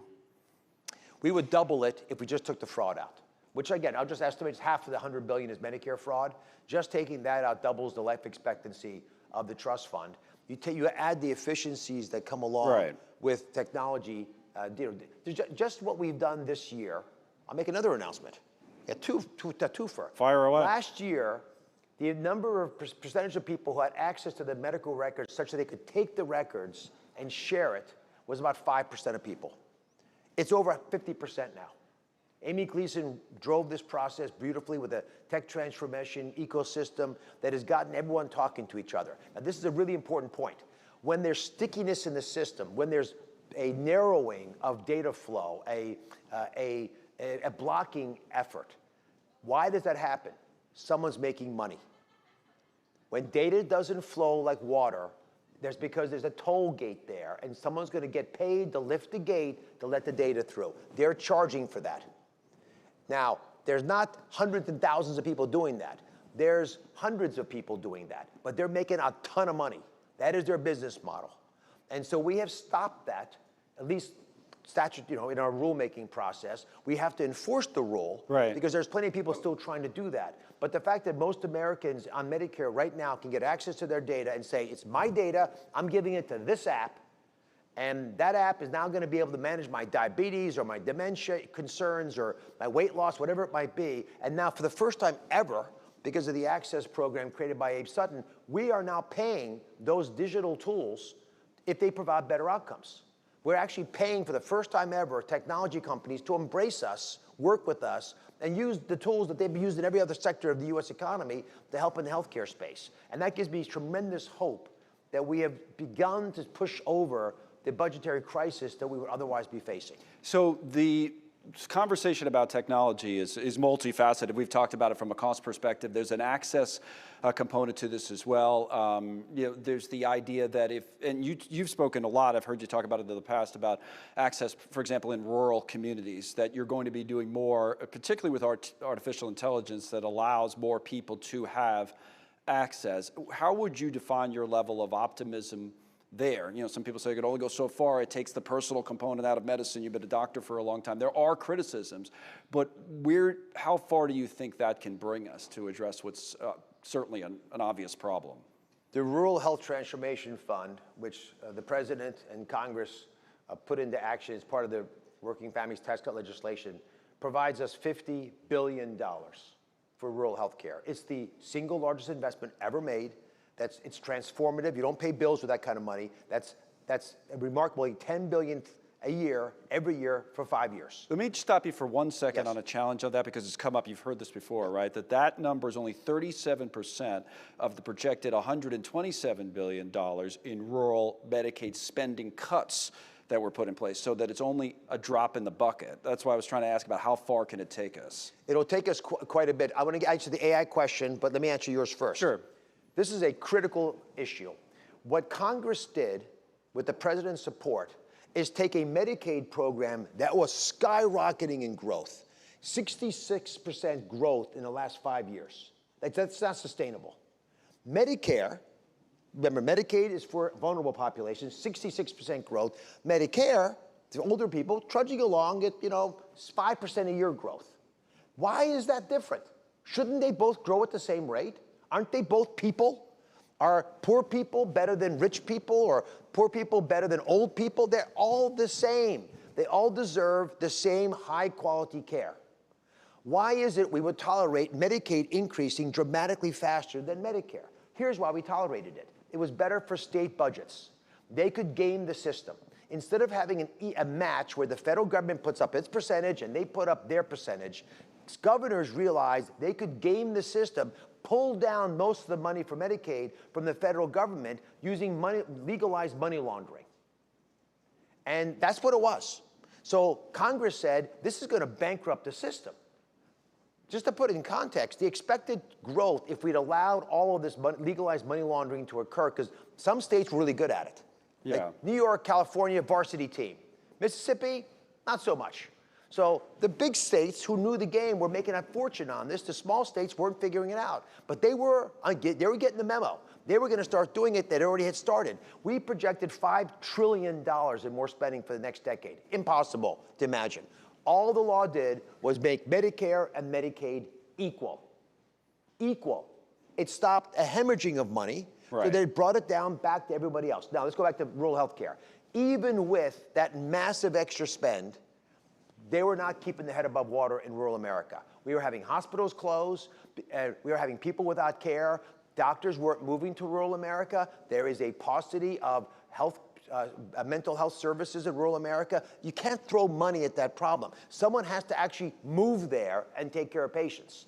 And so we decided, everybody together, and again, this passed through Congress and the president signed into law because it was a passionate issue, that we would not put money into the budget. We'd put money into transformative change. How do you get big hospitals to adopt smaller rural hospitals? Let the best practices flow to the smaller institutions. How do we salvage health systems that were faltering and allow them to have 21st century technology while we're a quarter way through the century so they could actually keep up with the bigger institutions? How are we able to get practitioners to move to these areas? How can we use AI and other technologies to maybe fill the gaps where you don't have enough people? As an example, if any of you have tried this, you should. If not, talk to one of these avatars as though you're a mental health care patient. Just play with it. These tools are remarkably adept at patiently hearing out your thoughts, coalescing them, and presenting them to a doctor. It's funny to hear you say that as a doctor. I hear other doctors I don't want to say it's replace not- the doctor. Right, that it's not personal anymore. I was actually thinking about asking you, would you still wanted to be a doctor if you were growing up in this environment where, you know? My son is a doctor. I told him to be a doctor. It is the most fulfilling job I can imagine today. When I was trained, when my dad was trained, there was something unique about being able to look in the eyes of somebody, connect with them, and know you're there for each other. But we have taken the medical profession, many doctors have lost their mojo because of this. Most doctors are owned by insurance companies or large hospital systems or private equity. They're charting all the time. Now with ambient AI, listening to the conversation, if the patient wants it, that all gets sucked up, put into a document, you can give it to the patient. 50% of what I tell a patient when I'm with them in my office, they forget by the time they leave the room. Why? Because they're nervous. Or I'm in a hurry. Right. And it's just, it doesn't transfer well. Give it to them in a written, it's the most important conversation you're gonna have all year usually. Give it to them, they can take it and share with their family. That doesn't hurt medicine. If I don't have a psychiatrist to deal with a patient who is having suicidal ideology, I'll take whatever tool I can. Pivot the conversation, get them calm, get it to the pay point where a doctor can engage now with a little bit of help with the information. So I'm extending the doctor's ability to take care of patients, not actually transferring the patient from a doctor. And we have looked very carefully at this. We are not taking doctors and nurses out of the mix. We're helping them do their job. One of the most compelling stories I've heard was from a female physician who said that one day she was home with her kids for dinner, and the kids asked what was wrong, because mommy's never home for dinner. And dad said, mommy has tools now in the office. She's going to be home with us from dinner from now on. That keeps her in practice, as opposed to burning out and getting a job in corporate America, using her MD degree for another purpose. You know, in many parts of the world, I'll take Italy as an example, Italy has great medical schools. 90% of the graduates of Italian medical schools do not practice medicine. It's a way for them to get into the business world. We need our doctors and nurses to actually practice, and we want their jobs to be a good job. Doctors don't leave medicine because they don't make enough money. They leave medicine because the job starts to suck, and they don't want to do it anymore. And when we can give them back that mojo, they will stay. You know, it's one of those things where you feel like, oh, you're just getting warmed up. We could go back and forth. But two things. I have to go across town and host a TV show, which Oh, Connell, please. And Let me guess, you're breaking for commercial. Yeah, that's it. The second thing, all these people, because Star Walt's mentioned it a bunch of times, were promised alcohol at about this time. So I think that's the more pressing issue. Before you go to the alcohol, you probably heard this conversation. Connell and I should be talking about that more than anything else. Alcohol is not part of the food pyramid historically, but it is now, because alcohol is a social lubricant. There is nothing healthier than having a good time with people you care about, as long as no one gets hurt. So there you go. Enjoy yourself. That's the perfect. Thank you, Dr. Oz. Thank you for all the time. We appreciate it. Good. Thanks a lot. Appreciate it. Yeah, we're going out this way, but that was a good conversation. Thanks very much. So you've got the doctor's orders, right? You have to go be socially lubricated with one another. And if you have a chocolate chip cookie while you're there, I will not tell him that. Thank you all so much for being here. What a treat to have you. And a round of applause for Julie Slattery and the Hill Events team that made this such a great success. We'll see you guys next year. Thanks for being here.